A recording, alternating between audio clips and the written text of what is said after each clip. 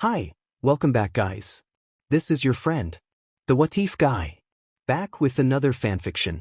This is the first part of What If Issei Had Titan Shifter Brother.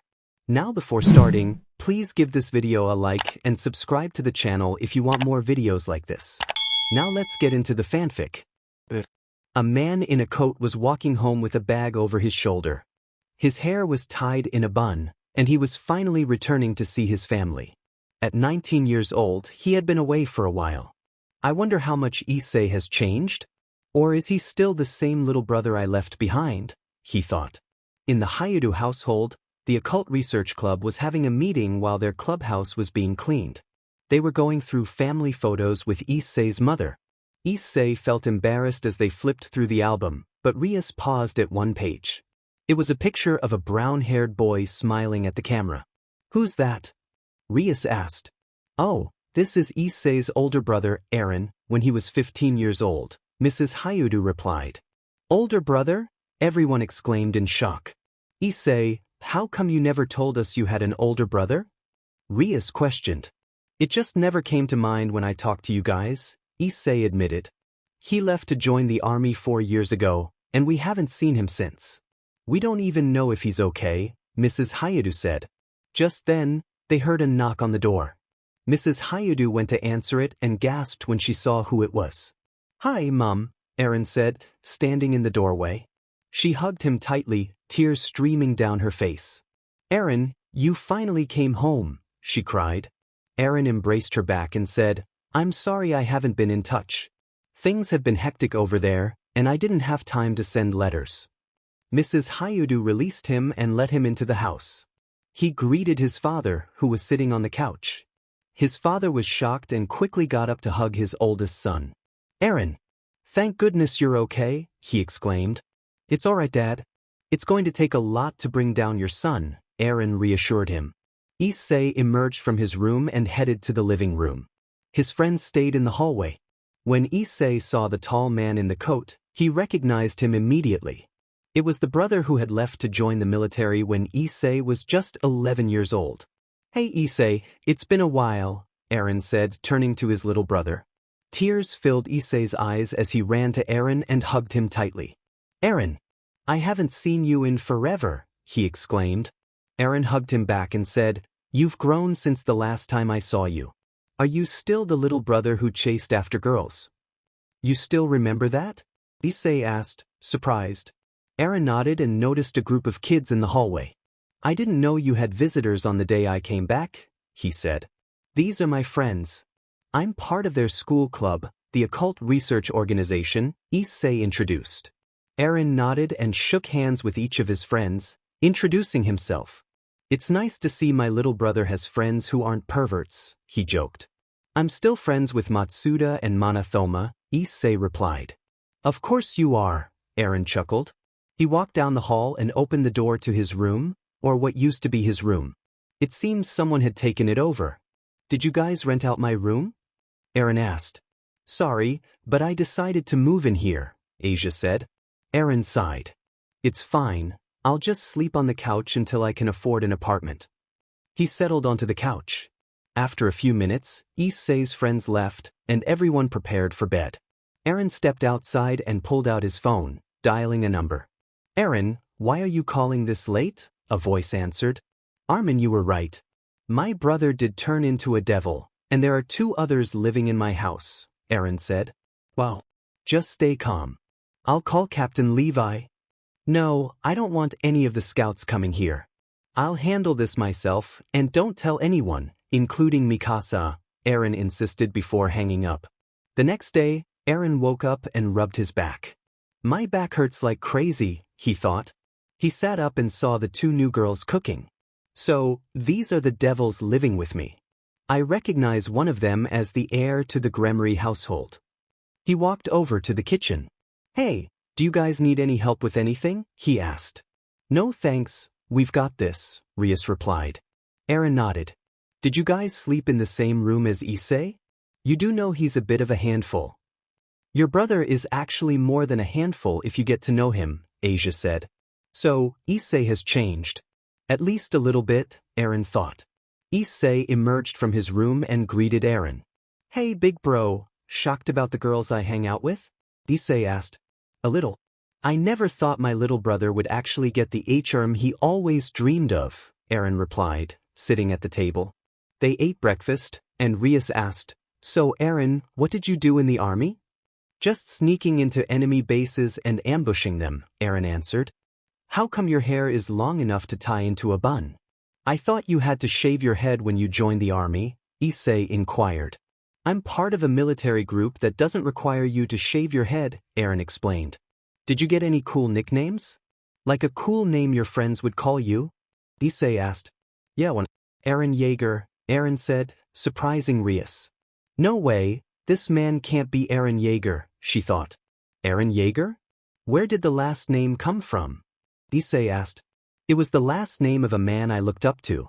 His name was Grisha Yeager, but he was killed by the enemy. I took his last name in his honor.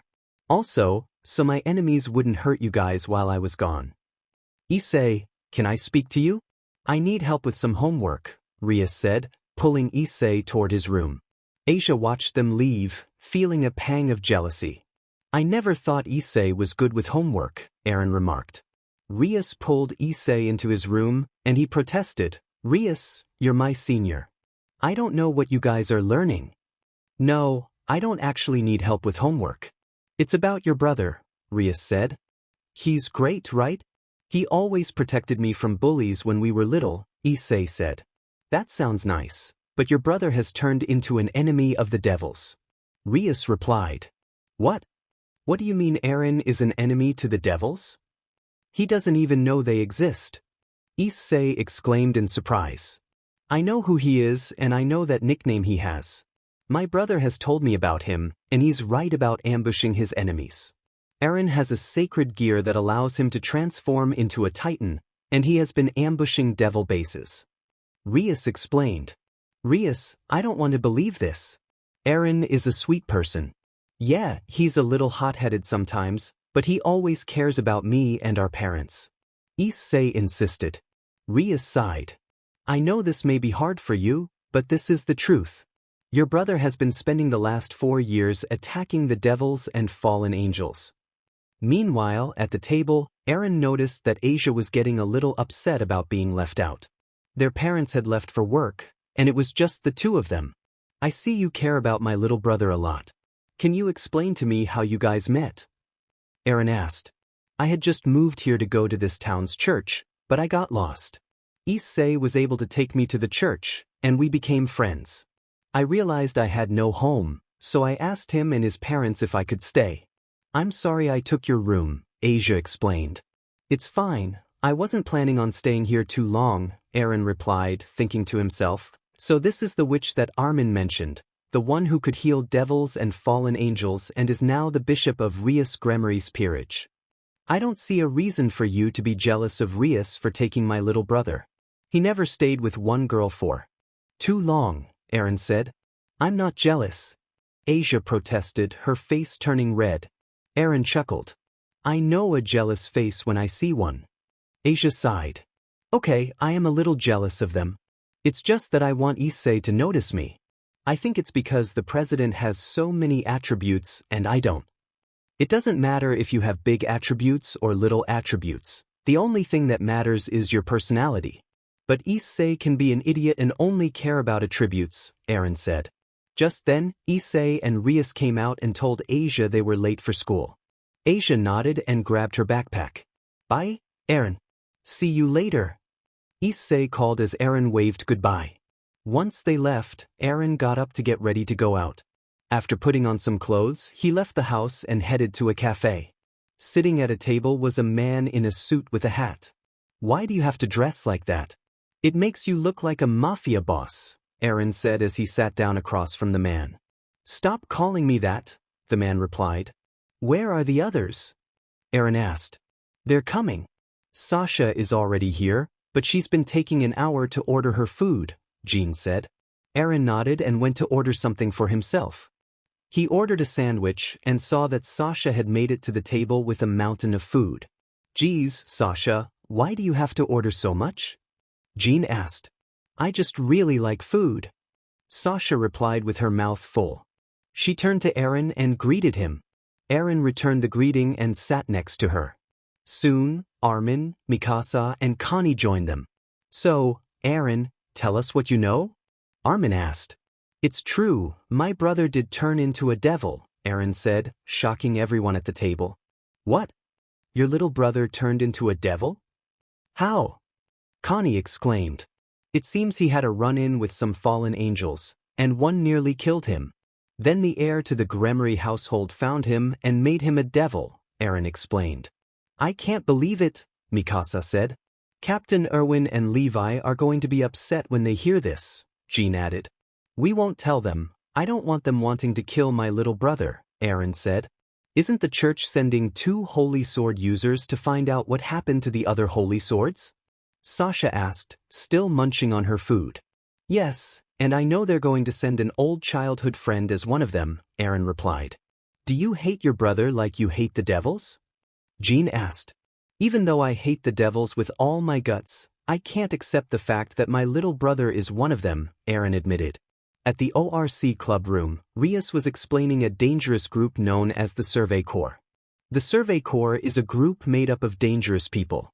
Their leader is this man, Erwin Smith, Rias said, showing a picture of a blond man with large eyebrows.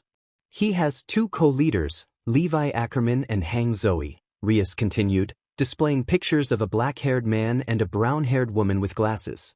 Levi Ackerman is also known as humanity's strongest soldier.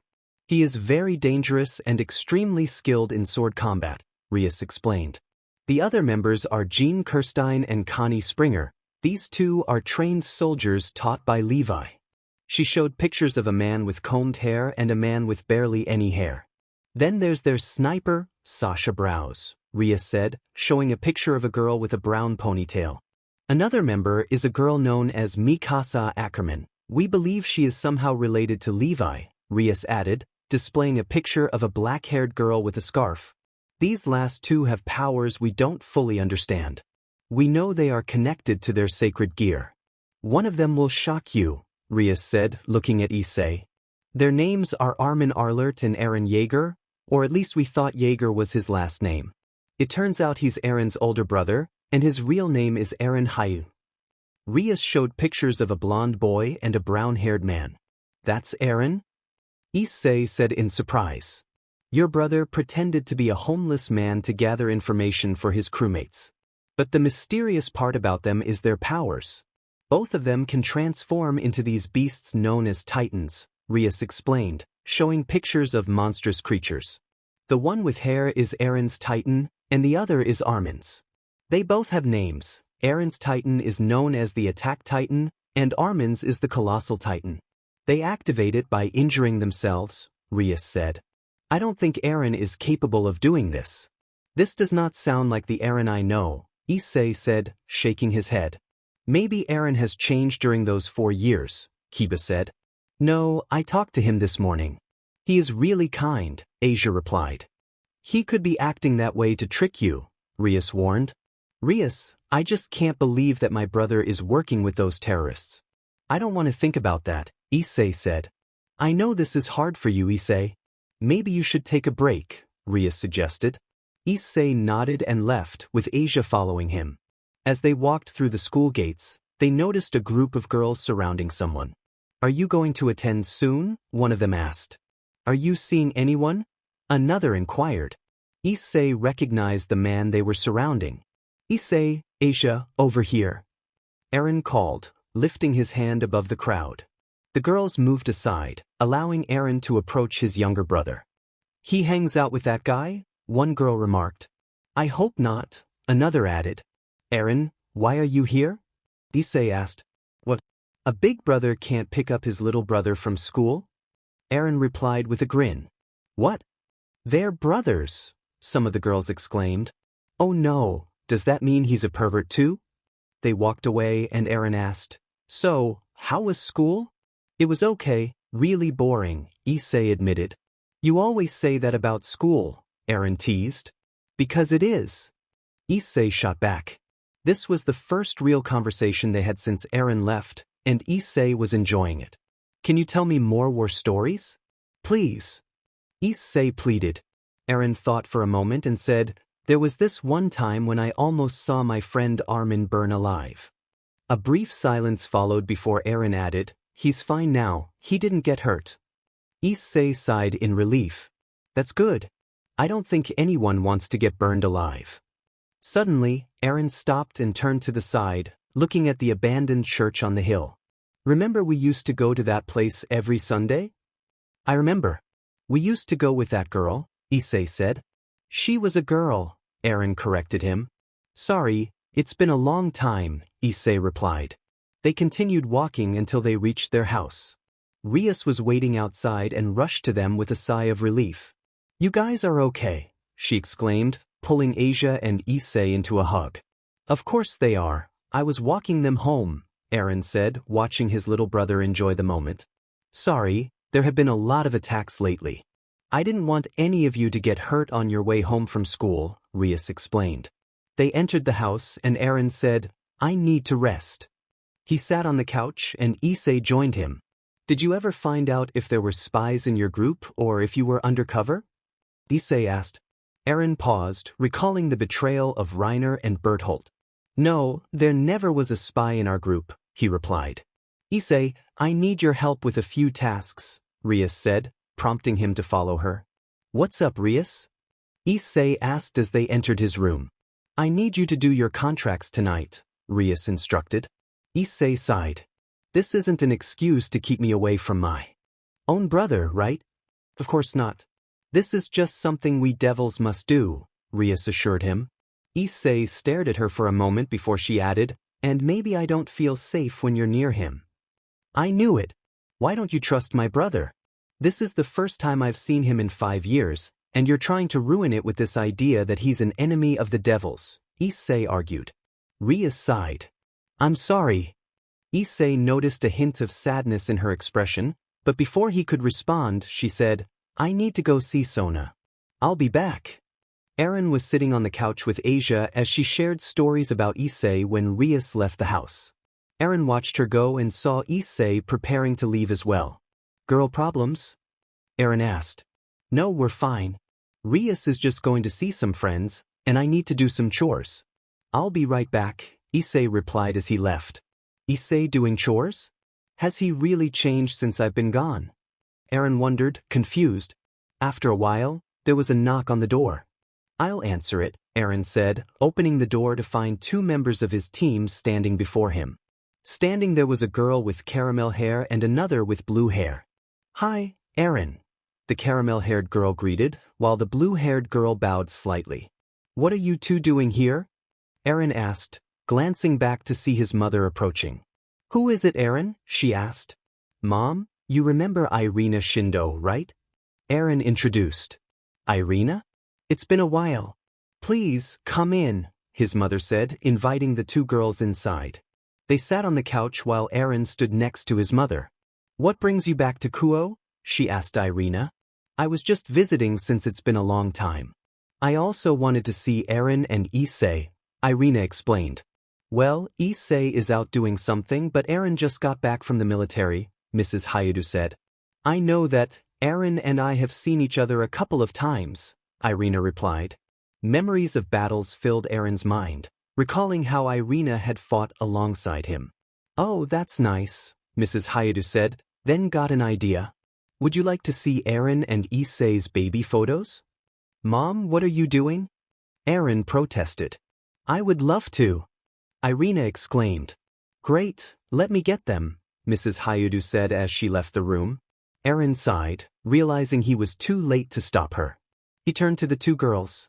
You never told me why you are here. Erwin doesn't trust you to be alone, Ireina said. I'm not alone, I have my friends here too, Eren replied. Yeah, but they're on vacation, we're not, Ireina said, gesturing to herself and Zenobia. Also, we're here to help you retrieve the holy swords. I told Levi that I can handle this myself, Eren insisted. He doesn't trust you, Zenobia stated. Just then, Mrs. Hyoudou returned with a giant book. Here it is, she said, opening it. This was Eren when he was barely born. A time skip ensued, bringing Eren embarrassment as his baby photos were revealed. They weren't even halfway through when Issei rushed back into the room. It seemed he was scared about something but calmed down when he saw his mother talking to two girls. "There's Issei," she said.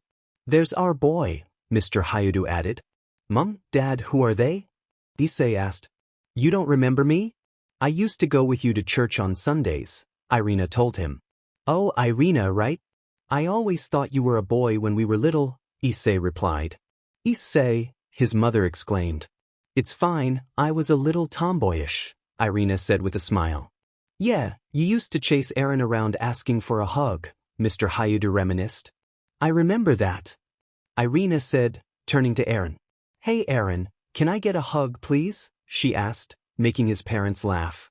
Eren felt a bit upset about the reason they were there and said, "Well, it was nice seeing you guys here, but it's late. I need to handle some business tomorrow."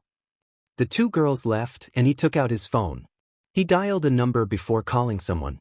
"What do you want, brat?" came the voice from the other end. "Why did you send Ireina and Zenobia when you know I have this under control?" Eren asked. "I knew there was a chance that the Red Dragon Emperor could be your brother, and it seems I was right. This has now become personal for you, Jiger. You're off the mission." "No, I can still be part of the mission," Eren insisted. "No, Jiger, this mission involves a family member of yours. And that's why I should be in it. I don't trust Ireina and Zenobia, especially if they have a 20% chance of coming back unharmed," Eren argued. "Look, brat, I need some sleep. Go to bed," Levi said before hanging up. Eren growled a little and muttered, "I'll show that leprechaun." The next morning, Eren found Ireina and Zenobia as they were heading to Quo Academy. "Hey," he greeted them as he walked by. "You're up early," Ireina noted. "Yeah, thought I could go out for a walk," Eren replied. "So you're planning on talking to Rias Gremory about our mission?" "You mean ours," Ireina corrected, motioning to herself and Zenobia. "I'm still in it," Eren insisted. "Levi says otherwise," Zenobia pointed out. "Who cares what Levi says?" Eren replied. "He will get mad about this," Zenobia warned. "I agree with Levi, Eren. Maybe you shouldn't be part of this mission. It does involve your brother," Ireina said. "No, if he's part of this, then I'll tell him that I know about the devils." They arrived at Quo Academy and saw Issei and his friends walking in. They headed to the ORC clubroom, and Issei was surprised to see Eren there. "Eren, why are you here?" Issei asked. Eren looked down at the floor for a moment, and Rias stepped forward. "I was right," she said. Issei turned to her and said, "No, you're not." He turned back to Eren and demanded, "Tell me why you're here, big bro. What happened?" Eren looked up at him and said, "I know about you being a devil." Issei stared at him in shock. "How do you know what devils are?" Eren sighed and replied, "Because I am Eren Jiger, one of the most hated enemies of the devils. I've been working for the church for the past 5 years, killing devils during all that time," Eren explained. Issei looked down and asked, "Does that mean you'll kill me too? Your own brother?" That comment hit Eren hard. "No, you're my little brother. I'll never do something like that." "Then why kill devils in the first place? What did they do for you to kill them?" Issei questioned. "They are not what you think they are. Rias is just using you. She doesn't care about you or anything you tell her about yourself. She's just keeping you around because you have the red dragon in you," Eren told him. "That's a lie. I care about Issei." Rias shouted back. "No, you don't. If it wasn't for the stupid dragon, then you would have left him to die. That's what you did to all of your members." Eren raised his voice at her. "Eren, stop," Issei said, looking shocked. "What?" Eren replied. "I don't know if I can trust you anymore." "I don't know if I can even be near you," Issei admitted. Asia walked up to him and said, "You can trust him, Issei. He isn't who the devils talk about." "Wait, you're the nun who became a devil," Zenobia said. "Zenobia, not now," Eren told her. "No, if she is, then we have to tell her to kill herself," Zenobia said, shocking everyone. "What?" Asia exclaimed. "Since you betrayed God, you must kill yourself. Or do you want us to do it?" Zenobia asked. Is this why you came to visit Eren? To kill Asia?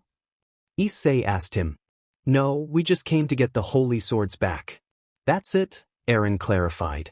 Issei, I don't think you should trust your brother, Rias warned him. No, you can trust me, Issei. She's the enemy, Eren insisted. He's the enemy, Issei, a voice chimed in. Eren turned around and saw Kiba. Who are you? Eren asked. Your senpai, Kiba replied.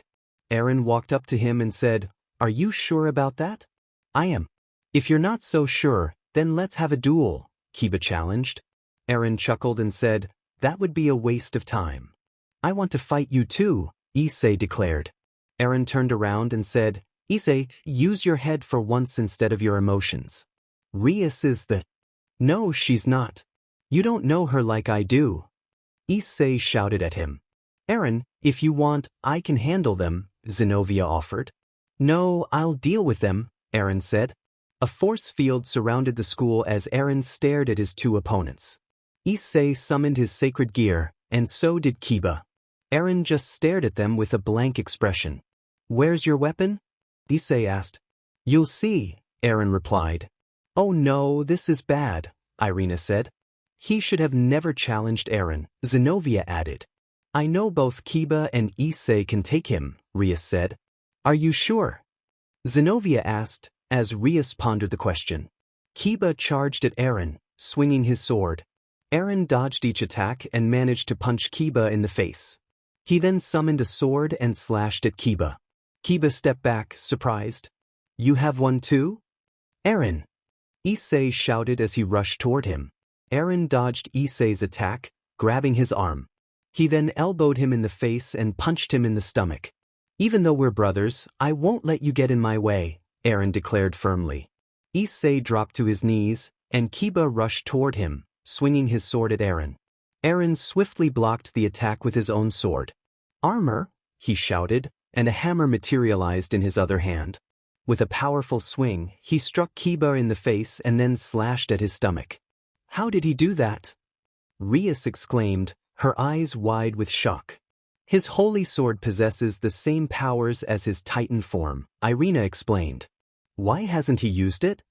Rias asked. Because he doesn't think they're worth the trouble, Ireina replied. Issei attempted to sneak up behind Eren, but Eren noticed him and turned around, delivering a punch that sent Issei staggering back, blood streaming from his nose. What happened to you? Issei shouted, bewildered. What happened to you? I don't remember my little brother being such an idiot, Eren retorted. Suddenly, the shields surrounding them vanished, revealing a group of armed devils, all aiming their weapons at Eren. What is this? Issei questioned. Of course this would happen, Eren said, raising his hand to his mouth. Who summoned you?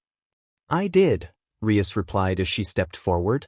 You called your big brother, even though this fight was between me and Issei, Eren stated. Don't forget me, Kiba added, but Eren ignored him. Turning to Issei, Eren asked, Did you know about this?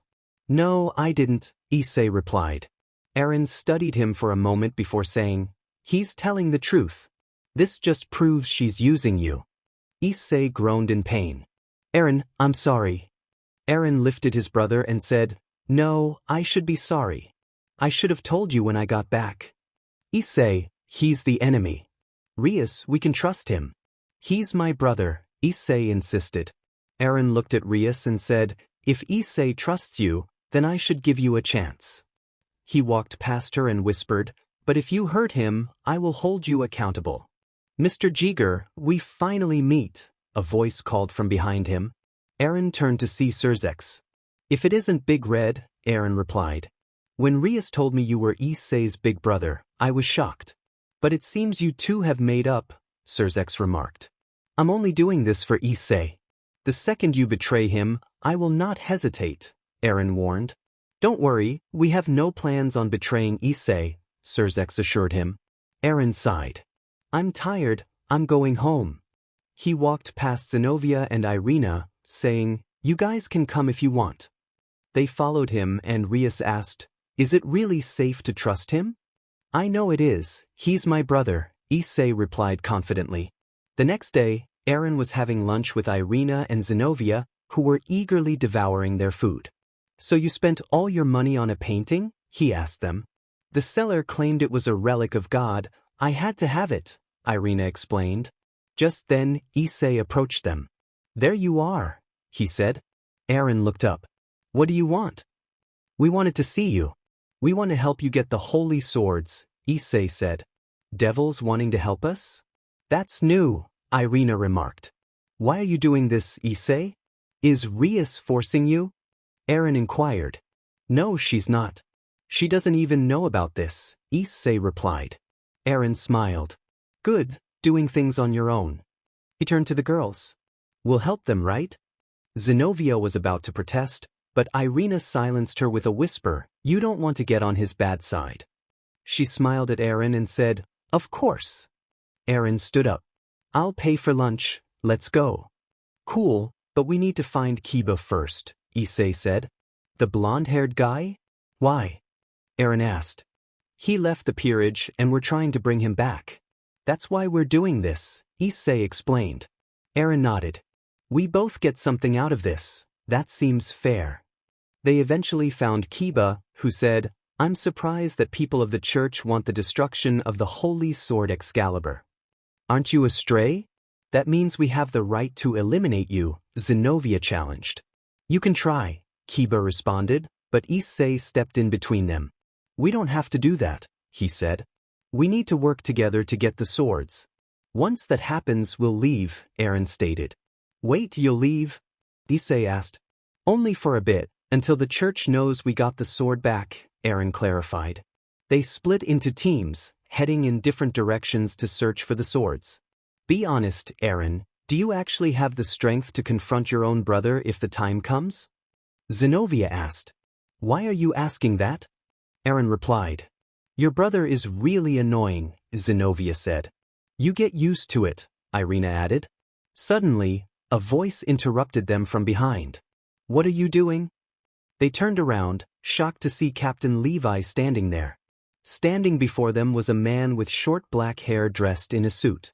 "Jiger, I told you that you're off the mission," Levi said firmly.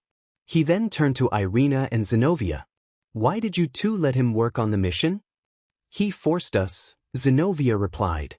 "No, I didn't." Eren protested. Levi sighed. "I'll have to report this to Erwin." "You don't have to," Eren said quickly. "Also, what happened with the assassination of Rias Gremry?" Levi asked. "It turns out she's dating Eren's little brother," Ireina explained. Levi's frustration grew. "The Red Dragon Emperor is dating the heir to the Gremry household? This is terrible for us. I thought you told him that she's just using him." "I did, but he's obsessed with her," Eren admitted. Suddenly, they heard a clash of swords. "That must be the others," Zenobia said. Eren turned to Levi. "My brother is with them." Levi mumbled something under his breath and summoned his two holy swords. "Let's go," he instructed as they ran toward the commotion. When they arrived, they found Kiba and a priest engaged in battle. Levi threw one of his swords and jumped into the fray. "Who's this leprechaun?" the priest asked, and when he saw Levi's face, he gasped. "Levi Ackerman?" he shouted. "Levi Ackerman is here?" an old man exclaimed, trying to flee but finding his path blocked. "Galileo Valper, you are under arrest by the Survey Corps," a voice declared. Valper turned to see a blond man with prominent eyebrows. "Owen Smith!" Valper shouted. Levi tackled Freed to the ground and cuffed him. Eren rushed to Issei. "Are you okay?" "Yeah, who are these guys?" Issei asked. "My friends," Eren replied. Issei stared at the unusual group before him. "Wow, these are—" "Sorry I'm late," someone shouted. They turned to see a woman with brown hair running toward them. She turned to Eren and exclaimed, "Eren, it's so good to see you." After hugging him, she spotted Issei. "Oh my God, Eren's little brother, the Red Dragon Emperor," she exclaimed. She ran to him and said, "I heard about your fight with Riser Phoenix. I thought it was amazing." "Calm down, we need to take these two in," Levi reminded her. "Oh right," Hank said. "Now that we have Valper and Freed, they can tell us where the holy swords are." It seems this has been resolved, a voice interjected. They turned to see Rias and Sona approaching. President! Issei exclaimed. You guys did all of this behind my back, Rias said, addressing Issei. The others had left, leaving only Eren and the devils. We're sorry, President. We just wanted Kiba back, Kaneko explained. Meanwhile, Sona was giving Saji his punishment. Well, you did bring him back, so thank you, Rias said, pulling them into a hug. After releasing them, she added, Now, it's time for your punishment. What? Issei asked, surprised. You did disobey me, Rias reminded him, but Eren stepped closer to Issei. What are you going to do to him? Eren inquired. I'm going to punish him for disobeying my orders, Rias stated. He's not a pet, Rias. He's a human being, Eren argued. He's part of my peerage. I have to show him that he can't disobey orders, Rias insisted. He won't. He's obsessed with you. I'm sure he enjoys every moment with you and won't try something like this again, Eren said. Rias considered his words for a moment before responding, Fine, but I won't be sleeping with him tonight. The next day, Eren and the Survey Corps gathered to discuss Valper and Fried. Has he talked? Eren asked. No matter how many times we crush his fingers, Hang replied. He won't even tell us who his boss is, Levi added. It's probably some fallen angel or devil, Jean suggested. Whoever it is, we need to find them and stop them, Erwin stated. How did you guys know about all this? Eren asked. I texted them, Ireina said. And we arrived as fast as we could, Armin added. We've been hunting Valper for a long time now. Anything about the other priest? Levi asked. His name is Fried Selazan, a priest who now works for the fallen angels, Hang explained. Issei told me he basically does their work for them, Eren said. Speaking of Issei, how is he? Levi inquired. I didn't think you would care about that, Captain, Eren replied. I'm just wondering if he was hurt or not. Even though he's our enemy, he's still your brother, Jiger. Do we all have to stay? Zenobia and I want to explore the city more, Ireina said. You two are dismissed. Eren, please go with them, Erwin instructed. Eren nodded and left with them. Where are we going? Eren asked. Just exploring. I haven't been to this city in a long time, Ireina said. Eren, I don't trust Rias, Zenobia admitted. Neither do I, Eren agreed. He didn't feel safe knowing his little brother was dating the right person. Over the past 4 years, he had killed many devils, but Issei might be the only one he would spare. As they walked along the sidewalk, someone bumped into Eren. Sorry, the man said before continuing on his way. Eren turned around, feeling that the man looked familiar. Hey, does he look familiar? Eren asked, pointing to the man. He does look familiar, I just don't remember from where, Ireina replied. Eren began to follow him and called out, Excuse me, sir. The man turned around, and Eren recognized him, and the man recognized Eren. Azazel! Eren exclaimed. Eren Jiger? Azazel responded in shock. Ireina and Zenobia caught up and remarked, I knew he looked familiar. Why are you here? Eren asked. I was going to ask the same thing, Azazel replied. I asked first, Eren insisted. I live here. I'm not causing any harm to anyone, Azazel explained. Now you tell me why you're here. I'm visiting my family, Eren said. Your family? I thought you didn't have any family, Azazel said, surprised. I do, and that shouldn't matter to you, Eren retorted. Oh, I know why you're here. You're here to kill Rias Gremory and the Red Dragon host. That should be easy for you since Rias isn't as strong as you. And the Red Dragon's host is an idiot. He doesn't even know how to control his powers. The only thing he focuses on is... Eren slammed him against the wall. Talk about my little brother one more time, and I'll make you regret it. Eren! Both Zenobia and Ireina exclaimed. Azazel chuckled. Little brother? I didn't know you were related to him. It's strange how life unfolds, leading to the conclusion that you two are destined enemies, Eren said as he walked away. We don't have to be, he added. I'm trying to prevent that fight from happening. Everyone knows that if you try to stop something, it will just happen anyway, Azazel replied. Just then, Ireina received a text and turned to Eren. Eren, we need to return to the base. Someone just attacked it and took our prisoners. What? Eren exclaimed, shocked. Eren and the others rushed back to the base, only to find it in ruins. The roof was missing, and half of the building lay in rubble. Eren dashed inside, calling out, "Is anyone here?" He looked around but received no response. "Is anybody here?" he shouted again. Suddenly, someone called his name. Eren! It was Armin, running toward him. "Armin, what happened?" Eren asked. "It was Kokabeel. He's behind this and took our prisoners with him." Armin explained. "Did he say anything to you guys?" Eren pressed. "Yeah, he's planning to destroy the whole town." Armin replied. Images of his parents and Issei perishing in an explosion flooded Eren's mind. "We have to stop him," he declared. "We saw him heading to Kuo Academy," Jean said. Eren nodded. "I think Issei and his friends are still there." He pulled out his phone and tried calling Issei. The phone rang, but on the other end, Issei and the others were engaged in a battle with Kokabeel. "Sacred gear!" Issei shouted as he activated a boost. He charged at Kokabeel, attempting to land a punch, but Kokabeel pushed him away, sending him crashing to the ground and breaking his phone. Issei didn't answer, increasing Eren's worry. "Jiger, we've been informed that they're fighting Kokabeel now," Levi told him. "Okay, let's head over there now." Eren replied. "Not all of us can go. The school is protected by a shield, only a strong attack can break through it," Erwin explained. "Or a strong titan," Eren said, glancing at his hand. The ORC was exhausted from battling Kokabeel. Issei knelt on the ground, trying to catch his breath. "This guy is tough, even tougher than Riser," he thought. Flashback. Issei had been cornered against a wall by 3 boys. They were in middle school while he was still in elementary. "Little guy doesn't think he's so tough now," one of them taunted. Issei had called them out as they bragged about seeing girls naked.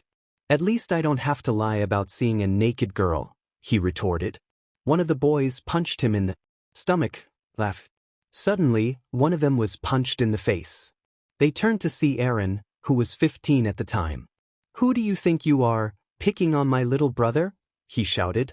"Come on guys, it's just one kid," the boys scoffed, approaching Eren. Issei took the opportunity to trip one of them, allowing Eren to punch another in the face.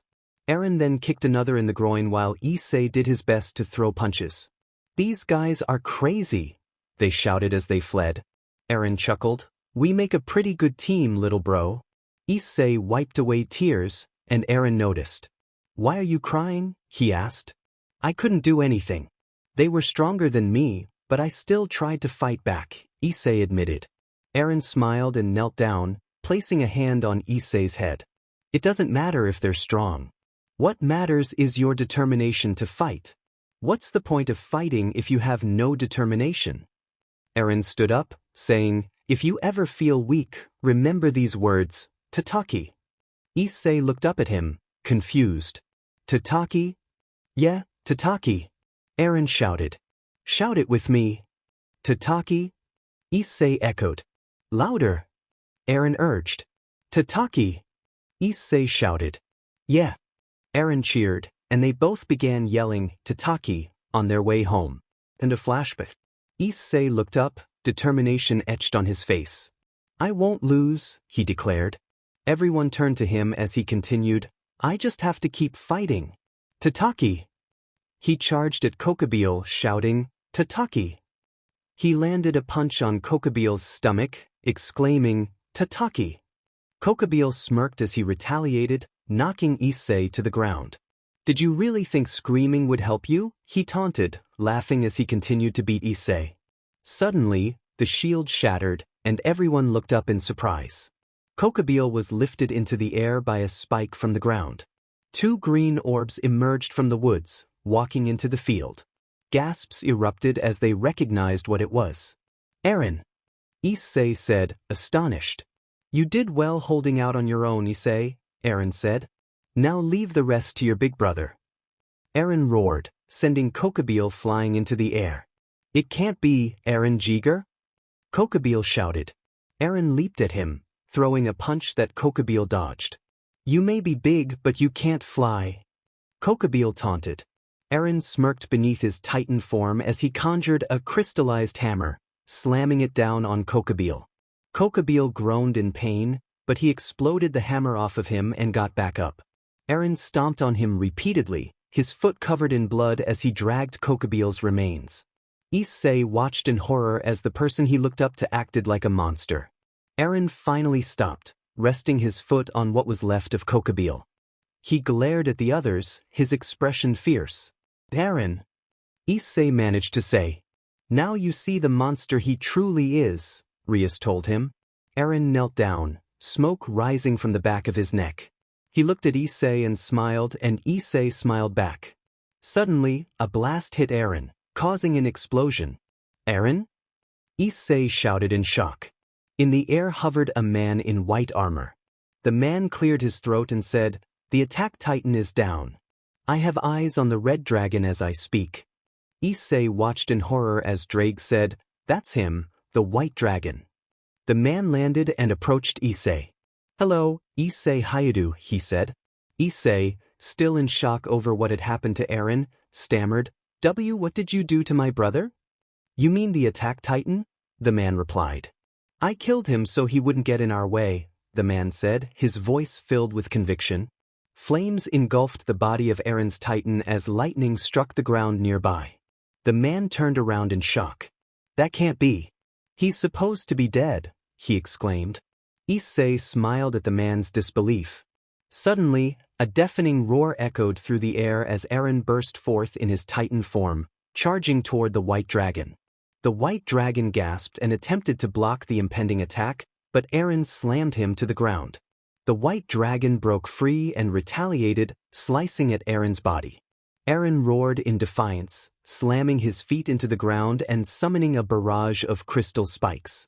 Rias and the others soared into the air to avoid the deadly spikes. One of the spikes pierced the white dragon, causing him to spit out blood. He managed to break free and flew toward Eren, delivering a punch to his face. Eren turned back, anger blazing in his eyes. He seized the white dragon and brought him close, roaring before ripping one of his arms off. The white dragon cried out in pain as Eren hurled him to the ground. Clutching his missing arm, the white dragon began to fly away, frustration boiling within him. Damn it! Azazel lied to me.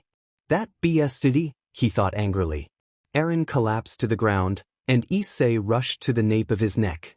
Summoning his sacred gear, he worked diligently to free Eren. Once he succeeded, he embraced him tightly. "Thank you," Issei said, tears streaming down his face. Time passed, and Eren awoke to a familiar sight.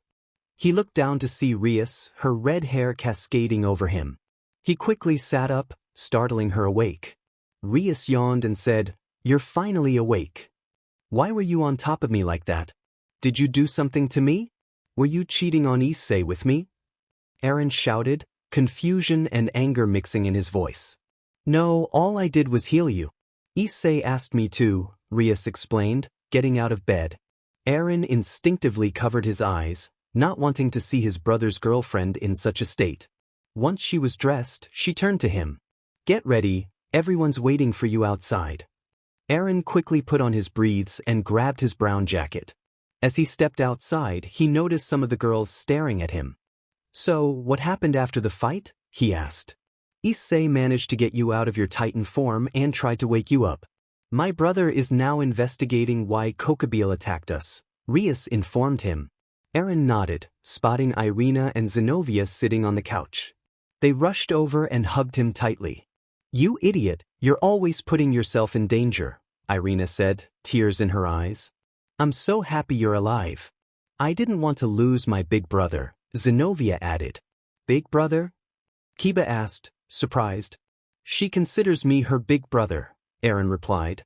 "But you're my big brother," Issei chimed in, running over to hug Eren as well.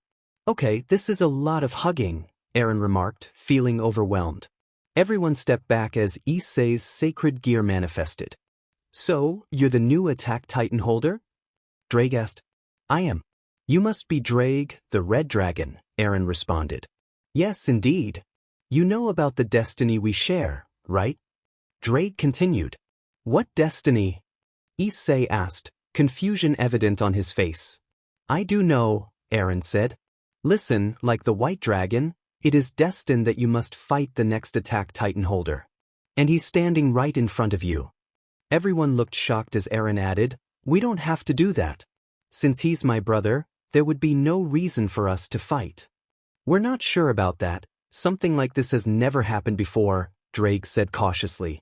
We'll definitely avoid it. We're brothers. Issei insisted. Ireina and Zenobia approached Eren, stating, Eren, Owen wants to see you. Eren nodded, and they made their way to the new Survey Corps hideout, where Erwin awaited him. Eren, you are tasked to stay here, Erwin instructed. What? Eren replied, surprised. I don't trust the Gremory family, and there's a chance they could turn your brother against us. If you stay here, you can prevent that from happening. It was nice working with you, Eren, Zenobia said. You two are going to stay with him, Erwin announced, shocking them both. What? They exclaimed in unison. I need you two to watch over Eren and prevent him from letting his anger take control, Erwin explained. They both bowed and replied, Of course, sir. As they left, Ireina said, I'm hungry. Can we go buy some lunch? Sure, Eren agreed. Zenobia chuckled, teasing, It kind of looks like Ireina is asking you out on a date. No, I'm not. Ireina shouted, her cheeks turning red. Eren laughed and gazed at the sky, wondering if the time would come when he would have to fight his brother to the death, and who would emerge victorious. Everyone stood in front of Ku Academy's dirty pool, some confused about why they were there. Since the student council helped us during the fight with Kokobile, we have to clean the pool for them, Rias explained. Technically, they didn't do much since I broke down the shield to help you guys, Eren pointed out. They did help us. Anyway, in return for cleaning the pool, they are letting us use it afterward, Rias said. We get to use the pool? Cool. Ireina exclaimed. All right, let's go change. Issei said as they headed to the changing room. The boys simply put on swim shorts without shirts. Hey Eren, do you think you can train me sometime? Kiba asked. Sure, Eren replied. You just want to get a body like his, Issei teased. No, I think he's a skilled fighter ever since he fought us. Also, I do kind of want a body like his, Kiba admitted. Well, I know one day I will get a body like his too, Issei declared. Sure you will, Eren said with a grin. But I will. Issei insisted. I didn't say no, Eren added with a chuckle. They cleaned the pool, and afterward, they enjoyed using it. Eren sat on a chair, watching the others play in the water, realizing that Ireina and Zenobia still hadn't come out of the changing room. Hey Asia, where are Ireina and Zenobia? Eren asked the blonde nun. Oh, they're still trying to get their swimsuits on. I think it's their first time wearing one, Asia replied. Eren thought to himself that they never really had many breaks, and even when they did, they never went to the beach or a pool. He got up and headed to the restroom. As he walked, he heard a soft pissed. He stopped and turned toward a door. Inside was Ireina, who was wearing what seemed to be a revealing swimsuit. Eren, I need your help, she said. Please don't let it be about your swimsuit, Eren replied. It's not. It's Zenobia. She doesn't feel confident about coming out in her swimsuit, Ireina explained. Why not ask one of the girls? Eren suggested. Because she doesn't really trust them yet, and she considers you her big brother, Ireina said. Eren sighed and nodded. Ireina let him in, and he saw Zenobia in a similar swimsuit. Where did you girls buy these swimsuits? Eren asked. You don't like it? Zenobia asked. No. I do like it. I think it makes you look appealing, Eren told her. That's something weird for an older brother to say to his little sister, Ireina teased. Shut up, Eren replied, turning back to Zenobia. Look, most of the girls out there are wearing revealing swimsuits. Issei is out there having a nosebleed just because of what Rias and Aquino are wearing. There's nothing to be ashamed of. Zenobia nodded and said, Okay, I think I'll come out now. Eren smiled and said, You should, you'll miss out on all the fun. They headed outside and enjoyed the rest of the pool day. When the day was over, everyone changed back into their normal clothes. Wow, that was so much fun. Issei shouted. Eren laughed and said, "Yeah, it's been a while since we all went to a pool together."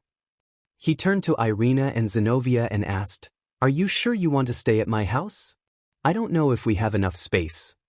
"Owen did want us to look after you," Ireina replied. They headed to the ORC club room, surprised by who was there. "Hello everyone," Surzex said as he entered the club room with Grafia. "Brother?" Rias exclaimed in surprise. "What are you doing here? You didn't think I forgot about open house, did you?" Surzex asked. "I forgot open house was tomorrow," Issei said. "Wait, open house is tomorrow?" Eren asked, confused. Surzex noticed him and said, "I didn't see you there, Mr. Jiger. Or do you want me to call you Mr. Hyoudou?" "Eren is fine," Eren replied. "Anyway, Grafia and I need a place to stay. You should stay at our house," Issei suggested. "What?" both Rias and Eren exclaimed simultaneously. "Thank you for the kind offer, we will accept it," Surzex said. That night they had dinner, and it was a little tense between Surzex and Eren. Eren kept his hands on the table, making sure Surzex did the same. When it was time to go to sleep, they walked by each other in the hallway. Surzex stopped and said, "If you hurt my sister, I will kill you." Eren turned to him and replied, "If you hurt my brother, I'll take you and your whole family down." Surzex nodded, and they continued walking. "That must SEK," Ireina said as she was with Eren and Zenobia, sharing one room. "I don't like the fact he's in my house right now. He's probably using this time to convince Issei to not leave his sister. I wonder what lie he's telling him," Eren said. "Maybe to make her more popular?" Zenobia suggested. "They don't need to be more popular than they already are," Eren said. "You like her?" Ireina asked. "What?" "I don't like any of that," Eren told them. He yawned and said, "Well, I think it's time to go to bed." He took out a sleeping bag and spread it on the floor. "Are you sure you don't want to sleep on the bed with us?" Ireina asked. "No, it's fine. I don't mind sleeping here," Eren said, getting into the sleeping bag. "Good night," they all said in unison. The next morning, Eren woke up feeling a weight on him. He looked and saw that both Ireina and Zenobia were sleeping on top of him. He sighed and gently woke them up. "Wake up," he said, poking their heads. Zenobia mumbled, "Give me 5 more minutes." Eren poked Irena's head, and she giggled, saying, "Oh Eren." Eren quietly got out of the sleeping bag without waking them and went downstairs. He made himself coffee before hearing someone yawn behind him. He turned around to see Issei walking in wearing his pajamas. "Morning, sleepyhead," Eren said, taking a sip of his coffee. "I couldn't sleep last night," Issei admitted as he sat at the table. "But couldn't stand sleeping in the same room as your girlfriend's older brother?" Eren asked. "It's not that, it's what he told me. He said if I keep training, there's a chance I could impress Rias," Issei explained. "Isn't it weird that he's pushing you like that?" Eren asked. "I don't think so," Issei replied. "That's because we don't have a sister," Eren said. Eren tossed Issei some cereal and a bowl, which he caught. "Still got the moves?" Eren asked. "Yeah," Issei said. Eren chuckled as he grabbed the milk from the fridge and placed it on the table for him. "So, are your parents going to the open house?" Eren asked. "Yeah, if you want, you can come too," Issei offered. "I don't know, schools aren't really my thing," Eren replied. "Come on. You can meet all my friends," Issei urged. "The only friends you have are 2 perverts and some devils," Eren pointed out. Issei looked sad, which made Eren feel guilty. "Stupid sad face," he thought. "Fine, I'll go," Eren said, trying to cheer up his little brother. "Thank you," exclaimed. Time passed, and everyone was eating breakfast together. "Oh, I can't wait to see my baby in class," Mrs. Hyoudou said as she, her husband, and Issei were on their way to school. "I'm pretty sure Issei is just going to spend his whole time sleeping," Eren commented. They entered the school and passed by many families there. They found Issei's class and stood at the back of it. Issei sat at his desk, a mold of clay in front of him. Tasked with creating something, he found himself at a loss for ideas. "Come on, think, Issei," he urged himself, but an image of Rias flashed in his mind, only to be interrupted by Eren's voice. No distractions. Frustrated, Issei didn't realize his hands were already shaping the clay. Wow, Issei, a classmate remarked. Looking down, he was surprised to see a sculpture of Eren's Titan form. What is that? Someone asked. It looks like a monster, another chimed in. A crowd of kids gathered around him, while his parents looked on proudly. Eren was puzzled as to why Issei had chosen to sculpt his Titan form instead of something else, like Rias. Later, Eren approached Issei, who was hanging out with friends and holding the sculpture. Impressive, you captured all the details, Eren commented. I don't even know why I made it. I was just trying to figure out what to sculpt, Issei replied. Maybe it's a sign, Rias suggested. A sign of what? Both brothers asked in unison. That you might have to fight at some point, Rias explained. Rias, I know you don't have the best opinion of my brother, but that fight is never going to happen, Issei said, surprising Eren. He's standing up for himself. Eren thought. Me and Eren are brothers. We've never fought, just had some arguments, Issei continued. The brothers left for the gym.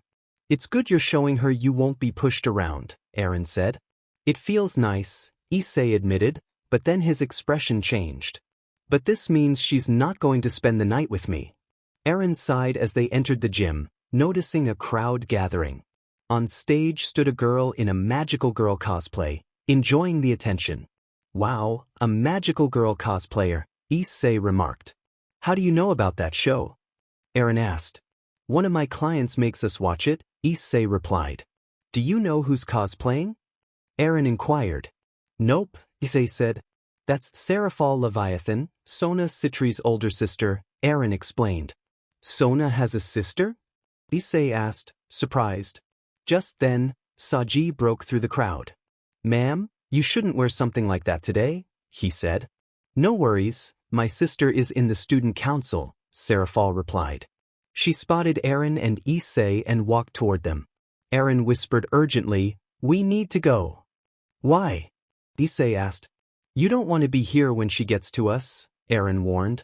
On the count of 3, we run. 1, 2, 3. Eren! Seraphal shouted, causing Eren to exclaim, Oh no! She rushed over and hugged him tightly. It's so good to see you, she exclaimed.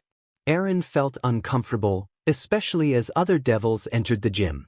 Seraphal, let go of me, Eren said. Nope, I'm not letting you go again, she insisted. Again? Issei asked, surprised by the scene unfolding. Yeah, I kind of saved her in the past, Eren explained. Flashback. Eren had just begun his training with the Survey Corps and was struggling. Unable to use their gear, he stepped outside the training zone, feeling a chill. He pulled out the red scarf his mother had made for him and wrapped it around his neck. I wonder how Mom and Dad are doing, and Issei too, he thought. As he walked toward the forest, he admired the appealing night sky. Suddenly, he collided with a girl with black hair. Are you okay? Eren asked, rushing to her side. I'm fine, but we need to run, she urged. Why? Eren asked, hearing shouting in the distance. I saw them coming, she replied. Eren picked her up and said, We have to hide. They ducked behind a tree as men with flashlights approached. Why are you helping me? She asked. Because that's what a soldier does, Eren answered. He peered around the tree and saw the men getting closer. Stay here, he instructed before slipping away into the night. Why are we hunting this girl, boss? One of the men asked. Don't you know who she is? She's a devil. If we capture her, we can make a fortune, the boss replied. As Eren moved silently, he overheard the men discussing their plans. Suddenly, he was spotted, and a struggle ensued. Eren fought bravely, determined to protect the girl, showcasing his courage and resolve. In that moment, he knew he would do anything to keep her safe. Now I'm going to take you down, the boss shouted as he punched Eren in the face. He threw Eren to the ground and began kicking him in the stomach. If I keep kicking you, that gunshot wound will get worse, the boss yelled as he continued his assault. The girl with black hair picked up a knife and saw Eren being kicked repeatedly. Why did he help me? He doesn't even know who I am, she thought. Then she realized something. He doesn't know who I am, but he's still helping me. He probably acts like this for everyone. Determined, she stood up and ran toward the boss. With a swift motion, she stabbed him in the neck, and he gasped, blood spilling from his mouth. Eren managed to get up and pushed the boss to the ground, watching as he bled out. Eren sighed in relief but then fell to the ground, placing his hand over his wound. The girl rushed to him, concern etched on her face. "Are you okay?" Eren grunted in pain. "I think I'll be fine. It doesn't seem to have hit any important organs." The girl nodded, her expression softening. "Thank you for saving me." Eren nodded back. "You're welcome. My base is a little far from here. I don't think I'll make it before sunrise. I saw a cabin while I was being chased. We can stay there if the owners aren't around," she suggested. She helped Eren to his feet, and they made their way to the cabin. Fortunately, it was empty, and they found the key under the mat. Inside, Eren laid on the bed while the girl wrapped his wound in bandages she found. Eren expressed his gratitude. "Before I go to sleep, what's your name?" he asked. "My name is Serafal Citri," she replied. Eren smiled. "Nice to meet you, Serafal. I'm Eren Hyoudou." The next morning, Eren woke up to find something on top of him. He looked down and saw Serafal sleeping beside him. He sat up, his face turning red as he wondered what had happened the night before. "We didn't do anything, did we?" he thought. Just then, Serafal stirred and greeted him. "Good morning, Eren." "Serafal, why are you?" he started, then realized he was also without clothes. He quickly covered himself. "Why am I naked too?" "Relax, I was just healing you. Your wound should be gone now," Serafal reassured him. Eren checked, and to his surprise, the bandage was gone, and his wound had healed. "Did you use some kind of magic?" he asked. "You could say that," she replied. They left the cabin dressed and Eren said, "It was nice meeting you, Serafal." "Sorry we had to meet this way," she said, shivering slightly. "It's really cold this time of year. I wish I had a sweater or something." Eren took off his scarf and wrapped it around her neck. "You can have it. The cold doesn't bother me anyway," he told her. Serafal smiled. "Thank you, Eren." Later, Eren found himself at an open house for their younger siblings, feeling a mix of awkwardness and tension. "You gave her the scarf Mom made for you?" Issei exclaimed, surprised. "She spent hours making it for you." "Ever since that day, I've kept that scarf with me at all times," Serafal revealed, showing that she had it under her cosplay. "You let Eren Jiger live?" Serzex asked. "He didn't do the things he wanted back then. Back then, he was a small, cute boy, now he's a tall, handsome guy," Serafal said. "So you're saying that Eren Jiger is the special person who gave you that scarf?" Sona inquired. Serafal nodded, and Eren sighed. "This is an open house for our younger siblings, not a reunion," Eren said. "A reunion for two lovers," Serafal added playfully. "Lovers?" two people asked. Eren turned to see his parents with a red-haired man. "Oh no," Eren muttered under his breath. "Our baby boy finally has a girlfriend." Mr. Hyoudou exclaimed. "We've been waiting for this moment ever since it was revealed Issei was a pervert," Mrs. Hyoudou added. "Mom, Dad, I don't have a girlfriend," Eren insisted. "Isn't young love cute?" the red-haired man said.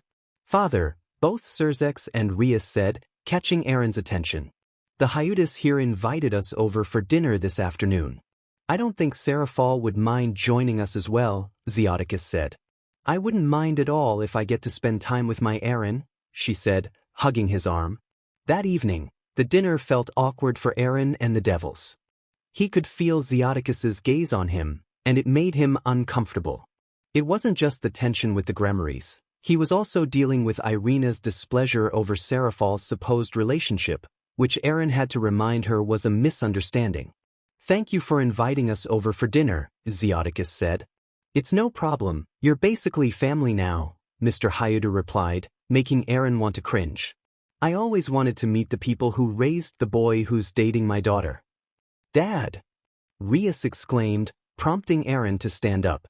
"I need to go to the restroom," he said, quickly leaving the table. They heard some retching noises before he returned, wiping his mouth with a tissue. "I'm back," he said, sitting down again. "So, Eren?" right? Zeoticus asked. Yup, Eren replied. Eren, please have more manners, Mrs. Hyoudou chided. Sorry, Mom, he said. It's fine, he's an adult now. My son talks about you all the time. Eren turned to Surzex, who was watching him closely. He gave Eren a knowing look. Well, we have met before, Surzex said. Really? When? Zeoticus asked. Back in the military. I just ran into him, that's all, Eren explained. Yes, that's it, Surzex agreed. Rias and Issei exchanged glances, curious about their past. Anyway, I expect that Issei might want to marry Rias soon, Zeoticus said. What? All the Hyoudous exclaimed. Dad, I'm not planning on getting married soon, Rias protested. And she's definitely not going to marry my brother, Eren added. I don't know, I think they look cute together, Seraphol commented. Can we change the topic? Issei suggested. Of course. So, Seraphol, how did you meet our little boy? Mrs. Hyoudou asked. I met him during the war. He was injured, so I had to take care of him. In that moment, our bond began, Seraphol said. Eren sighed. We're not dating. I just saved her from some trouble and gave her a scarf. You never gave me anything, Ireina interjected. Why would I give you anything? Is it your birthday or something? Eren asked her. I mean, you never gave me anything as a gift during the whole time we knew each other. Ireina replied, raising her voice. Don't you scream at my boyfriend like that. Seraphol interjected. He's not your boyfriend. Ireina shouted back. Yes, he is. Seraphol insisted. Can everyone shut up? Eren shouted, slamming his fist onto the table, causing sparks of energy to flicker around him. He looked at everyone, who appeared frightened. Get them away from him. Zeoticus commanded as Surzex pulled his parents into a separate room. Zeoticus began gathering power when Issei shouted, Wait, there's no need to fight. Maybe there is. I think it's time for the Gremories to fall. Eren declared, lifting his hand to his mouth. No. Issei yelled as he rushed toward his older brother. Eren brought his hand close to his mouth just as Issei punched him in the face, shocking everyone. Eren turned to Issei and said, It looks like they got to you. Eren, I'm sorry. I didn't mean that. Eren retaliated with a punch, sending Issei crashing into the wall. You know what I hate the most, Issei? I hate those who aren't free, Eren told him. Issei looked at him and charged forward, attempting to punch him again, but Eren dodged. Eren then began to strike him repeatedly before throwing him against the wall. Issei! Rias shouted, but Zenovia blocked her path. Hey Issei, you know how we've never fought once despite being siblings? Eren asked. Issei rushed at him again, throwing another punch, but Eren dodged it once more. You know why that is? Eren continued, landing a punch to Issei's face and unleashing a flurry of strikes. Because the two of us could never have a fair fight. Eren shouted. He then kneed Issei in the stomach, causing him to collapse to the ground, beaten. Issei! Asia cried as she rushed to him and hugged him tightly. I was a fool for not realizing it. Never once in my life was I glad to have you as my brother, Eren told him. You're a horrible brother. Who would do this to their own brother? Asia shouted at him. Then that means I have no brother, Eren replied coldly. Eren Jiger. Surzex yelled as he charged at him. He threw a punch, but Eren dodged it. Surzex's fist then crystallized, and he struck Eren in the face, sending him crashing into a wall. Why did you do it? Why did you attack us? Eren demanded as he approached Surzex. I was ordered to do it. Because you guys were going to awaken the Titans, Surzex explained. Okay then, but why did so many people have to die that day? Eren pressed. Couldn't you have come to us and explained the situation? Surzex looked at him, frustration evident in his expression. It's not so simple, Jiger. Grisha Jiger and those scientists were crazy. Nothing was going to change their minds. Eren shook his head. That's not it. He glanced at Zenovia and Ireina before turning back to Surzex. That day we lost a lot of friends. Not just me, but also Zenovia and Ireina. Ever since that day, I've wondered why you attacked us. What did I do for my friends to be killed like they were nothing? They did nothing. Surzex shouted. I was just doing what I was told so I could be a hero. It's my job to make sure nothing bad happens to my kind. Eren nodded. Like I thought I'm the same as you. He stepped closer to Surzex. I think we were just born this way. He placed a hand on Surzek's shoulder. I just keep moving forward. He looked down before raising his gaze. Until my enemies are destroyed. Suddenly, the hand on Surzek's shoulder began to spark. Surzex gasped and turned to the others. Run, he shouted. Sparks filled the area as Eren glanced at Surzex one last time. He transformed, breaking down the house with a roar. He then grabbed Surzex and tossed him into the air. Surzex recovered mid-air and launched destructive energy at Eren. Eren blocked the attacks with his crystallized arms just before they made contact. With a fierce roar, he leaped toward Surzex. Surzex dodged the attack and retaliated with a punch to Eren's face, causing him to stagger. Eren raised his hands, forming a crystallized bow and arrow, and shot at Surzex. Surzex dodged most of the arrows, with only one striking him. Zeoticus flew toward Eren, wielding Ball of Destruction, and moved them into Eren's face. On the ground, Rias and Asia were trying to wake Issei, who was still down. Zenobia and Ireina watched as Eren fought two of the strongest devils. We have to help him. Ireina insisted, but Zenobia stopped her. What are you doing? Ireina shouted. Don't you see what Eren has caused? Right now, he's not in the right, Zenobia told her. How can you say that? Don't you consider him an older brother? Ireina asked. We need to stop Eren, Rias said as Issei finally regained consciousness.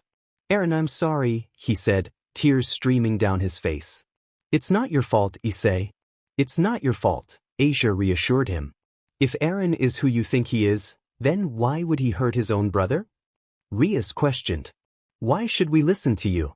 Eren is right, all you devils care about is using people for your own greed, Ireina shot back. Stop fighting, Issei managed to say. Please. Save Eren, he pleaded.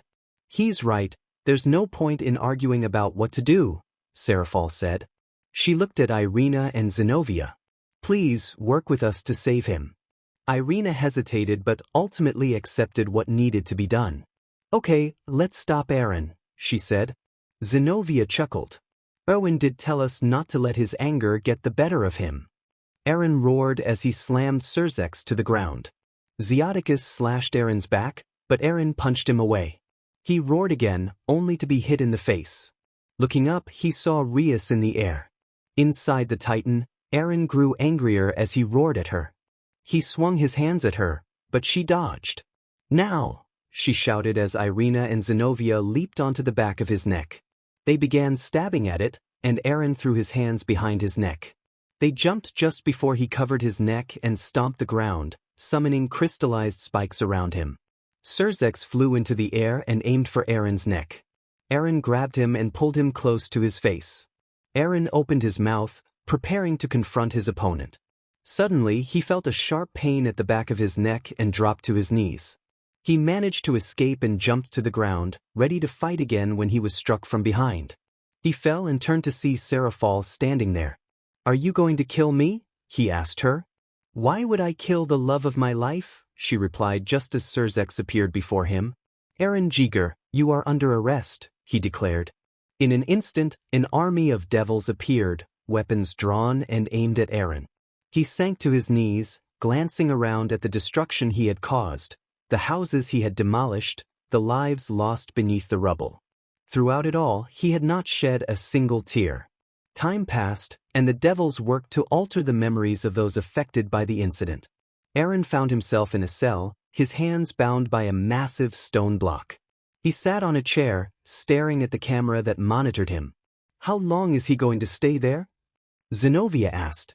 He'll stay there until the day he dies, Surzex replied. What? Issei exclaimed in shock. Issei, your own brother tried to kill you and your parents. I think it's for the best, Rias explained. You're wrong. Eren had no intention to harm me or our parents. If he wanted to, he would have done it already. Just let me talk to him. Issei insisted. Rias looked at her older brother, who nodded in agreement. Fine, you can see him, Rias said. Issei made his way to the cell where he found Eren waiting. Eren looked up at him. Hi Eren, Issei greeted. Are you mad at me for what I've done? Eren asked. No, I know you didn't mean it. You've always had a short temper, Issei replied. How are Mom and Dad? Eren inquired. They're fine. They think you left after getting angry, Issei reassured him. Is everyone else okay? Eren pressed. Ireina and Zenobia are fine. Seraphal is doing her best to help you, Issei said with a chuckle. I didn't know you were trying to build a HRM too. Maybe it runs in the family. What are you talking about? Eren asked, confused. You know, with Ireina and Seraphal in your little HA. I wonder who else is in it, Issei teased. Are you trying to make me laugh? If so, you're failing miserably, Eren retorted. Issei cleared his throat. I want to say I'm sorry. I'm sorry for the fight. I let my anger get the best of me. I didn't know how to handle the situation, and I kind of lost it. Eren was silent for a moment before responding, That's it. Issei looked surprised. This is the part where you apologize too. Apologize for what? You were the one who attacked me. You were the one who got yourself killed and then brought back as a devil. You brought the Gremory family into our home, even though you know I don't like them. Issei stared at Eren. I guess they were right, I can't change you. He turned to leave and Eren sighed. That was hard to hear, a voice said from the adjacent cell. Who's that? Eren asked. I'm just the person in the cell next to you, the voice replied. It must be tough to have a brother like that, someone who only sees through their desires instead of using their brain. Who are you? Eren asked. Oh come on Eren. Don't tell me you forgot the voice of your big brother. Eren's eyes widened. Is that you, Zeke? Zeke chuckled. It's nice to see you. Or in this case, hear you. Why are you here? How did they capture you? Eren asked. They tracked me down and cornered me. I knew I couldn't fight them off without getting killed, so I surrendered, Zeke explained. How are we able to talk to each other? Eren wondered. There are vents in the walls that connect our rooms. So, that's our little brother? Zeke said. He is. I know he sounds foolish, but he has a good heart, Eren replied. I understand that. Does he know about me? Zeke asked. No, he doesn't. I haven't had the chance to talk about you, Eren said. There's not much to say.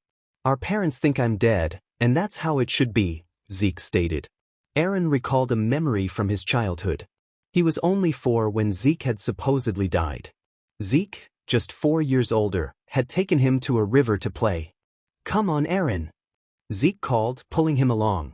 What are we going to do? Eren asked. We're going to spend one last brotherly day before our new sister arrives, Zeke explained, referring to their mother's PRGNCY. It's time to play pirates, Zeke announced, donning an eye patch. Yeah, Eren shouted, brandishing a toy sword. Zeke climbed onto a rock in the river. I'm going to be the king of the pirates, he declared. No, Luffy will. Eren countered, and Zeke laughed. The river's current grew stronger, and Eren shouted, Zeke, come back. So you can strike me down? Not a chance. Zeke laughed, but the water surged closer. Zeke, the water is going to take you away. Eren warned, but it was too late. Zeke slipped and fell into the river. Zeke! Eren cried as his brother vanished beneath the surface. After telling their parents, the city organized a search, but they never found him. Soon after, Issei was born. When Eren joined the Survey Corps, he discovered Zeke working for Dr. Jiger.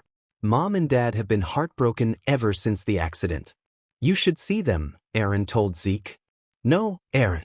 If I do, more people will know about them and hurt them just to get to us, Zeke cautioned. Meanwhile, the leaders of each faction were meeting to discuss a peace offer when they were attacked unexpectedly. It turned out Valley had betrayed them. Where is Eren Jiger? I have some business to settle with him, Valley demanded. He won't be coming, Rias replied. Valley sighed in disappointment. I had to track down someone important just to help me deal with him. Well, if he's not here, Then the red dragon will do, Valley remarked as lightning struck the ground behind him. Everyone stood in shock as Issei asked, "Did Eren get out?" "He shouldn't have. None of the guards have reported a jailbreak," Surzex replied. "Then who's that?" Seraphal inquired. They heard giant footsteps, and the ground shook beneath them. Another footstep echoed, and they looked up to see a titan clad in armor. "Introducing the Armor Titan," Valley shouted as the titan stepped forward. "Who is that?" Issei asked. "We had reports of this titan, but we heard he betrayed the Survey Corps," Surzex explained. Issei summoned his sacred gear. "I'll stop him," he declared. He began running toward the titan, shouting, "Boost!" Valley flew at him, grabbing him and lifting him into the sky. "Not today, Red Dragon!" Valley shouted as he threw Issei toward Reiner. Reiner punched Issei, sending him soaring into the air. Valley appeared behind Issei and slammed him to the ground, laughing. "This is sad. You must be the weakest red dragon holder that ever lived. I wonder what will happen if I hurt your family. Will that get your spirit up?" Issei got up, determination in his eyes. "Don't you dare hurt them," he shouted. But Reiner kicked him off the ground, sending him flying across the school. "Balance breaker!" Issei transformed into his balance breaker and flew back into the fray. He pushed Valley toward Reiner's chest and began punching him. Reiner attempted to strike him down, but Issei dodged and flew up to land a punch on Reiner's face. "I can do it! I can do it!" he thought to himself. Suddenly he was slashed to the ground by a titan with yellow hair framing its face. The titan pinned him down with one claw, while it raised another to strike. Meanwhile, in the jail, devil guards rushed down the hall, passing Eren and Zeke's cell. Eren looked toward them and asked, "What's going on?" "Don't know. Something must have happened for them to be like this," Zeke replied. "Hurry! Right now, the red dragon is fighting two titans and the white dragon," one of the guards shouted. Eren's eyes widened in shock. "Issei," he murmured under his breath. He stood up and said, "Hey Zeke, want to get out of here?" "How?" "If we transform, they'll just kill us immediately," Zeke replied. "Who said anything about transforming?" Eren asked as the block on his hands began to crystallize. He broke free and placed his hand on the wall, which soon became covered in crystal before he shattered it. Zeke stood up, astonished. What was that? Suddenly, the walls in front of them exploded, and Eren emerged from the rubble. "That's new," Zeke remarked. "Something I got from the Warhammer Titan," Eren explained. "Anyway, let's go save our little brother." Chapter End. Issei found himself trapped beneath the Jaw Titan's claw, with another Titan poised to strike. With all his strength, he pushed the claw off and delivered an uppercut. Just then, Valley swooped in, shoving him aside and landing a punch. Issei fought back, but Reiner slammed him to the ground. Struggling to rise, his arms trembled beneath him until he felt a tug at his feet. Porco was pulling him. Despite his best efforts to hold his ground, Porco yanked him closer. Suddenly, a figure appeared before Issei, wielding two blades. "Are you okay?" the person asked. "I'm fine." "You look familiar," Issei replied, recognizing the black-haired girl with a red scarf. "I'm a friend of Eren's," she said. Just then, Reiner charged at her, but a projectile struck the back of his neck, causing an explosion. He spun around to see two figures gliding toward the rooftop. "Hurry up, Connie," Jean called, reloading one of his bombs. "I'm trying, Jean, but you're not helping," Connie shot back. Reiner advanced, but another bomb struck him in the face. "Score!" Sasha cheered from her hiding spot in a classroom. Mikasa glided toward Porco, throwing her blades into his eyes. He roared in pain, flailing his claws to keep everyone at bay. "Who the hell are they?" Valis shouted, only to be kicked to the ground by a gliding figure. He quickly got up and tried to identify the attacker. "Got you," he yelled, but the figure was too quick, slicing his face before landing a punch. The figure glanced around and said, "Find Jaeger." The ground began to shake, and they all turned to see a familiar Titan. Eren charged into the field, pushing Reiner toward the school. He roared in front of Reiner, declaring, "I've got you, Reiner." Porco leaped toward Eren's neck but was struck by a rock, crashing into the school. Everyone wondered where it had come from when they heard footsteps and spotted a giant monkey. No way! They both escaped? Surzex exclaimed. Who's that brother? Rias asked. He's Eren's and Issei's secret brother, Zeke Yeager. Or should I say Zeke Hyoudou? Why is Zeke here? Doesn't matter, Peak will get him. Porco thought as Zeke was blasted from behind. He turned to see the cart titan, armed with guns, firing at him. He blocked the shots with his arms, roaring as he charged at her. Peak dodged his attack but he managed to slam his fist onto her back. Eren seized Reiner's arms, attempting to pull them apart. Reiner retaliated with a headbutt and a punch. Just as he began to strike again, Issei intervened, landing a punch on Reiner's face.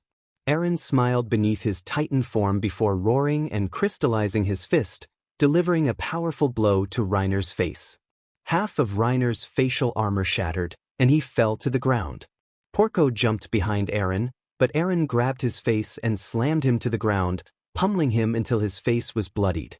Zeke emerged from the forest, holding Peak's beaten body before tossing her aside. Devils began surrounding them, weapons drawn. Eren knelt as they approached. Mikasa jumped next to him, asking, "Are you okay, Eren?" He nodded and she helped him up. Zeke walked toward them, saying, "That was great, little brother." Before Eren could respond, devils surrounded him and his friends. Eren Yeager, Zeke Yeager, you two will return to your cells this instant, Surzex commanded. Mikasa stepped in front of them, declaring, "No one is taking Eren." "It's you. How are you here?" Seraphal questioned her. "I knew something was wrong when I was the only one to respond to that mission before being attacked," Mikasa explained. "It was just a text from who you thought was Eren asking you out on a date," Armin added, earning a fierce glare from her. "Wait a minute, you tried to kill Mikasa?" Eren exclaimed, raising his voice. "And no, I didn't. Sis lying, Eren. I would never hurt someone you know," Seraphal stammered. "Why are you here?" Issei asked. Eren sighed and said, "I want you all to know something." He cleared his throat and added, "I'm sorry." Silence hung in the air until Rias broke it, asking, "Is that it?" They heard crying and turned to see Issei in tears. "I'm sorry too, older bro." Issei cried, rushing to embrace him. "This is a nice family reunion," Zeke remarked, walking beside them. Issei turned to him, asking, "Who are you?" Zeke chuckled and replied, "I'm your older brother." "What?" Issei exclaimed, stepping back. "Older brother? But my mom and dad never mentioned another brother. Because they didn't want you to know about him. Right now, they think he's dead," Eren explained. "Wait, mom and dad think you're dead?" Issei asked. Zeke nodded. "I can never go back home because of that. But if you ever need help, I'm here." "So you were the big monkey. Does that mean I can turn into a titan as well?" Issei asked eagerly. "No, you have to gain the power," Eren told him. Just then, he was punched in the stomach and thrown to the ground by Levi. Everyone gasped, and Mikasa's anger flared. "You Jericho," she began, but Armin stopped her. "What the hell were you thinking, transforming in your neighborhood?" Levi scolded. "I just lost my temper," Eren replied. "Lost your temper? People died because of you, Eren," Levi shot back. He turned to Ireina and Zenobia. "You two were supposed to keep him in check." "We tried our best, Captain, but he was too strong," Zenobia defended. Levi scoffed. "As of now, you three must come back with us to Parody." "What?" the three of them exclaimed in surprise. "Parody?" Issei asked, confused. "It's the island where their base is," Surzex explained. "I went on vacation there once. Not a good experience, but it ended well because of Eren," Seraphal added. "So you're leaving?" Issei asked. "We have to. We need to take those three with us for a trial," Levi confirmed. "Actually, they're staying with us," Surzex informed him. "No, they're coming with us," Levi insisted. They exchanged determined looks until Surzex relented. "Fine, just don't cause any trouble for us again." Levi nodded in agreement. "We'll leave tomorrow." Eren sighed and turned to Issei. "It was nice seeing you, brother. even if it was for a short time. I don't want you to go, Issei replied, his voice filled with concern. Eren nodded, understanding his brother's feelings. I don't want to go either, but I have to. I need to be there for their trials. Then take me with you. After the trials, you can come back home, Issei suggested eagerly. I don't think that's a good idea, Eren said, trying to reason with him. I think it's a good idea. You do need a witness for this trial, right? Rias chimed in. Eren stood in silence, contemplating the situation, and Rias chuckled. Then it's settled, we're having a little field trip. More time with Eren? Seraphol exclaimed, wrapping her arms around him. Eren won't be spending time with you, Mikasa interjected, attempting to pull him away from Seraphol. I wouldn't mind some time with Eren, Ireina said, hugging him from behind. Eren couldn't help but think to himself, a week with this? Someone please help me. Eren thought about the upcoming trip to Parody. Issei and his friends would be joining them, allowing him to reconnect with old friends while Issei got to know Zeke better. Meanwhile, Levi and Surzex discussed the incidents as Erwin prepared for the trials. Amid all this, Eren found himself navigating what Issei jokingly referred to as his little HRM, with Mikasa, Ireina, and Seraphol all vying for his attention. Obviously, it's going to be me, Seraphol declared confidently. No, it isn't. The chapter hasn't even been released yet. Ireina countered. There will be no competition if there are no other competitors, right? Mikasa added, a determined look in her eyes. Eren sighed. Mikasa, please don't scare them off before the chapter has even been released. And with that, he prepared for the next adventure on Parody Island. The sun shone brightly in the sky, its rays filtering through the window and warming Issei's face. He mumbled sleepily before sitting up in bed, yawning as he glanced around to see his HRM peacefully sleeping beside him. Just as he was about to get up, the door burst open. Time to go, Eren announced, already dressed and with his bag packed. Issei looked at the clock, surprised to see it was only 8 o'clock. But it's only 8, Issei protested. Are you coming or not? The trip will take a while, and my friends are already ready, Eren replied. A montage of everyone getting ready followed, and soon Issei's parents drove them to the airport. They got out to say their goodbyes. My baby boy, you were only here for a couple of days, Mrs. Hyoudou said, cupping Eren's face in her hands. It's only going to be a couple of days, Mom. I'll be back soon. Besides, I'm bringing Issei with me this time, Eren reassured her. Thank goodness we won't have to deal with him, their father joked, causing Issei to frown. You better not give away any more of my scarves. Issei has influenced you. You're just handing them out to girls to get them to like you, their mother warned.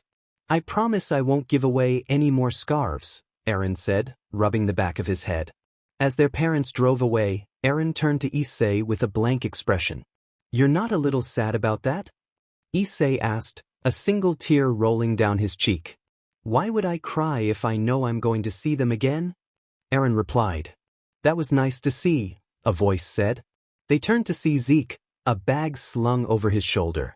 Is everyone waiting for us by the plane? Eren asked. Yeah, but it's not a plane anymore, Zeke said, leaving Eren confused. You know how Surzex and Seraphol are coming? Because of that, they upgraded our plane to a jet, Zeke explained. They stepped outside to see a sleek black jet waiting for them. Eren sighed in relief. At least we'll all fit in it, he said. Eren's here. Armin called out. Finally, they're 30 minutes late, Jean remarked, checking his watch. Is everyone here? Eren asked. It seems like it, Armin replied. I just want to apologize for the last-minute change to the plane. I thought we would need something bigger, Surzex said. It looks small on the outside, but it's spacious inside. Hang added, stepping out of the jet. Everyone has their space and we. Enough plane talk, more plane riding, Levi interrupted, boarding the jet. Don't worry, Eren, I have our own spot together, Seraphol said, wrapping her arm around him. I actually want to spend time with my brothers, Eren replied. You can go with her, Eren. I have my friends to talk to, Issei said. I don't think so.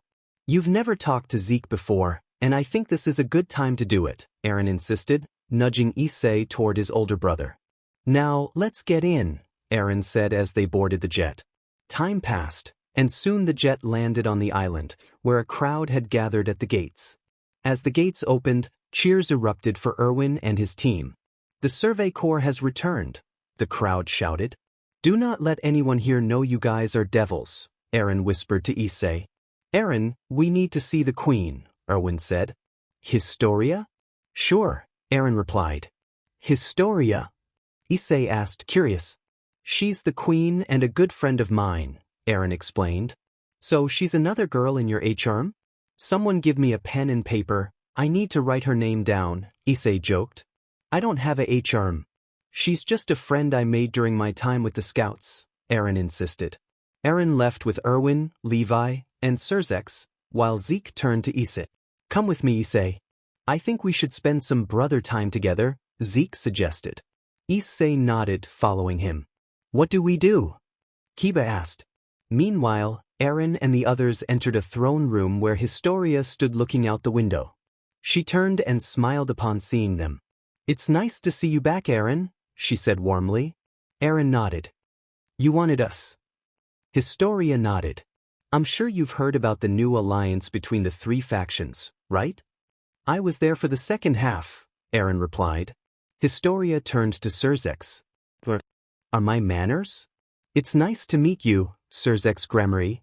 "It is an honor to meet you, Queen Historia," Surzex responded. "I heard that the Marley soldiers attacked your meeting. I'm just glad that no one was hurt too badly," Historia said. "If you want, we can use you as a witness for the trial." "That would be fine," Surzex agreed. Elsewhere, Ireina walked down a street alone, greeted by familiar faces from the Survey Corps. "Why are you here by yourself?" someone asked. She turned to see Armin. "No reason, just wanted to be out here alone," she replied. "Mind if I join you?" Armin asked. Ireina shook her head in response. As they walked together, Armin said, "Eren should still be with Historia talking about Reiner and the others."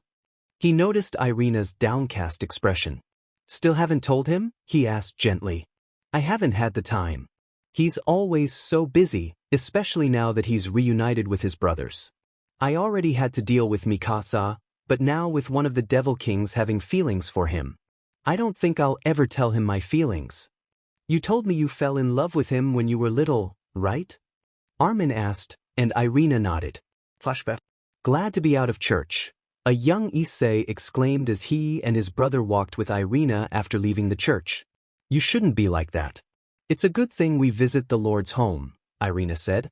"I'm hungry, let's go get something to eat," Issei declared, and his brother nodded in agreement.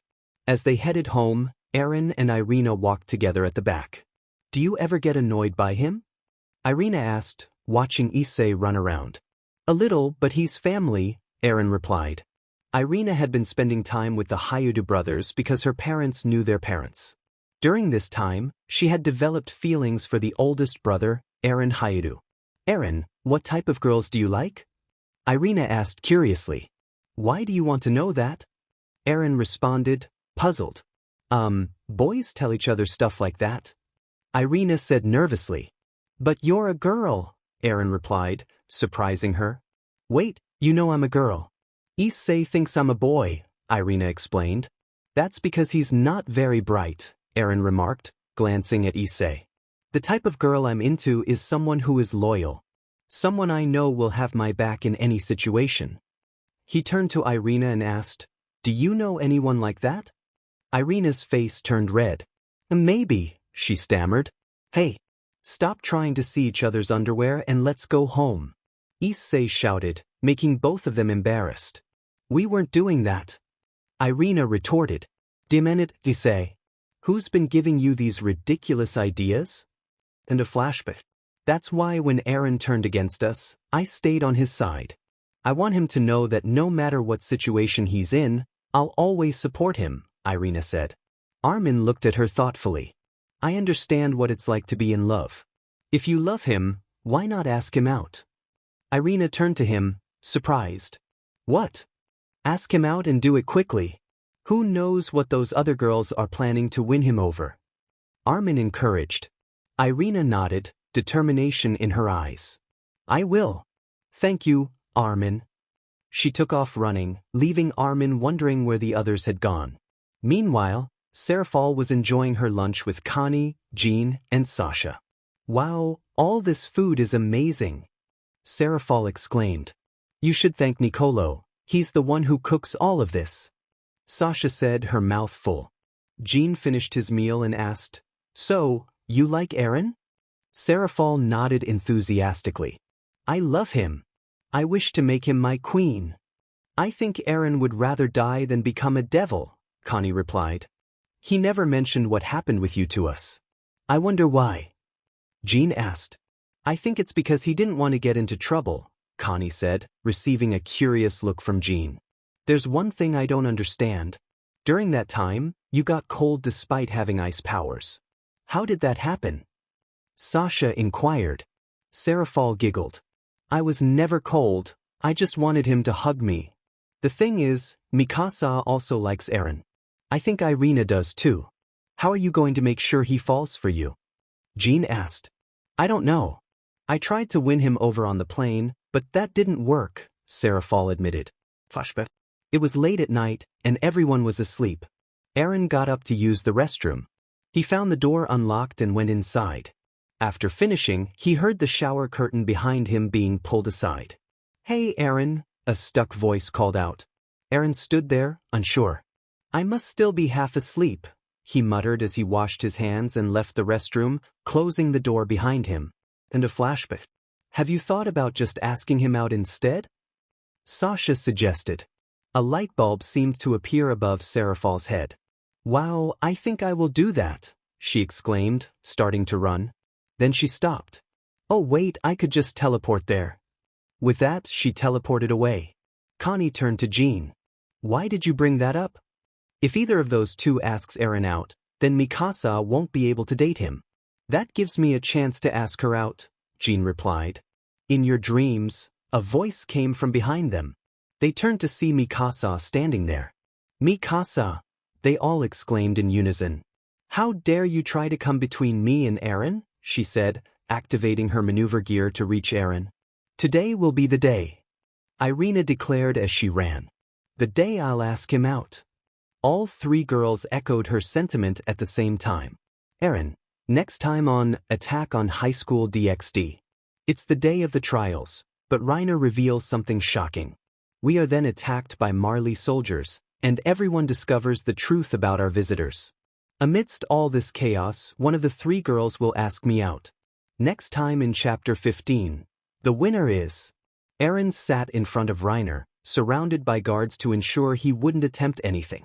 It's been a long time, hasn't it, Reiner? Eren asked, looking at his old friend who had betrayed them. Reiner sighed in response, acknowledging the truth in Eren's words. I think we should get straight to the first question. Why did you attack the faction meeting? Was it only because Valley hired you? Eren pressed. Reiner looked away, his expression troubled. It wasn't just that. You may know this already, Eren, but don't trust those devils. They're going to be the end of you if you keep working with them, Reiner warned. Eren shot back. Why should I listen to a traitor? The devils are planning something. And when it happens, everything will fall on us, Reiner insisted. Eren had never fully trusted the devils, not even figures like Surzex and Serafal. Yet, he couldn't deny that he was growing accustomed to their presence. I heard your little brother is a devil.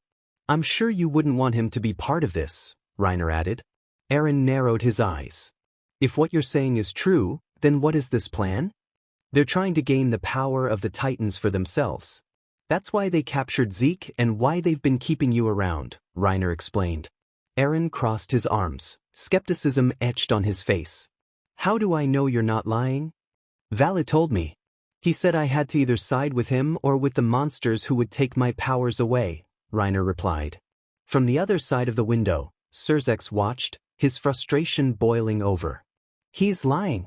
We would never want the power of the Titans for ourselves. Surzex exclaimed. Calm down, Mr. Lucifer. I think we should continue hearing what they're saying, Owen suggested. Please, Eren, I know you don't trust me, but you have to believe me.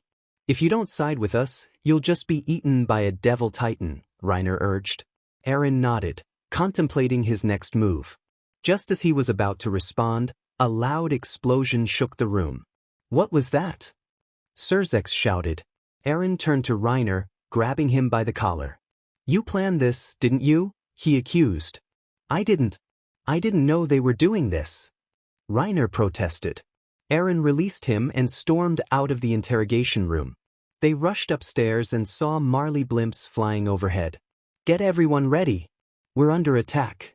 Eren shouted, his heart racing. He looked up, thinking, what is happening? Surzex observed from behind as a teleportation circle appeared, and Seraphol emerged. Surzex, where's Eren? She asked urgently. He's over there, but... Before he could finish, Seraphol dashed toward Eren. Eren, she called. Eren turned just in time to see a bomb hurtling toward them.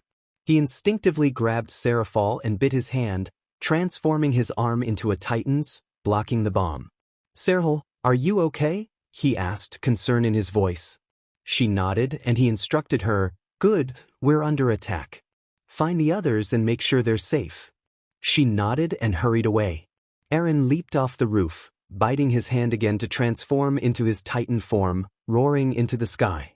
Channeling the power of the Warhammer Titan, he summoned a spear and hurled it at one of the blimps, destroying it. One down, 4 to go, he thought. The blimps retaliated, firing at Eren as he shielded himself with his arms. He turned to see the Beast Titan standing on a wall, a determined look on his face. I won't let my little brother have all the fun, Zeke thought. Where did Zeke go? Rias shouted at Issei, who was watching his older brother throw rocks at the blimps. He's helping Eren fight the enemy, Issei replied. Seraphol appeared beside them. It's good to see you're all okay. Suddenly, sparks of lightning lit up the sky. People were falling from the blimps, transforming into titans as they descended upon the villages. One titan landed in front of them. Stay back! Seraphol shouted, unleashing fire magic that engulfed the titan. Chaos erupted as citizens fled in terror, titans grabbing and devouring them. Mikasa swiftly dispatched one titan by slicing its nape, while Ireina followed suit with another. Why are they attacking us? Ireina shouted at Mikasa. I don't know. It might have to do with us taking Reiner and the others captive, Mikasa replied. Eren threw his last spear, destroying the final blimp, but it was too late. Titans were rampaging through the village. I never thought I'd see these monsters again, Eren thought, determination surging through him. I have to kill all the titans, he shouted. Meanwhile, Reiner watched from the interrogation room when the doors swung open. Surzex entered, and a soldier began to speak. Sir, do you have permission to be? Surzex silenced him with a wave of his hand, using his powers. Reiner's eyes widened in shock as Surzex sat down across from him. Let's talk, Mr. Braun, he said calmly. Reiner felt a chill run down his spine. I'm afraid you know too much. The power of the Titans is incredibly valuable. It should belong to us, Surzex stated. So Valley was right. You're trying to take the power of the Titans for yourselves. Reiner exclaimed. Surzex nodded. We're not doing this for personal gain. We want to end wars like this. To do that, we need to take the power from Titan holders like you. Reiner's anxiety grew. What about Eren? When the time comes for him and Zeke, how will you deal with them? Will you do it in front of their little brother? We'll worry about that when the time comes, Surzex replied, standing up. But you know too much, and I'm afraid we can't let the power of the armored Titan remain with you. He summoned an orb in his hand, and Reiner's heart raced. No, he shouted, biting into his hand. Lightning struck the area, drawing everyone's attention. Reiner! Eren called out, still in his Titan form. Surzex flew away from the transformation, sighing in frustration. Why does he have to make this harder? He muttered. He flew towards Reiner, ready to use his power, when he was suddenly struck by someone. He landed on the ground and looked up at the figure before him. With a chuckle, he said, I didn't think you would betray me, Mr. Ackerman. Levi stood before him, his expression serious. I didn't know you were planning to kill the Jaegers and take the Titan powers for yourself. He got into a fighting stance as Surzex rose to his feet. I always wanted to fight a living Beyblade, Surzex replied, summoning orbs in his hands. Surzex threw his orbs at Levi, who deftly dodged them. Levi charged at him, swinging his blades, but Surzex evaded each strike and landed a punch in Levi's stomach. In retaliation, Levi sliced Surzex's cheek, causing him to back away. Surzex chuckled as he flew towards Levi, pushing him against a building and delivering another punch. Levi quickly stabbed him from the side and kicked him off, using his gear to glide away. Humanity's strongest soldier is running away from a fight? How pathetic, Surzex taunted, pursuing Levi. Just then, Levi felt a sharp slice on his waist as he glided past Surzex, leaving a minor wound. Be sturdy, Surzex shouted, chasing after him. He summoned another orb and hurled it at Levi, who dodged and glided towards Surzex. Ackerman! Surzex yelled. Gremory! Levi shouted back. They flew past each other, seemingly unscathed. Suddenly, Surzex clutched his wound, while Levi dropped to one knee, feeling pain in his chest. Brother! Rias shouted as she and the others rushed to their sides. Brother, what happened? She asked, concern etched on her face. Levi rose and commanded, move. The group stared at him in shock as Eren, Ireina, and Mikasa arrived. What is going on? Eren asked. Your devil friends were planning to betray us from the very start. Isn't that right, Mr. Lucifer? Levi accused. What are you talking about? Ireina asked, confused. He wants to take the Titan powers from us. He was even planning on taking it from Eren, Levi explained. But the only way to get the powers of a Titan is to eat them, Mikasa pointed out. We'll kill you right now, Levi threatened. Stop, Levi, Eren interjected. Everyone turned to him, surprised. I already knew about their plan. What? The group exclaimed. Surzex stood up, adding, I approached Mr. Jaeger about this plan around the time I first met him. I think he's right. We should give the powers of the Titans to him, Eren stated. But why would you agree to that? Levi asked incredulously. If they take the powers from us, then there won't be any reason to fight anymore. The Titans will just be the devil's problem from now on, and we humans can live peacefully without them. But that means they'll have to eat you, Ireina reminded him. Eren nodded. I know. Eren has agreed that when his time comes, I'll be the one to take his power, Surzex said. So, you're going to eat my brother? Issei asked. It's the best option we have. Everyone within these walls wants nothing to do with the Titans anymore. They all want to live peacefully without worrying about Marley or Titans. I'm sorry I kept all of this from you guys, Eren said. As time passed, Surzex apologized to Levi, but Levi remained silent. On the ride home, everyone was quiet, grappling with the new information. How long do you have to live? Issei asked his older brother. Only 9 more years, Eren replied. What about Zeke? Issei inquired. This year is his last year, Eren explained. That's why he wanted to meet you, so you could have memories of actually meeting him. When were you planning on telling me? Are you even going to tell Mom and Dad? Issei pressed. I didn't want you guys to worry about me, Eren admitted. The plane landed, and everyone disembarked. It was nice seeing your island, Surzex said before teleporting away. Levi turned to Eren. You staying? He asked. Eren nodded, and Levi turned to Ireina and Zenobia. Make sure he doesn't get into trouble again. I mean it this time, he instructed, and they nodded. Eren was about to leave when Ireina called out, Wait. He turned to her, curious. What is it? He asked. I wanted to ask you something, Ireina said nervously. What? He replied. Will why you go on a D-date with me? She stammered, capturing everyone's attention. Before Eren could respond, Sarah Fall stepped in front of her. Wait, I want to go on a date with you too, she exclaimed. Eren looked confused as Ireina protested. No. I asked him first. I asked him too, so he has another option. Sarah Fall argued. This is getting interesting, Zeke remarked, and Issei nodded in agreement. The girls turned to Eren, demanding, "Who do you choose, Eren?" He sighed and said, "Both." "Huh?" everyone exclaimed. "What do you mean both?" Ireina asked. "It's a date. I'll go on a date with one of you on one day and the other on another day," Eren explained. The girls nodded, and Eren continued, "Okay, I'll take Ireina out in 2 days around 5 o'clock. Then I'll take Serafall out 2 days after that."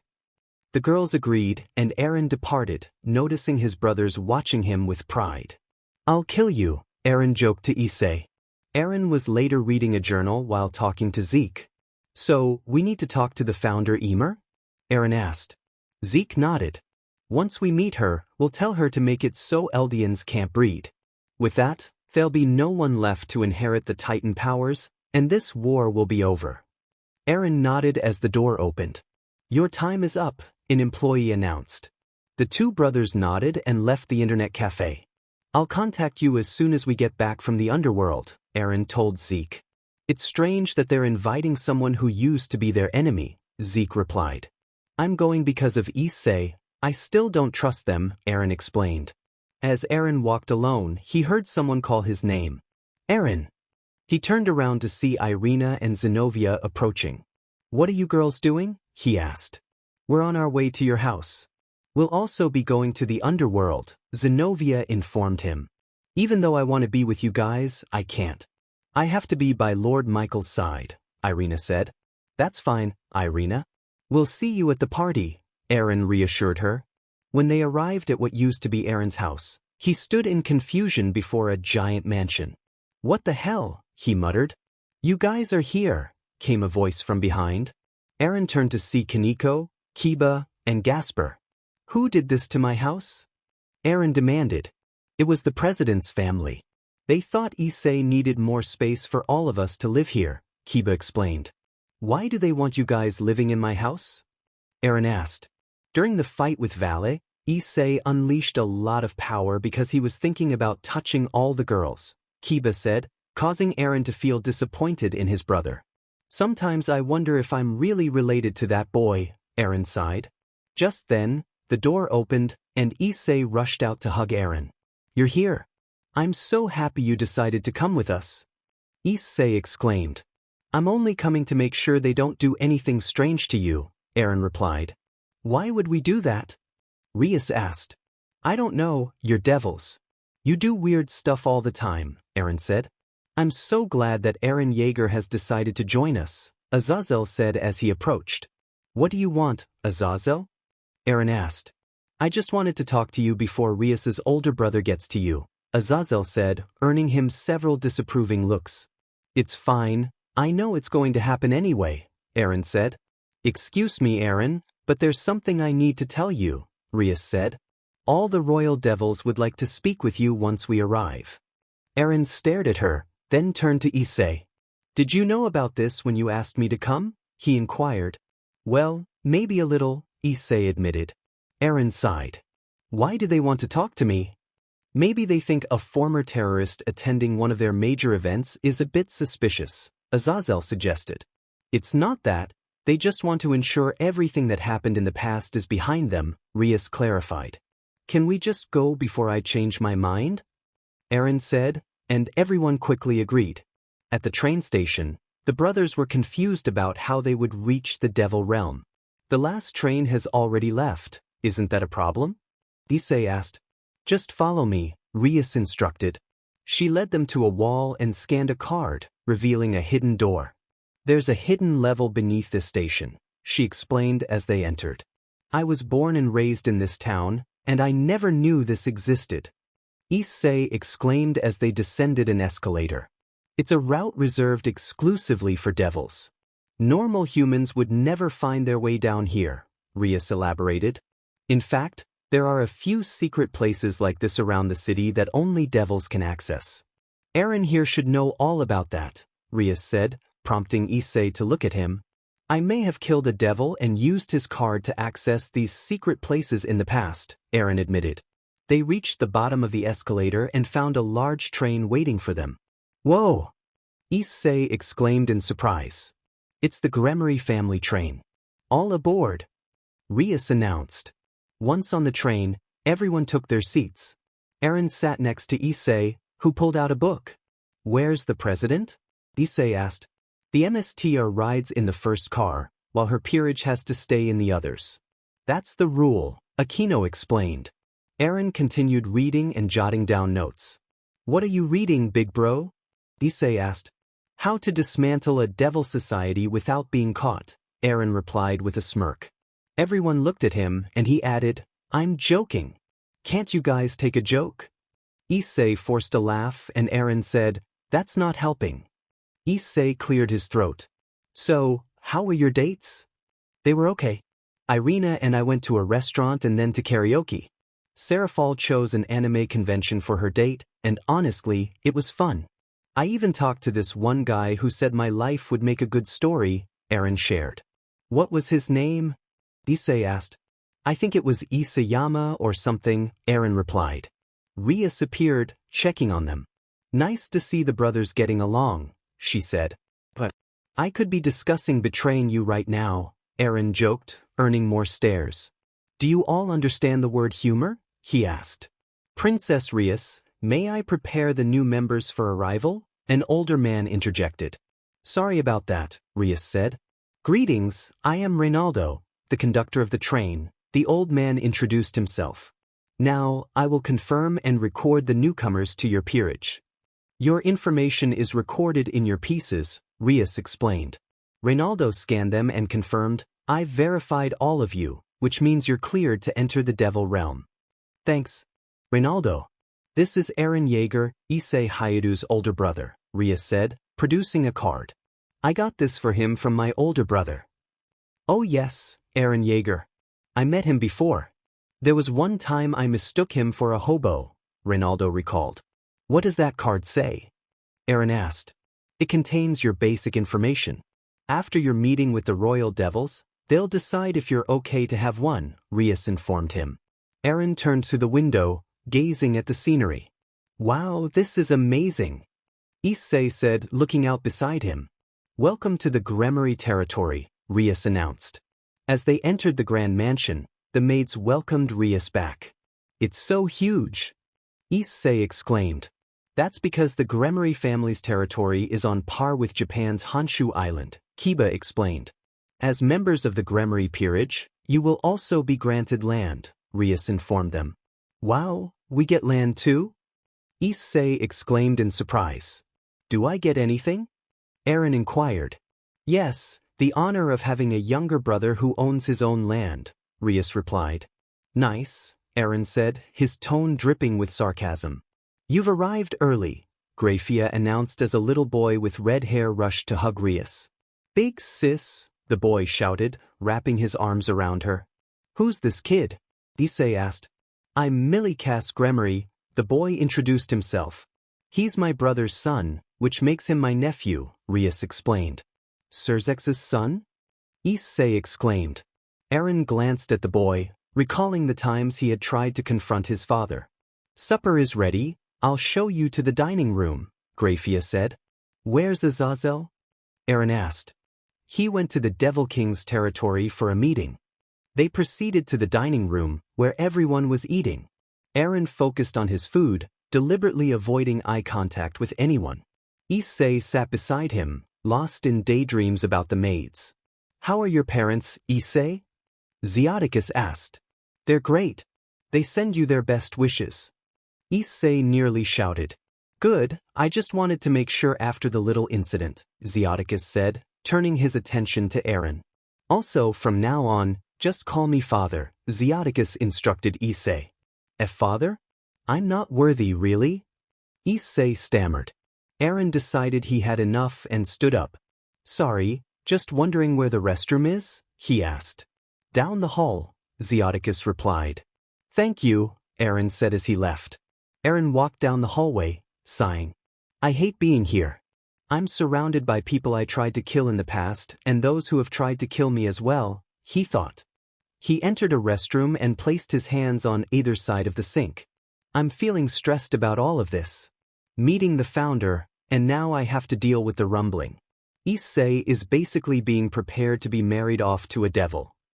After some time, Eren left the restroom, having spent the time on his phone. He ran into Issei and the others. "Hey Eren, you were in there for a while," Issei remarked. "Yeah, I just didn't want to be there anymore," Eren replied. "Rias left to talk to the Royal Devils. She told me to let you know that they want to speak with you afterward," Issei informed him. "Okay," Eren said. They waited in a room, listening to the faint sounds of the meeting. When Rias emerged, she signaled for Eren to enter. All the devils turned to him as he walked to the center of the room. "Eren Yeager, you have been called to discuss your actions," one of the devils stated. "In the past, you have harmed many and even attempted to attack the Gremory family recently. However, you also helped protect them during the faction meeting. We will now determine your fate." "Fate?" Eren asked. "Yes, we will decide what to do with you. Actually, you can't really kill him. We have a deal regarding his Titan powers," Surzex interjected. "Well, we can at least decide if he is welcome in our world. Many fear him. They see him as a monster. When they see him, they worry that millions will die. Come on, Eren has helped us. He defended us when we were welcomed into his home," Surzex argued. "The only reason he came was to ensure his younger brother's safety, that is all." "Yes, his little brother is the Red Dragon Emperor? It's amusing that one of our greatest allies is the younger brother of our greatest threat. Leave Eren alone. He has treated me and my sister with kindness. He even took me out on a date," Seraphol exclaimed. The devils began to murmur among themselves while Eren stood silently. "Please don't let this backfire on me," he thought. When they finished discussing, they turned to Eren. "Eren Yeager, you are allowed to enter the Devil Realm. However, any attack from you will result in immediate death." Eren nodded and exited the room. As he stepped out, everyone turned to him. "What did they say?" Issei asked. "They said I can come here, but if I attack, they'll kill me on the spot," Eren replied. Issei smiled. "That's great." The next day, Eren wandered around the mansion after saying goodbye to Issei, who had gone off to train with a dragon. "Enjoying your visit?" someone asked.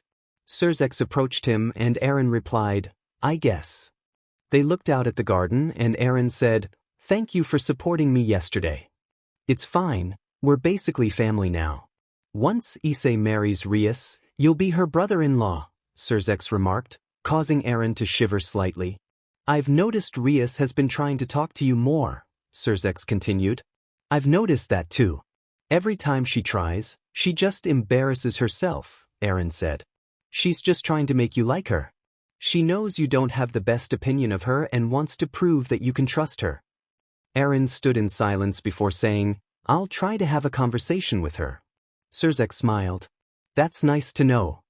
What are you two doing here by yourselves?" Seraphol interjected, stepping between them. "I want to join this conversation." "We're just discussing our younger siblings," Surzex explained. "Oh cool," Seraphol replied, then sighed. "I really want to make Sona's school idea a reality, but those old farts don't want to." "What school?" Eren asked.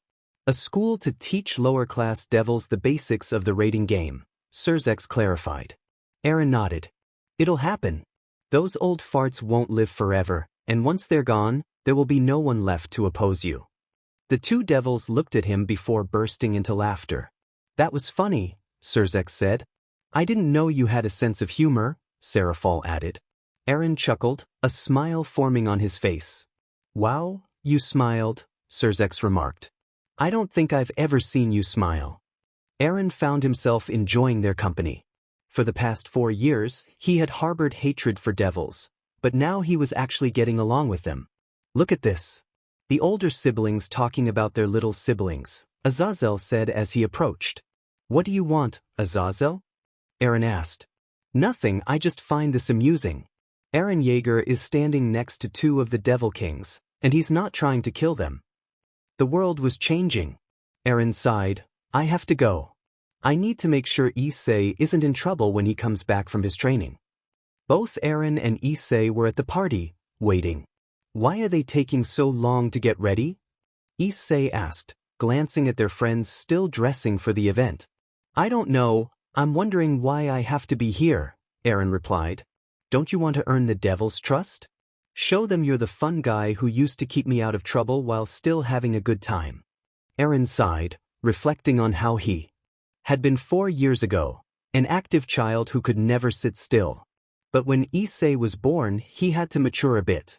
Issei was a handful, much crazier than Eren had ever been. "Hey Issei," Saji called as he approached them. "What's up, Saji?" Issei replied, turning to Eren. Eren gave Saji a blank expression, and Saji stammered, "And you must be Eren Hyoudou. Don't be afraid of him. Inside he's really chill," Issei assured Saji. "Okay," Saji said, jumping back when Eren extended his hand. "Handshake," Eren offered, noticing Saji's embarrassment. Saji walked over and shook his hand. "You went on that date with the president's sister." She was really against it when her sister told her, Saji mentioned. "Oh, you're in Sona's peerage then?" Eren asked. "Yeah, pawn," Saji replied. "I don't blame her for not trusting me. I've done bad things to devils in the past, but I want to show that I can move on," Eren admitted. "Hey, guys," a voice called, and they turned to see their friends arriving in their dresses and suits. "Wow, you girls look like princesses," Issei complimented. "Why is the vampire wearing a dress too?" Eren wondered aloud. "Why are you wearing a dress?" Issei exclaimed.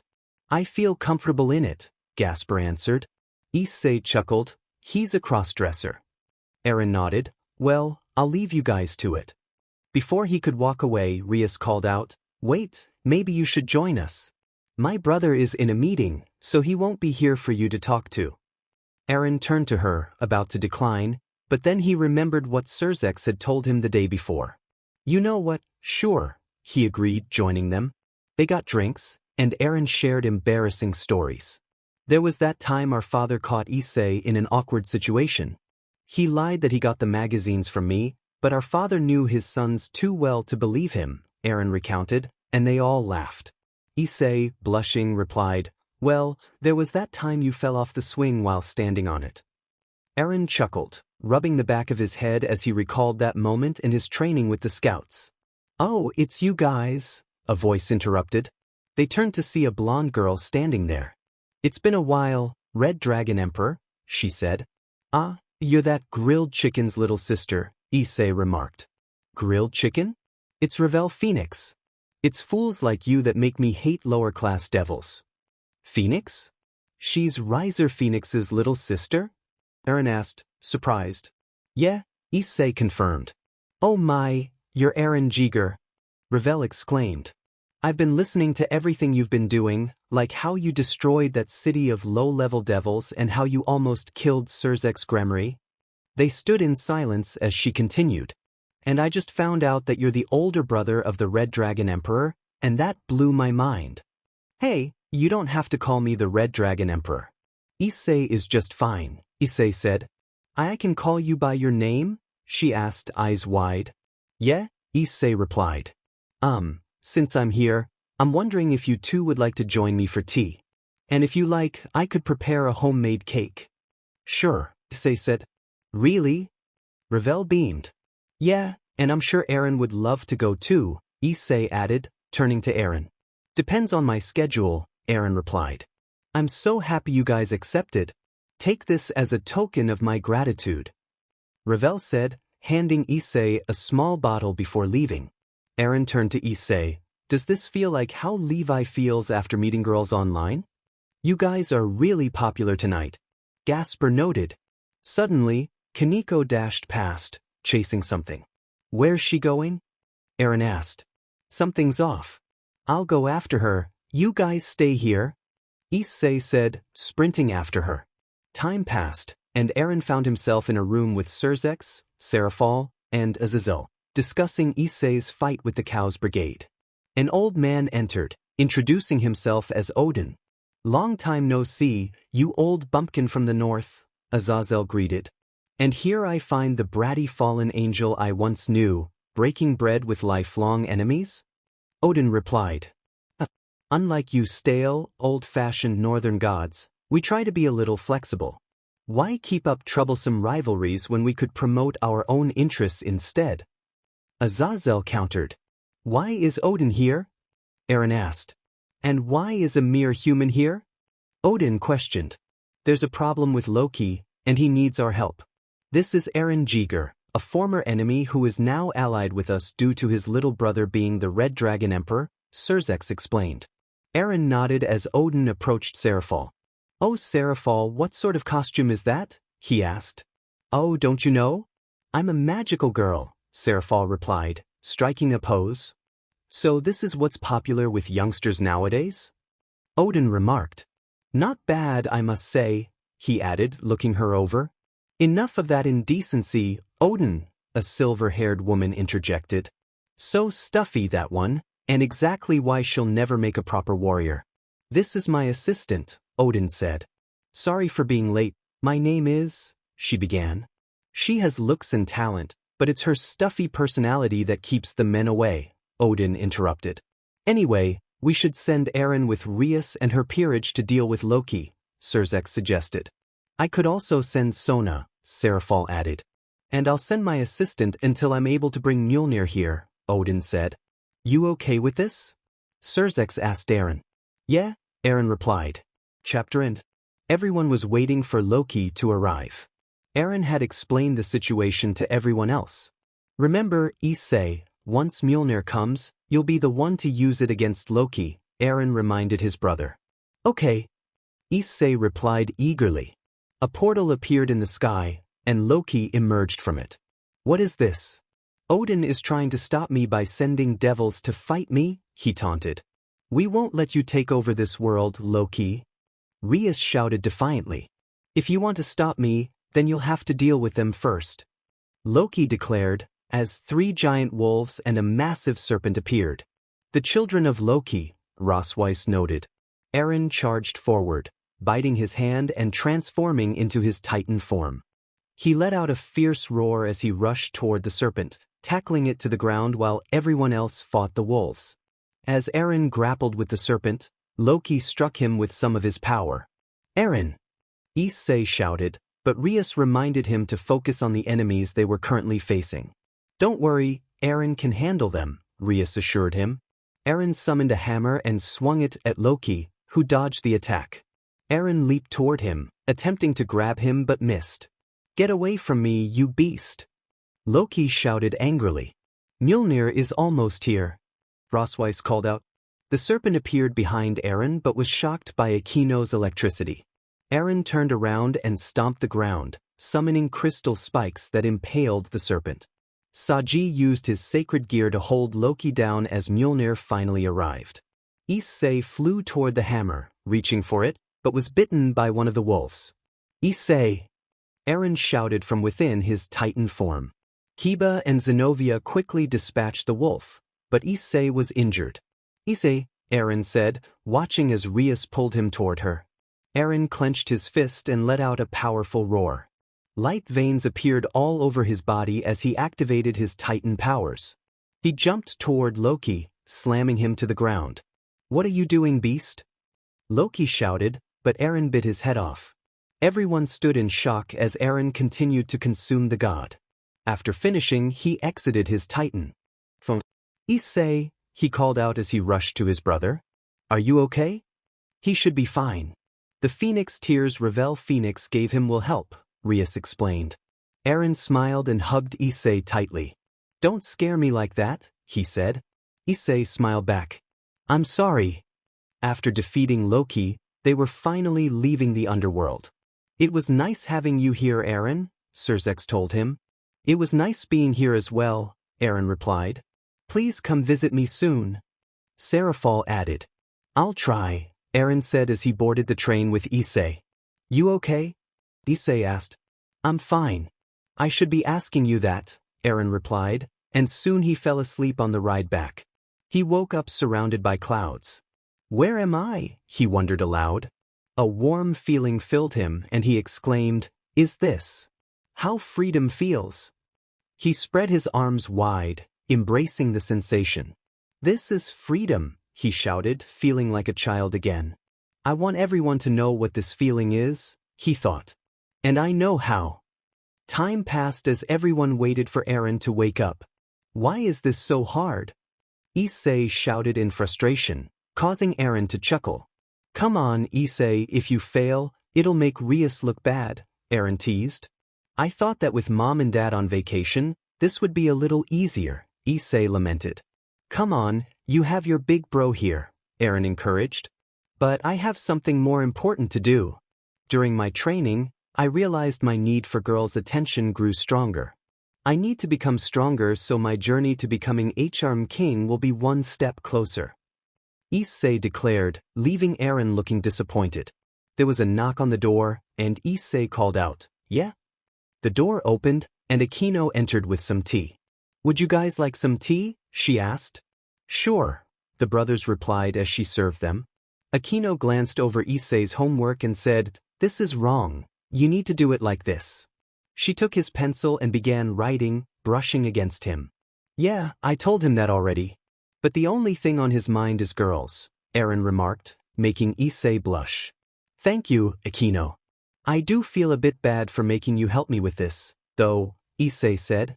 But I was already helping. It's no problem, Issei. But I do kind of want something in return, Aquino said. I want to meet you outside tomorrow, okay? She added before leaving.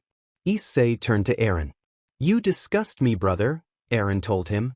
Eren and Zeke were walking down a sidewalk, discussing Eren's experiences in the underworld. So they'll let you come to their world now? Zeke asked. Yeah, but if I attack them, they'll kill me on the spot, Eren replied. As they walked, they passed a group of familiar faces. Eren stopped and said, Wait a minute. He approached the group and stood behind them, curious about what they were watching. It turned out to be Issei and Aquino on a date. Eren thought to himself, Are you kidding me? Rias commented, I know I allow this, but having their arms wrapped around each other like that? Asia added, I kind of don't like where this is going. Kaneko instructed, Gasper, if something happens, freeze time. Gasper hesitated, if something happens? Isn't this stalking? Eren chimed in, Yes, it is, startling them. Eren, what are you doing here? They exclaimed. I was just hanging out with Zeke. Why can't you guys let Issei have his date? Eren asked.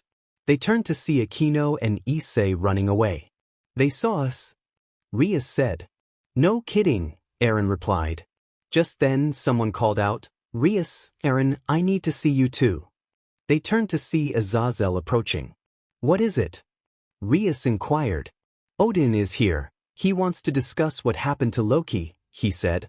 They headed back to the house, where Odin sat across from Eren. By killing Loki, you just caused a big threat to us northern gods, Odin stated. I thought he was someone you wanted to get rid of? Eren questioned. I meant imprison him, not kill him. He's still a god, no matter what he does. Odin replied. Rias intervened. Please calm down, Odin. Eren got lost in anger when he saw his little brother close to death. Odin sighed. We'll continue this another time, Mr. Jaeger. I still have to meet with the other gods. Eren nodded and left the room. He wandered into another room and found Asia and Zenobia doing homework with Rosweiss. You guys still doing homework? He asked as he sat next to them. Yeah, but Rosweiss is helping us, Asia replied. Eren looked over their work. Wow, you're doing things I didn't know you could do, Eren remarked. Yeah, Rosweiss is both smart and appealing, Asia said. And she's a great warrior on the battlefield, Zenobia added. Eren smiled and said, You sound like the perfect partner. I'd be happy to marry someone like you. Rosweiss blushed and asked, Why you really think so? Eren nodded, and she began to cry tears of joy. Feeling embarrassed, Eren excused himself. The next day, Eren woke up and went downstairs. It was early afternoon, and the others had already gone to school. He entered the kitchen and grabbed some cereal.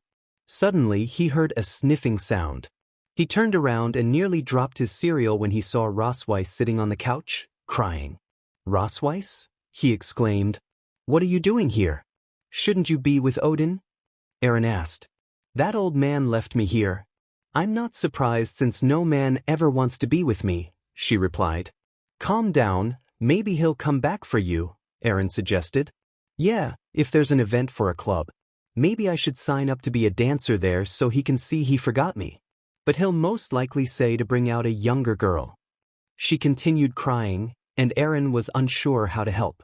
It's okay, I think you'll feel better now that he's not ordering you around, Eren said. He hugged her and added, now you're free. Being free is one of the best feelings in the world. The ability to do whatever you want without any restraints. I'm also free from the suffering people in the past have caused me. And now look at me. I'm fine living with my younger brother and his friends, Eren continued. Rosweiss felt both confused and comforted in Eren's embrace. You're right, being free does feel better, she told him. Just then, the front door opened, and they heard Ireina's voice. Eren, are you cheating on me? Eren turned to see Ireina and the others entering. Ireina? What are you doing here? He asked. I was asked by Lord Michael to come and protect you guys.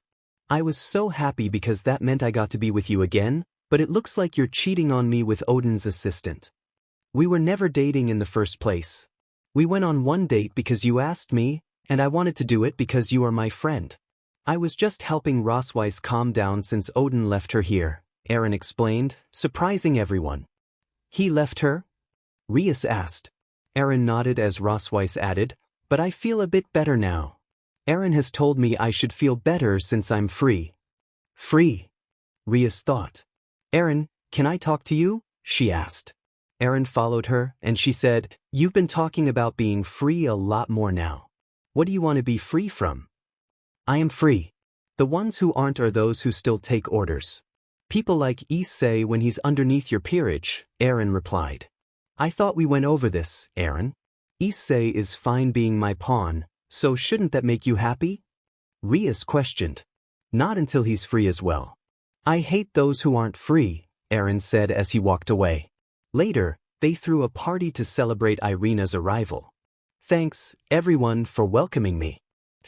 In the past, devils were my enemies, and I would have killed you all right now if that was still the case, Ireina said. Eren thought to himself, that's the part one like about her. But Lord Michael said we should put that in the past and get along. I think that's a good idea since we can all be friends. Ireina said as everyone clapped. I think what we did in the underworld was an achievement as well. It showed that if we all work together, we can achieve anything, Azazel added. You know, both Eren and Issei have become celebrities in the underworld. Really? Eren asked. Yeah, they even made a documentary about each of you. Issei's is getting people worked up, Azazel said as he displayed it on the screen. It showed footage of Issei making bold claims, and Azazel noted, people love the parts where you say outrageous things. They've started calling you the BRST Dragon Emperor. Even kids love you, they sing songs about you in their schoolyards. Issei looked embarrassed as the others laughed. Someone kill me, he said, and Eren replied, I'll do it. The next day at breakfast, Eren was still reading his journal. I'm so glad you aren't getting married, Asia, Issei said while they ate. Who's getting married? Eren asked. No one, I just had a nightmare where Asia got married to her stalker, Issei explained. Asia has a stalker? When did this happen? Eren inquired. About the past 2 days, Issei replied. Yeah, he even sends her things like movie tickets, stuffed animals, chocolates, and car keys, Rias added. Looks like while I've been reading this, time has passed me by, Eren said, closing his journal. I'll stop reading and help you guys with what you need. Great, you can help me get rid of the envelopes Asia's stalker is sending her, Rias said as they moved to the living room. They sat down on the couch and Rias sighed. Something wrong? Eren asked. It's nothing, just the way Issei looked at Asia this morning. But what am I saying, he's always been like that, Rias said, tearing up the letters. I thought you were okay with his plan to become the HRM king, Eren remarked.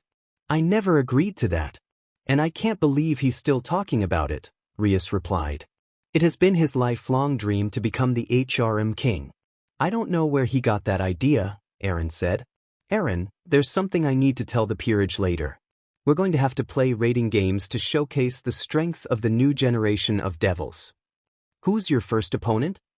Eren asked. It's Asia's stalker, Diodora, Rias answered. Issei is definitely going to be happy when he hears that, Eren said as he got up. I'll come with you to your club room to be there when Issei finds out. Later, after explaining the situation, Rias showed them footage of Sarorg fighting in his raiding game. He's pretty strong, Issei commented. Sarorg has a lot to live up to as a substitute, Rias said. Substitute? Eren asked. The first heir to his household died in an accident.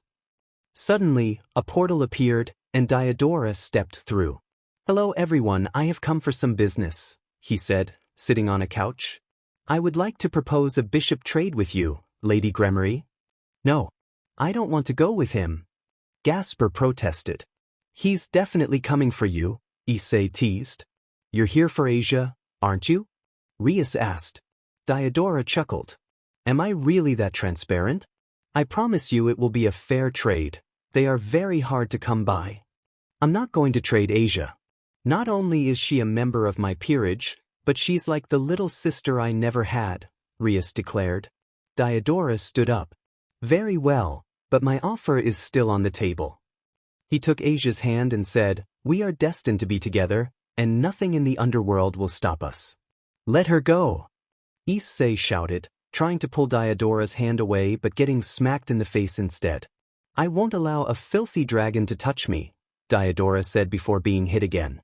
I won't let you talk to Issei like that, Asia told him. Okay, I'm sorry then. We'll pick up where we left off in the raiding game, Dragon Emperor. And when I do, I hope Asia, my love, will accept my offer. As if I would lose to you, Diodora. I'll work hard to beat you in the raiding game. Issei declared. Diodora teleported away, and Eren remarked, Impressive, still holding your ground despite getting slapped in the face. I won't let him get Asia. He doesn't deserve her. Issei insisted. That night, they were eating dinner. Are Issei and Kaneko still out doing contracts? Eren asked. Yeah, there were some last-minute requests, Aquino replied. What about Rias? Ireina asked. She's plotting our approach for the raiding game. Asia shivered, and Zenobia reassured her, Don't worry, Asia, Issei will be there to protect you. You guys really trust Issei that much? Ireina asked. If it weren't for Issei, we wouldn't be here. He's even kind enough to share his house with us, Zenobia said, as Eren made a fake cough. Eren is also nice enough to let us live here. I wouldn't let Devil stay in my home, but because of Issei, I'm allowing this, Eren thought. You two were always such good brothers. There were never any secrets between you, Ireina said. It's true, I know everything about Issei, Eren replied. Does he know everything about you? Aquino asked, making Eren pause. He shook his head. If he did, he wouldn't see me the same way again. Let's just ignore that and show Issei that we're thankful to him. Ireina suggested. Eren stood up. I don't want to be here when that happens. Knowing you girls, you'll do something that'll make his hormones go up. He went upstairs to his room and sat at his desk, taking out his journal. He opened it and began reading. The founder Ymir was the first ever Titan holder. King Fritz used her power to fight the Marleyans and made her his wife. She held Titan powers that no one has ever been able to use. At least, until now, Eren said. He sighed, contemplating the idea of Issei not knowing everything he was doing. When the time comes, little brother, when the time comes, you'll see what I've been planning since the start, Eren said. He heard some rumbling downstairs and the sound of thunder. He sighed, knowing no one would stop the fight over Issei. He left his room and saw Rias and Aquino arguing. Clearing his throat, he shouted, Stop this fighting. Some people are trying to study, you know. That made everyone stop and turn to him. Thank you, he shouted as he returned to his room. He sat in his chair and muttered, Executing my plan will cost millions, but people have to pay for what they've done. Later that night, Eren went to use the restroom. Afterward, as he walked, he heard some noises. Curious, he went to check them out and found Zenobia training. You were always the one training all night. It scared us sometimes, Eren told her, startling her. I didn't know you were awake. Did my training wake you up? She asked. No, I was just passing by, Eren replied as he entered the dojo.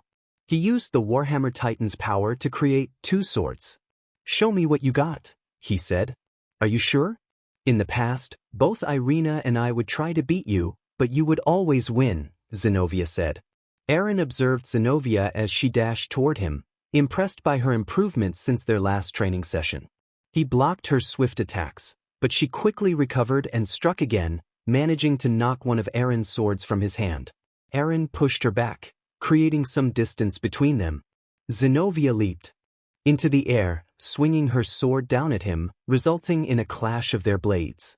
"You have improved," Eren acknowledged as he pushed her back once more. Just then, Issei appeared in the doorway, curious about their sparring match. "What are you two doing?" he asked. "Zenobia wanted some last-minute training with me. We used to do this all the time," Eren explained. "You have nothing to worry about, Zenobia. You're an incredible sword fighter. I know you'll do great tomorrow," Issei encouraged her. "He's right. Your sword skills have definitely improved. You might even have a chance with Captain Levi," Eren added, causing Zenobia to chuckle. "Maybe I'm not there yet," she replied modestly. The following day, Eren wished them good luck as they prepared to teleport. "Now, why do you need us, Azazel?" Eren inquired. "It's just something I have planned. If nothing happens, we'll surprise our friends to cheer them on," Azazel explained. "But if something does happen, we'll already be there." As if on cue, devils from the Cow's brigade began attacking Rias and her peerage. Eren transformed into his Titan form, ready to assist in defeating the attackers. In his mind, he urged Issei, "Show them what you've got." Eren let out a fierce roar as he stomped the ground, summoning crystal spikes to impale the devils surrounding him. "We're doing well so far," Rosweiss exclaimed. "Yeah, hopefully Rias and the others are doing okay," Ireina added. Eren turned his gaze toward the castle, his thoughts racing. "They've been there for a while. Is everything all right?" Just then, some devils leaped onto his back, prompting him to summon spikes that pierced through them. Suddenly, a massive blast erupted from the castle. "Issei!" Eren shouted, witnessing the destruction unfold. He sprinted toward the castle, dispatching any devils in his path. A roar halted him in his tracks. Emerging from the rubble was a dragon-like creature, its roar echoing as Rias and the others contemplated their next move.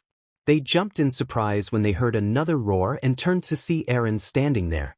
Eren charged at Issei, pinning him down. In a desperate struggle, Issei stabbed Eren through the chest with his arm, causing him to grunt in pain. Eren retaliated with a punch to Issei's face, drawing blood. Issei bit down on Eren's hand, but Eren quickly crystallized it and struck him again. "Issei, please wake up." Eren pleaded silently. Issei unleashed beams of energy, sending Eren crashing to the other side. Rias flew toward him, shouting, "Eren, you have to stop. If you keep fighting him, you'll die." Eren rose to his feet, raising his fists.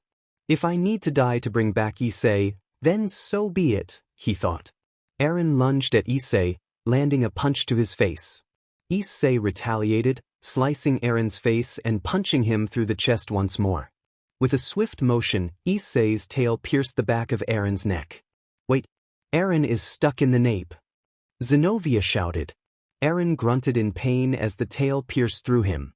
Issei withdrew his tail and arm, leaving Eren on his knees. In a brutal twist, Issei grabbed Eren's arms and pulled them off. Eren roared in agony as Issei swiped his head off. Exposed and vulnerable, Eren looked up at Issei and smiled. "It's okay, brother. I deserve this fate." Just as Issei prepared to consume Eren, he was struck across the face.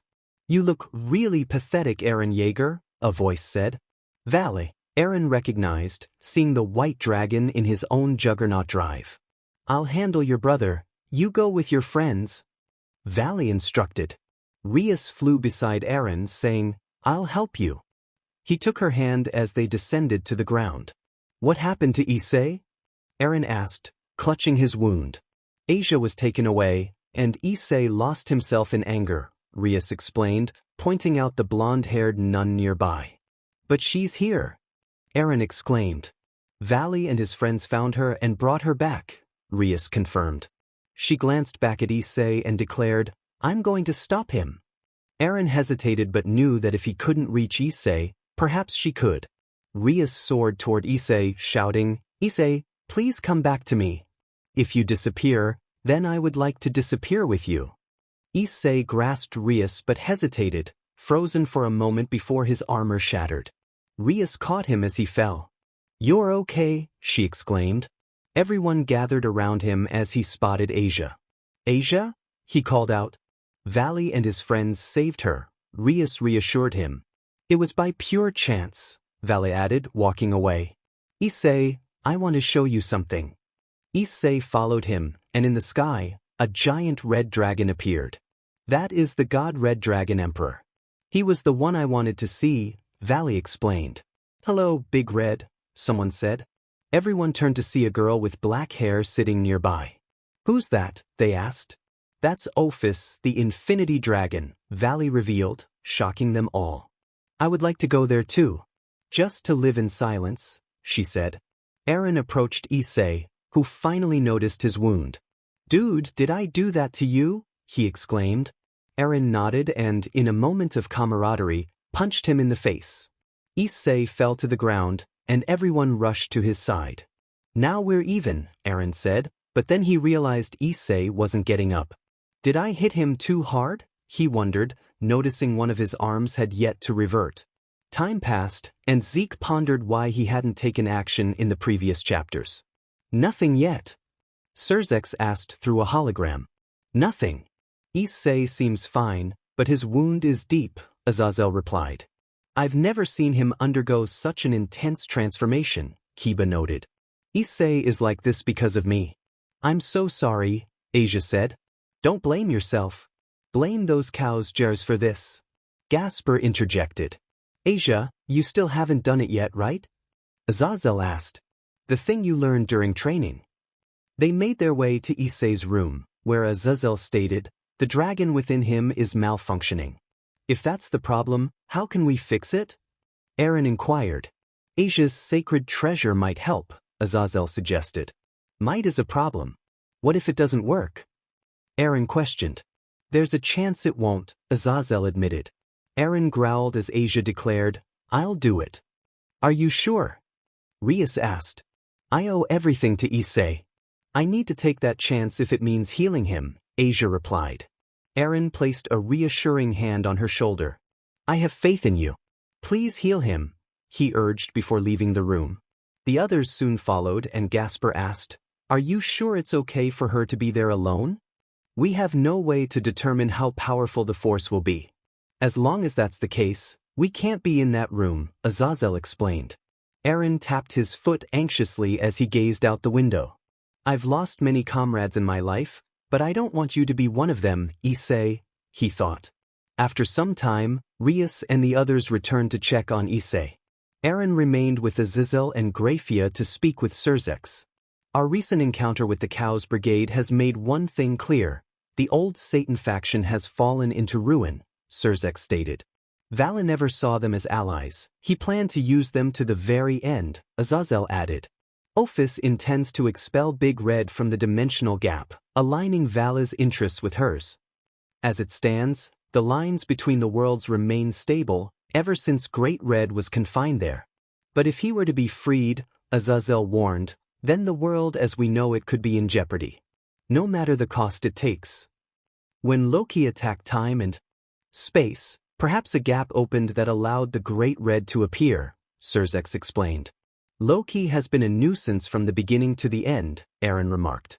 Eren, where are the other Titan holders? Surzex inquired. Most of them should still be at Parody Island, Eren replied. Good, we might need to use their powers in the near future if the situation worsens, Surzex said. The next day, Issei woke up and exclaimed, I can't believe I was asleep for 3 days. Sorry you guys missed school.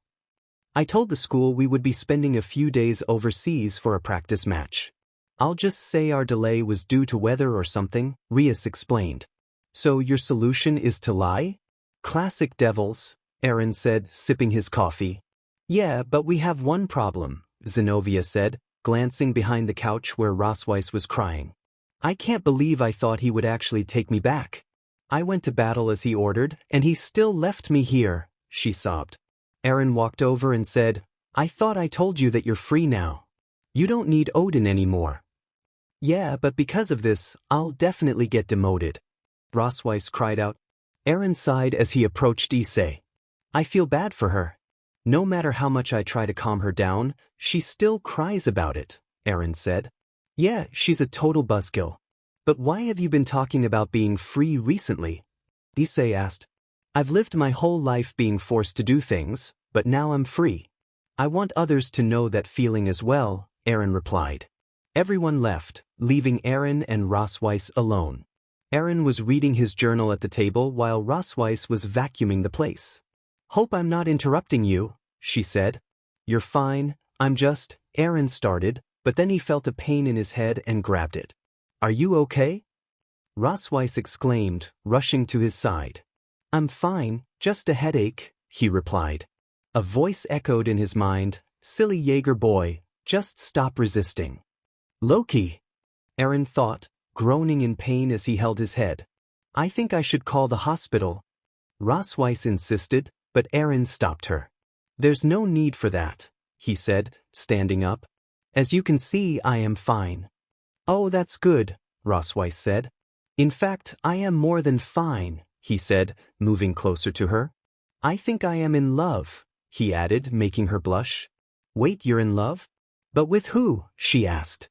You, he replied, inching closer. Get away from me, she shouted, pushing him away. I know you're not Eren Jaeger. I recognize that presence. You're Loki. Loki growled, shouting, Odin was right. You're nothing but a foolish hag who will never find a lover. He lunged at her, but she dodged. Loki, let Eren go, she commanded. Loki chuckled. I don't think I will. He has a nice body and amazing powers that I've never heard of. Rossweiss grabbed her spear and charged at him. Loki dodged her attack and kneed her in the stomach. She quickly recovered and managed to slice his cheek. Loki stepped back, surprised. This is amazing. The cut on his cheek began to heal due to Eren's Titan abilities. It seems he can heal. This is incredible. I'm glad this idiot ate me. Loki said, turning to Rossweiss. How about this, Odin's assistant? Join me. Why would I do that? She shouted. Think about it. I get this new body, and you finally get what you want, a lover, he suggested. Rossweiss blushed and replied, Stop trying to play with my feelings, I'll save Eren. Loki laughed. All right, how about this? He dashed to the table, grabbed a knife, and aimed it at his stomach. I'll kill this boy. Rossweiss stared at him. Did you forget he can just heal from that? Loki paused, then said, Oh yeah. He threw the knife aside. Fine, I'll just kill you. He rushed toward her and tackled her to the ground, pinning her down. You're going to die without ever having a lover. Just then the front door opened, and everyone else entered. That was a good outing. I wonder what Eren and Rossweiss are doing. They stopped, seeing the two on the ground. Eren, what are you doing? Ireina asked, a shadow covering her eyes. This isn't Eren. It's Loki. Rossweiss shouted. Are they doing roleplay? Issei whispered to Kiba. Loki covered her mouth and said, Yes, today will be the day we announce this. Rossweiss and I are dating. Everyone stared at them and Issei said, What did you do to my brother? Loki's eyes widened. What do you mean, brother? Issei summoned his sacred gear. Do I look stupid? I know my brother, and he doesn't go for girls. He prefers to be alone in his room reading books. Inside Eren's mind, he was pleased that his brother recognized it wasn't him, but he wished he hadn't said it like that. Loki sighed and stood up. Fine, you got me. I surrender, he said, raising his arms. As everyone closed in on him, he shouted, You fools, now face the wrath of a Titan god. He bit his hand, but nothing happened as blood dripped down. Huh, how does he do this? Loki muttered to himself, biting his hand in frustration. Why can't I transform? I just want to transform, he shouted. A voice interrupted him, That's the part you don't understand. Zeke entered through the front door, walking toward Loki as he continued speaking. You think it's easy to transform into a Titan, but it's much more complicated. Why don't you tell him, Eren? Zeke said, injecting something into his throat. Loki watched in shock as Eren's body collapsed to the ground. Eren!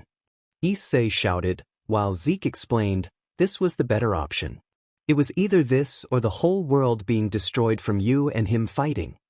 Inside Eren Yeager's dark mind, Loki searched for a way out. Where do I get out? There has to be a way out. Where is Eren Yeager? He shouted. Suddenly, he felt a warm wind behind him and turned around, his eyes widening in disbelief at the monstrous titan before him. The scene shifted abruptly, accompanied by a scream. Issei and Zeke stood next to Eren's body, waiting for him to wake up. One of Eren's eyes opened, followed by the other. Are you Eren or Loki? Zeke asked. I'm Eren, he replied. How do we know that? Loki tricked Rosweiss. We should ask him some questions, Issei suggested. Okay, ask me anything, Eren said. Where would we hang out when we were little? Issei inquired. Eren chuckled. That's easy, the park. We used to pretend we were characters from that anime you watched and debated who was the strongest.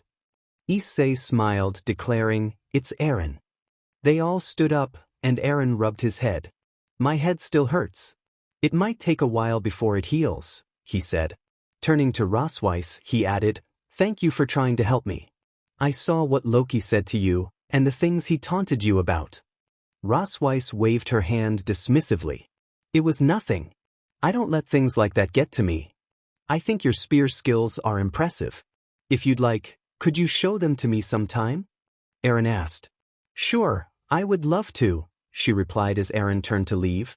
Wait a minute, did he just ask you out on a date? Rhea said, causing a stir.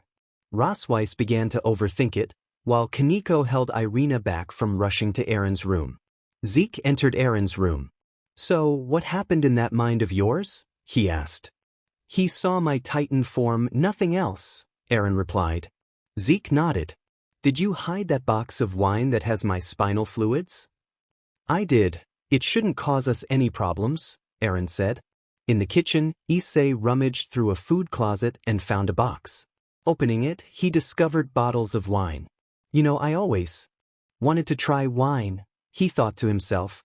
Just then, the bottle was taken from his hands. Kids your age shouldn't drink this, Rosweiss said, returning it to the box. I wasn't thinking about drinking it, I was just looking, Issei defended.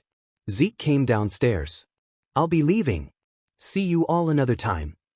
The next day, Eren, Ireina, and Zenobia sat on a couch with a communicator in front of them. On the other side, their friends were trying to set it up. Does this go here? Heng asked. I don't know, but can we just get this set up? Levi replied. I think I fixed it. Heng exclaimed, her face appearing on the screen. Hello? Can you guys see me? She asked.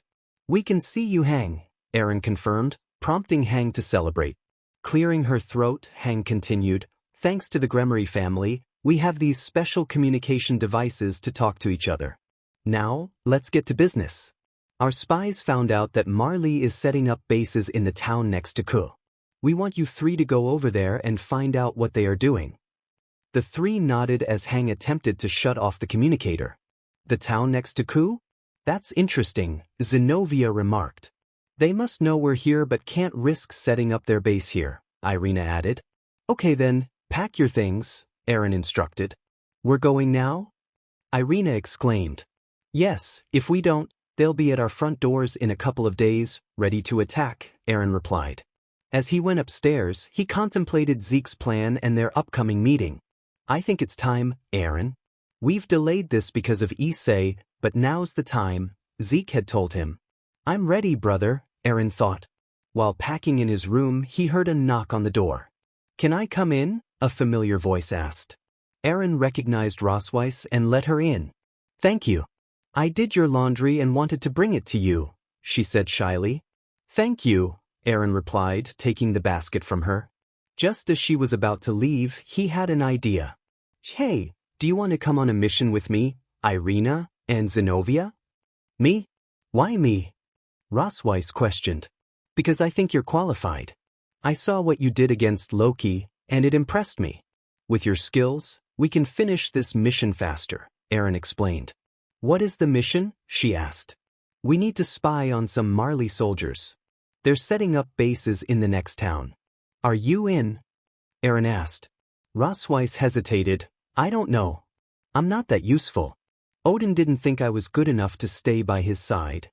You need to forget Odin, Eren said, placing his hands on her shoulders. Odin was wrong for leaving you here. He didn't see your full potential, but I do, he assured her. Rosweiss met his gaze, then looked away. I guess I'll go, she finally said.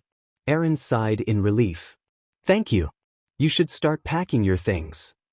He closed the door as Rosweiss headed to her room. Rosweiss pondered to herself, does Eren really believe I can be useful? Why does he keep trying to encourage me? Since Eren had entered her life, he had been a constant source of support, especially after Odin had left her. She found herself wondering about the significance of his faith in her abilities. Meanwhile, in a neighboring town, a man sat confidently on a throne. Ku, the city where both Eren Hyoudou and Issei Hyoudou reside. Coincidentally, they are brothers, he remarked with a chuckle. This is perfect. Knowing the Survey Corps, they'll send Hyoudou here. While he's occupied, his brother will be unprotected. If I want to harness the power of the Titan, I need a suitable host, and he is the ideal choice. Eren and the others had arrived in the city and were currently on their way to a hotel. The four of them entered, and Eren approached the receptionist. I have a reservation under Eren Hyoudou, he informed her as she handed him the key. He and the others made their way to their room. This is it, Eren said as they entered the room, which contained 2 beds and a couch. Eren placed his bag in the closet while the girls began to unpack. I claim this bed, Ireina exclaimed, jumping onto the farthest bed. That's unfair, Ireina. Zenobia protested. Eren watched their playful argument as Rosweiss walked over to him. Eren, where are you going to sleep? She asked, causing the room to fall silent. She's right, there are only 2 beds. That means Eren will have to sleep with one of us, Ireina pointed out. Actually, I won't, Eren replied, revealing that the couch was a pull-out bed. To make sure all of you have your own beds, I'll sleep on an air mattress that I packed. You're no fun, Eren, Ireina said, settling onto her bed. Eren moved to the window and gazed outside, taking in the city with its tall buildings and lights. We should head out now, Eren suggested. But we just got here. Ireina questioned. The night is the best time to sneak around the city. We should use this time to track down the Marley bases and see what they're up to. They all geared up and left the hotel. We'll split into groups of 2. I'll go with Rosweiss, and you 2 will be a group, Eren instructed. The girls agreed and headed off in their respective directions. Based on what Hang has told me, they should be using trucks to bring in materials, Eren said, and Rosweiss nodded as they walked down the sidewalk. Suddenly, a man who appeared to be drunk stumbled into Eren. Watch where you're going, the man shouted. Eren turned to him, giving him a fierce glare. You think that's supposed to scare me? The man sneered, noticing Rosweiss. Hey pretty lady, why don't you leave this guy and come with a real man like me? Rosweiss opened her mouth to respond, but Eren intervened, grabbing the man by the shoulder. Leave her alone, he said firmly. What are you going to do about it? The man began, but he was cut off as Eren punched him in the face. The world has no need for people like you, Eren stated, encasing the man in a crystal that connected to the floor. Let's go before anyone sees us, he urged, and they began to run. They dashed into an alley, where Rosweiss expressed her gratitude. I didn't know what I was going to say to him, so thank you, she said. It's fine, soon there won't be people like him anymore, Eren assured her. Huh, Rosweiss replied, just as they spotted trucks that matched the descriptions Hang had given them. Those must be them, Eren exclaimed, and they quietly followed the vehicles. Meanwhile, back in Ku at the Hyoudou household, Zeke, Issei, and the others were playing Uno. Uno out, Issei declared as he placed his last card. Everyone groaned while Zeke chuckled. Good job, little brother, he praised. Come on, man, you let him win, Kiba remarked, and Zeke laughed just as they heard a knock on the door. Were you guys expecting anyone? Zeke asked. No, and it can't be Mom and Dad since they would have just used their keys, Issei replied. You all stay here, I'll check who it is, Zeke said as he walked to the door. He opened it and asked, "Yes?" In an instant he fell to the floor, leaving everyone in shock. "Zeke!" Issei exclaimed as a man in a cloak entered the house. "Who are you?" Rias shouted at him. The man lifted his hand, and a bright light emanated from it, causing them all to lose consciousness. Masked individuals entered the house, tying them up and taking them away. "Remember, the ones who matter are the Red Dragon and the Beast Titan," the man said.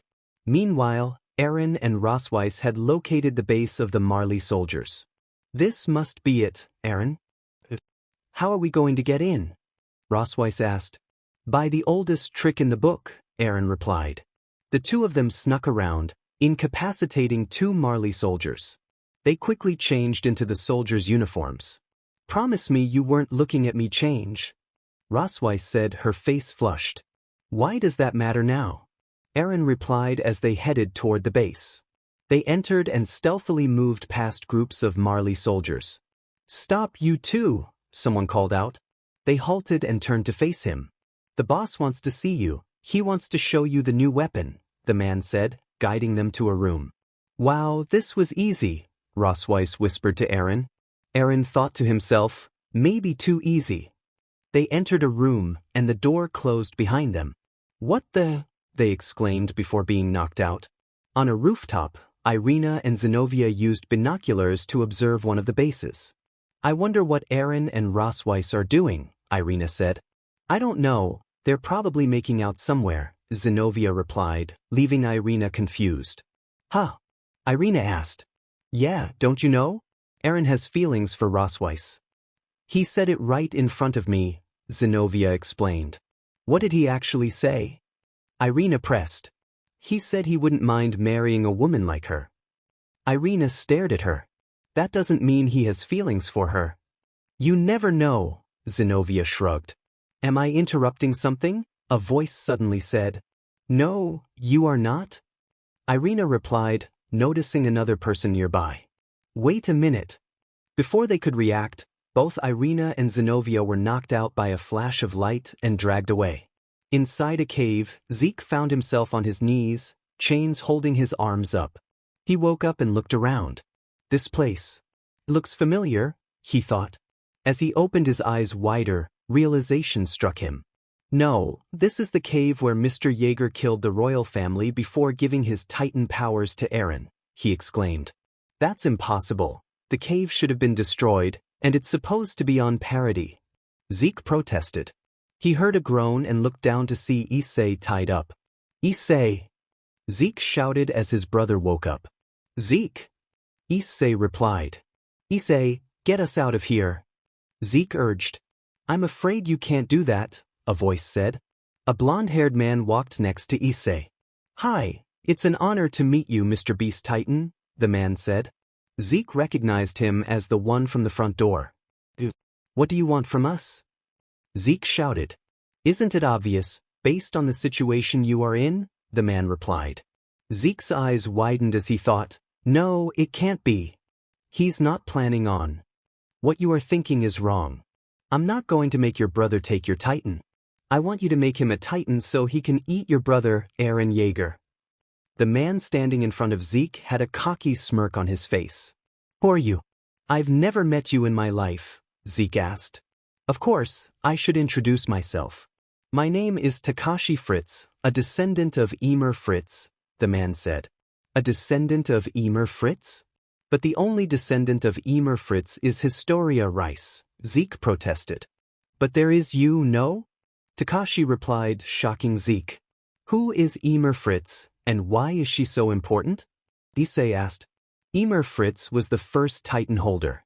All the people on Parody are subjects of Ymir." "You are a subject of Ymir," Takashi explained to Issei. "You didn't answer my question," Zeke said, and Takashi sighed.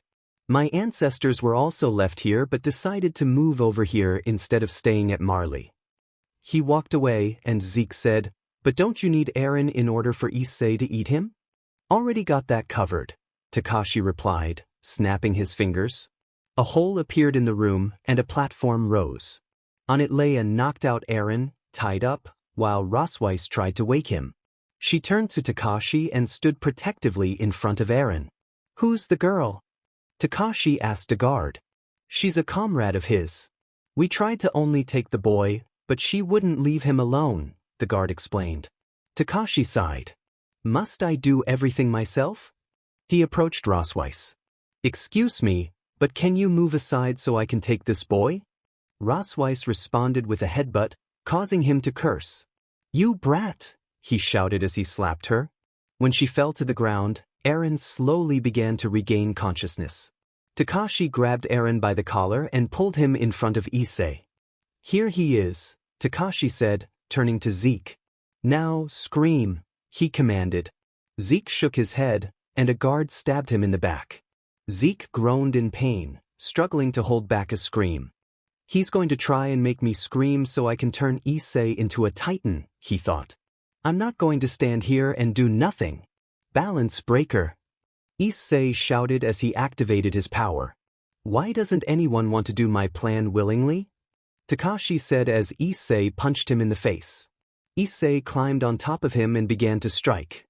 After a moment, he stopped, and Takashi's face was covered in blood.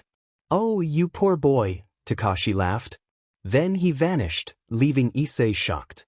"Where did he go?" he shouted. "They say," Zeke said, looking up. Issei turned around and gasped as he saw Takashi in the air with devil wings. "Did I forget to mention that I'm half devil?" Takashi asked with a smirk. "Devil or not, I'll defeat you," Issei shouted as he leaped towards his opponent. "Witness my power, Red Dragon," he declared, and sparks of energy began to crackle around him. Suddenly, a bolt of lightning struck the ground where he had been, halting Issei midair. Meanwhile, Ireina and Zenobia were awakening in an unfamiliar place. "Where are we?" Ireina asked, looking around. Zenobia scanned their surroundings and replied, "I don't know, but it seems we're in a cell." They stood up and approached the bars. "Hello," Ireina called out, but Zenobia quickly shushed her. "You don't know who else might be here," she warned. "Ireina? Zenobia?" A familiar voice echoed. "That voice, Rias?" Ireina exclaimed. Down the hall, Rias and the others were also trapped. "Yes, it's me. Are Eren and Rosweiss with you?" Rias inquired anxiously. "No, they're not," Ireina answered. "Issei and Zeke are missing too," Rias added. "I wonder what they want with them," Zenobia pondered. Suddenly, the ground began to shake, causing them all to panic. "What's happening?" they cried out in unison. Back with Issei, he was witnessing a terrifying sight. Before him stood a titan unlike any he had seen before, adorned with horns, devilish wings, and glowing red eyes. The titan let out a deafening roar, while Zeke stared in confusion. "This can't be real, there are only supposed to be 9 titan powers," he exclaimed. The titan, Takashi, swiped at Issei with its claws, but Issei managed to dodge the attack. He charged at Takashi, only for the titan to evade him and seize him instead. A red orb began to form in Takashi's hand. "He can use devil powers," Issei shouted just before being engulfed by the orb. He was thrown to the ground with a heavy thud, grunting in pain as Takashi stepped on him. The titan then grabbed Zeke, beginning to crush him. Zeke groaned, desperately trying to suppress his cries of pain. "I will not scream," he shouted in his mind. Takashi growled as he continued to apply pressure, and Zeke could no longer hold back. He screamed in agony and turned to Issei, calling out, "Issei!" "Drake," Issei said, his voice strained. "Yes, boy," the red dragon responded. "I don't feel so good," Issei admitted as he was enveloped in a radiant light. An explosion erupted where Issei stood, and Zeke watched in horror. Eren finally regained consciousness and got on his knees, staring at the massive dust cloud as a titan charged toward him. His eyes widened as Rosweiss slammed him against a wall with her spear. "Eren, get up," she shouted, holding Issei back. Eren's mind raced with questions. What had happened while he was unconscious? What was that titan? He turned to Takashi, realizing, wait, another titan? "Issei!" Zeke cried, tears streaming down his face. Takashi shoved Zeke aside, causing him to hit his head and fall unconscious. "Zeke!" Eren shouted. Takashi advanced toward Rosweiss, who was still restraining Issei. "That's enough," he yelled, slashing at her. She managed to pull Issei away just in time to avoid the attack. "Why risk your life for people like these? People who are cursing this world?" Takashi shouted. Eren thought to himself, is he really talking? Finally, he found a way to free himself. He kicked Issei, and both he and Rosweiss stumbled against a wall, falling to the ground. A rock landed on Issei's leg, trapping him. Takashi seized Rosweiss, pulling her close. "Now, you're going to die without ever experiencing the joys of life," he said, opening his mouth menacingly. In her mind, Rosweiss reflected, he's right, I never experienced life the way I wanted. I never had the chance to do the things I wanted to do or even have a boyfriend. "Let her go!" Eren shouted, stopping in his tracks. "Rosweiss is a great person, someone I wouldn't want involved in this. She's kind, appealing, brave, and a warrior. Someone like you doesn't understand what she's been through. And she has something you don't, freedom." A moment of silence followed, and then Takashi began to laugh. "What a generic heroic speech. Do you give this to all your friends in danger?" he taunted. "My friends are the most important people to me, which means Rosweiss is important to me too." Eren retorted. "That's so nice, Eren," Ireina said, appearing behind him. He turned to see the others standing there. "You guys, what were you doing while all of this was happening?" he shouted. "We just arrived. But what's going on? Where's Issei?" Rias asked. Eren pointed toward the titan form of Issei, who was about to escape. "That's Issei. Takashi forced Zeke to turn him into a titan to eat me. After that, I don't know what he's planning. But I have a plan to turn Issei back. We just need him to eat Takashi and gain his powers." The others agreed, saying, "We'll hold him back until you defeat Takashi." Eren nodded and bit his hand, transforming into his titan form as he charged at Takashi. He crystallized his knuckles and punched Takashi, who retaliated by slicing Eren's chest and one of his eyes. Eren grabbed Takashi's head and slammed it against the wall, dragging it along the surface. Issei managed to free himself from the rock and began searching for someone to eat. "Issei, over here," someone shouted. He turned to see Zenobia and started running toward her, but Kiba jumped onto his head. "Sorry, buddy," he said, stabbing Issei's head. Issei roared, trying to shake him off. "Make sure he doesn't eat you," Rias shouted, glancing at Eren and Takashi's fight for a moment. Takashi's face was nearly destroyed, revealing parts of his skull. He slashed upward at Eren, grabbing his neck and slamming him to the ground, preparing to punch him. Eren summoned crystal spikes from the ground, impaling Takashi's body. Takashi struggled to rise and turned to the others, roaring as they froze in place. "What's wrong?" Ireina asked. "I can't move," Rias exclaimed. "That did something to us," Aquino shouted. "It must only affect devils because I can still move," Ireina said, rushing toward Issei. Eren stood up and grabbed Takashi's head, lifting it, but was blasted away, crashing into a wall as Takashi approached him. He grabbed Eren and spread his wings, flying into the air before slamming Eren back to the ground. "I'm very injured. I need to run away and let them fight each other," Takashi thought. Suddenly he felt a sharp pain in his neck. "Huh?" he shouted, feeling another slash. "Who is it?" he wondered. He finally spotted the attacker. "It can't be Ackerman." Takashi threw a claw at Levi, who spun around it, slicing it into pieces. Levi glided toward Takashi's legs, cutting them apart. Takashi began to fall as Levi climbed onto his back, slicing at him. Takashi attempted to fly away, but Levi severed his wings before he could take off. He yelled in pain as he crashed to the ground. Turning to the others, he said, "Let the boy go, it's lunchtime." The others nodded and fled from Issei, who spotted both Levi and Takashi. He charged at them as Levi said to Takashi, "You were a true devil." Levi glided away just as Issei bit into him, consuming him in one swift motion. Eren emerged from his titan form and landed on the ground, slightly wounded from the fight. He was about to collapse when both Zenobia and Ireina caught him. They walked to the others, watching as Issei's titan fell to the ground. Emerging from his nape was Issei himself. Everyone rushed to him, surrounding him to ensure he was okay. Time passed, marked by a montage of the Survey Corps defeating the soldiers above. A long time ago, some devils tried to recreate Titan transformation, resulting in their own Titan shifter, which they called the Devil Titan, Surzek explained to everyone in the room. We thought we could destroy it, but we failed, and it fell into the hands of Takashi Fritz, a royal descendant of Emer Fritz. But now that power belongs to Issei. So, now all three brothers are Titan shifters? Rias asked, and Surzek nodded. And that means I only have 13 years left to live, Issei said, drawing everyone's attention. We don't know how many years Takashi Fritz had his power, but it seems his time was about to end, Erwin added. Issei looked down and Eren asked, Are you okay, brother? Issei looked up and smiled.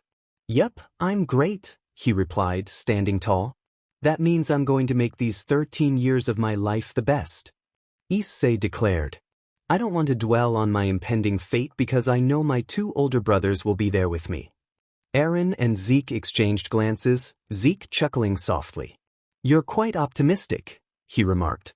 Issei nodded, and Surzek added, This is actually beneficial for us. From what we've discovered, it seems when the Devil Titan roars, any devils in the vicinity can follow its commands. He then turned to leave, saying, Well, I'll be going. Good luck with your new powers, brother. With that, he teleported away. I want to start learning how to control these powers now. Zeke, do you think you can help? Issei asked eagerly. The brothers nodded, and Issei headed to another room. I'm going as well. I need to report all of this to the others, Erwin said. He turned to Eren and added, Keep up the good work here. With that, he left the house. The brothers were about to follow Issei when someone tugged on Eren's sleeve. He turned to see Weiss standing behind him.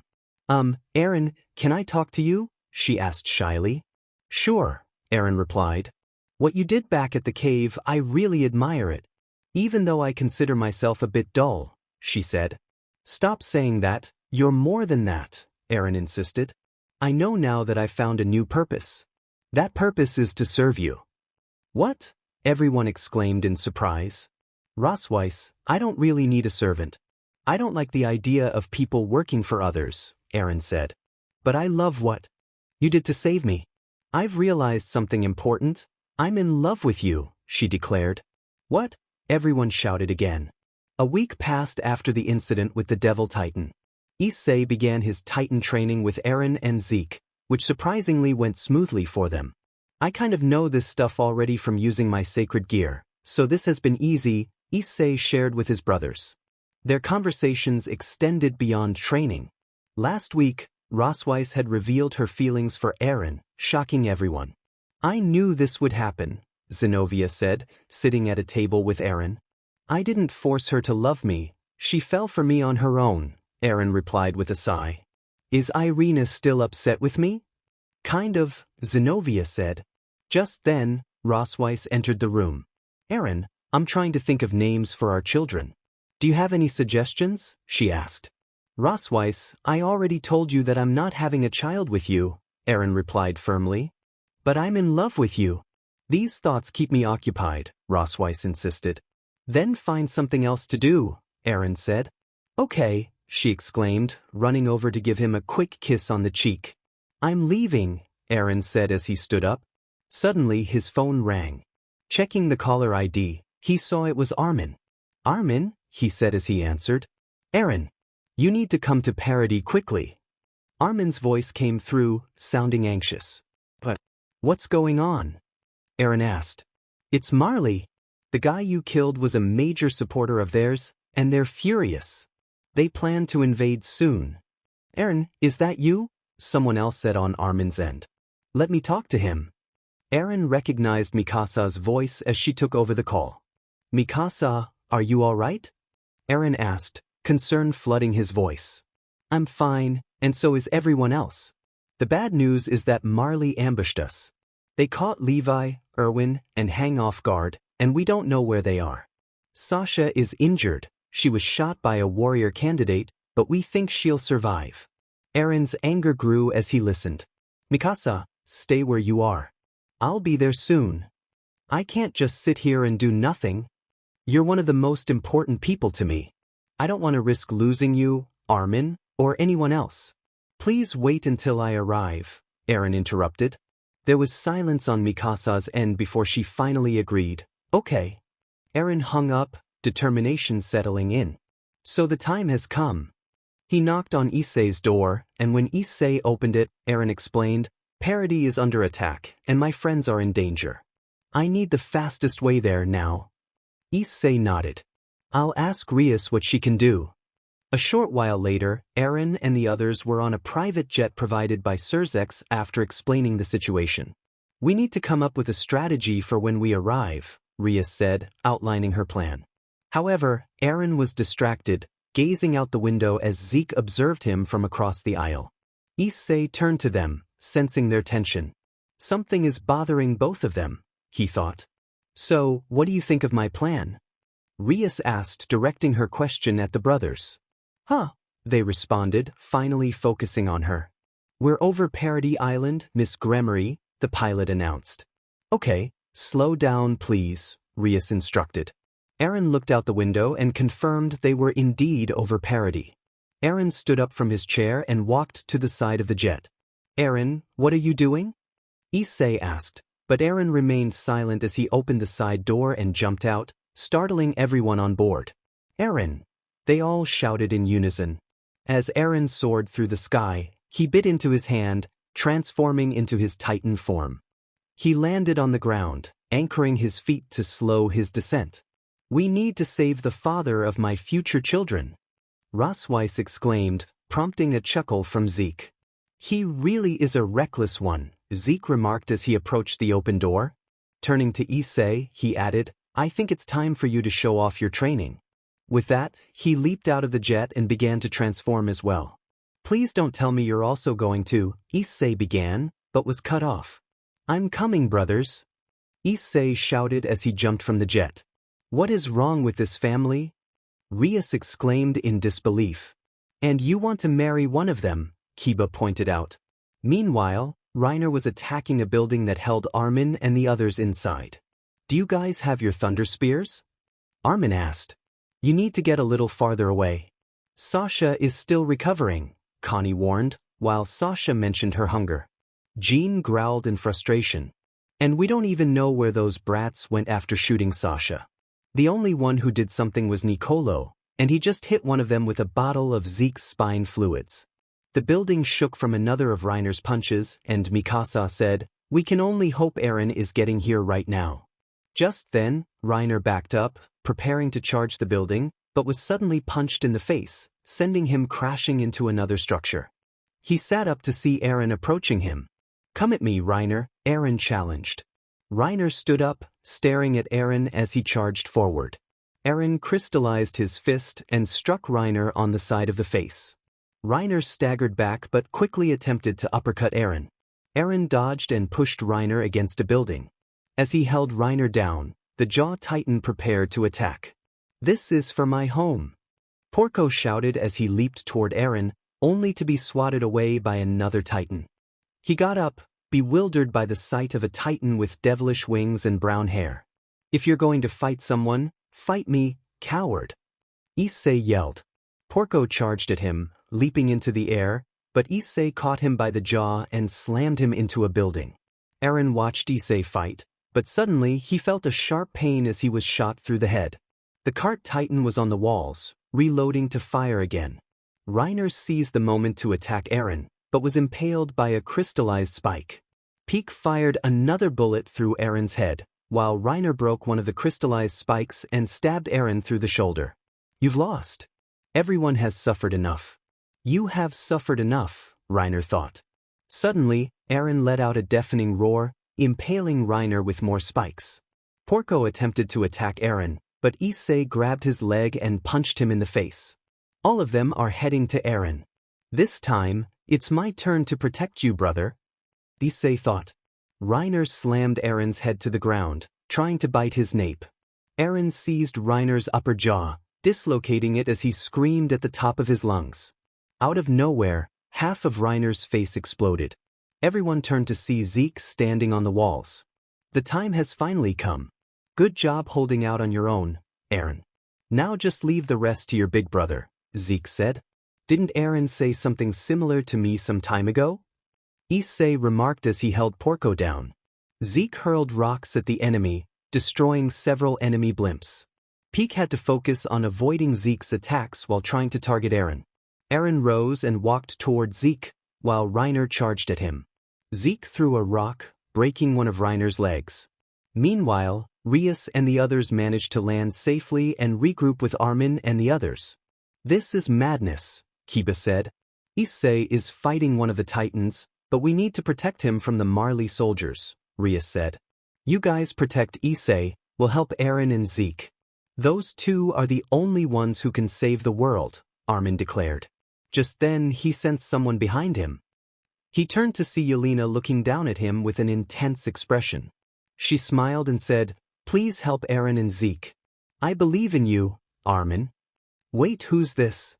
Rias asked, confused. We've never met before, but I am Yelena, a supporter of Zeke, who wants to ensure his plan comes to fruition, she introduced herself. What plan? Rias inquired. Eren moved closer to Zeke as Zeke eliminated anyone who tried to interfere. He was relieved that Peak had been taken down, but then he felt a sharp pain in his neck as someone shot him from behind. The two brothers watched in horror as Zeke fell from the wall, crashing to the ground. Eren rushed toward Zeke, but Porco bit into his leg. Using one of his crystallized fists, Eren smashed the side of Porco's face. Just then, he was shot in the back of the head as Reiner pushed him down. Zeke slowly got up and said, Eren, I will summon the Titans. Please wait, someone shouted. Emerging from the side of a building were two boys. It's Falco. He drank some of your spinal fluid. Please don't scream. Mr. Zeke, please, one of the boys pleaded. You know me, don't you? I'm inheriting the beast, so they won't send my family to heaven. I never understood your intentions, even before you betrayed us. But the Zeke I knew wouldn't drag kids into this. Mr. Zeke, I just want you to wait until Falco is out of range of your scream. Colt, you care for your little brother. So do I. It is truly a shame, Zeke replied as he roared into the air. Throughout the village, many people transformed into Titans. What is going on? Gasper asked, staring into the smoke. Watch out! Zenobia shouted as a Titan lunged at them. She pushed Gasper out of the way and sliced its nape. This doesn't make any sense. Why do Eren and Zeke want to euthanize all the Eldians? Rias asked. Does Issei even know about their plan? Zeke lay on the floor and called out, Get him, Falco. Get Reiner. Falco rushed toward Reiner, attempting to attack him. Reiner held both Eren and Falco down by their necks. Eren kicked Reiner in the face and started to run. Reiner grabbed one of Eren's legs, causing him to fall. However, Reiner couldn't focus on Eren as Falco began trying to bite his nape. Suddenly, Zeke was shot in the side of the head as Peak continued her assault. Fortunately, Armin and the others began attacking her. Falco persisted in trying to bite Reiner's nape until he accepted his fate. But he stopped when he noticed someone approaching. I used all my powers to heal my body. But I'm not going down for nothing, Porco said, half of his face missing. Falco ran toward him, devouring him. Reiner, filled with rage, slammed his fist into Eren's mouth. Eren used his hardening ability to escape his Titan form and began running toward Zeke, while Issei also emerged from his Titan. Rias and the others caught up to Issei. Issei, are you okay? She asked. Eren. Issei shouted as he dropped to the ground, urging his brother to come closer. Eren, over here. We're closer to you, come over here. Eren turned to his brother but looked away, continuing to run toward Zeke. Issei stood in shock as Eren refused to approach him. What? But we were closer to you, Issei said, his friends yelling for Eren to come back, insisting they would help him. Just shut up. None of you know what is truly going on here, Eren thought to himself. Zeke reached out his arm as Eren drew near. Suddenly, Eren noticed a girl with a gun in her hands. It all happened so quickly that no one could believe it. With one bullet through his neck, Eren's head went flying. Eren! Issei shouted in horror. Everyone stood frozen, watching in disbelief. Issei fell to his knees, tears streaming down his face. Rias tried to comfort him while the others attempted to console Ireina and Rosweiss. Far away, a cup fell from a table. "Are you okay, Serafal?" Surzex asked during their meeting. "I just felt something," she replied. Surzex fell silent, sensing that something significant was about to happen. Memories swirled around as Eren stood before a tree-like shape of light. "Where am I?" he asked. "The coordinates where all paths converge," Zeke answered, sitting on the sand with chains holding him down. "This must be where members of the royal family who inherit the founding titan come when they use its power." "Brother," Eren said, "I've been waiting for so long, Eren. For you to recover and awaken. It feels like I've been sitting here for years." "Have years truly passed already?" Eren asked. "I'm not sure. What happens here occurs in a flash over there. Gabby blew your head off, but we managed to connect before you completely passed on. We succeeded. We gained the power of the founding titan," Zeke explained. Eren turned around and saw a little girl. "Someone's here?" he asked. "Don't worry, that is Ymir, the founder," Zeke told him. "How do you know it's her?" Eren inquired. "Who else would be wandering out here? I believe she has always been here, molding titans from this clay every time we sought their power." "All this time?" Eren said. "Eren, you must command our founder. The time has come for our dreams to be realized," Zeke urged. "Why do you have those chains?" Eren asked. "You noticed them? Thank you for your concern. These chains keep me from acting freely here. In other words, the vow to renounce war. You're the only one able to move freely here, which makes you the only one who can command our founder. My dream, Mr. Xaver's dream, and your dream. Please, you must save the world. Tell the founder to give every Eldian a body that will never be capable of creating children. Everything else can wait." Zeke insisted. "You want me to euthanize every Eldian?" Eren turned to his brother and said, "There is no way I could ever go along with a plan that messed up." "I was just playing along to get here," Eren said. Zeke began to cry. "As long as there are Eldians, the hell will never stop. If you don't do this now, the bloodshed will never end.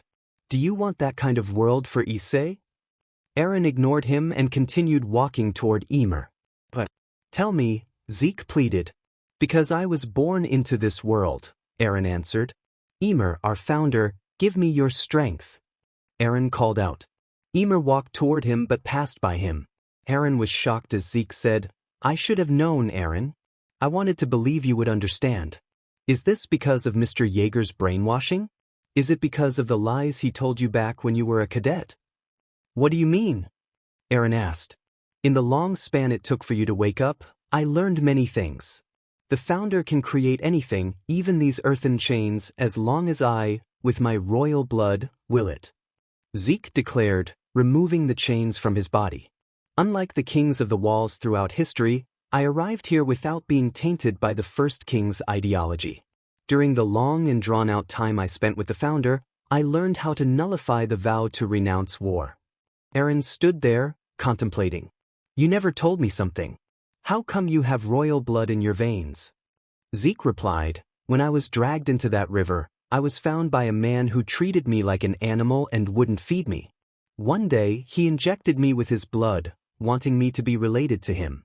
Out of nowhere, he died from a heart attack. It seems he was a descendant of Ymir, as he had royal blood running through his veins. It was people like him that made me want to execute this plan." Zeke continued to explain about Ymir and how he obtained the founding Titan's power. Eren suddenly realized his arms were chained to the ground. "I'm glad I waited to hear how you truly felt," he said. "Clearly, you have been influenced by that man. It isn't your fault that we both had terrible figures in our lives. I had someone who saved me. You needed someone to rescue you as well. I swear I will not abandon you. I will use the power of the founder to help you." "Stop it, there's no point," Eren replied. "When I save the world, it'll be with you," Zeke said, bringing their foreheads together. Zeke fell to the ground as he processed the truth. You haven't gotten to the part where I ate the old man, Eren remarked.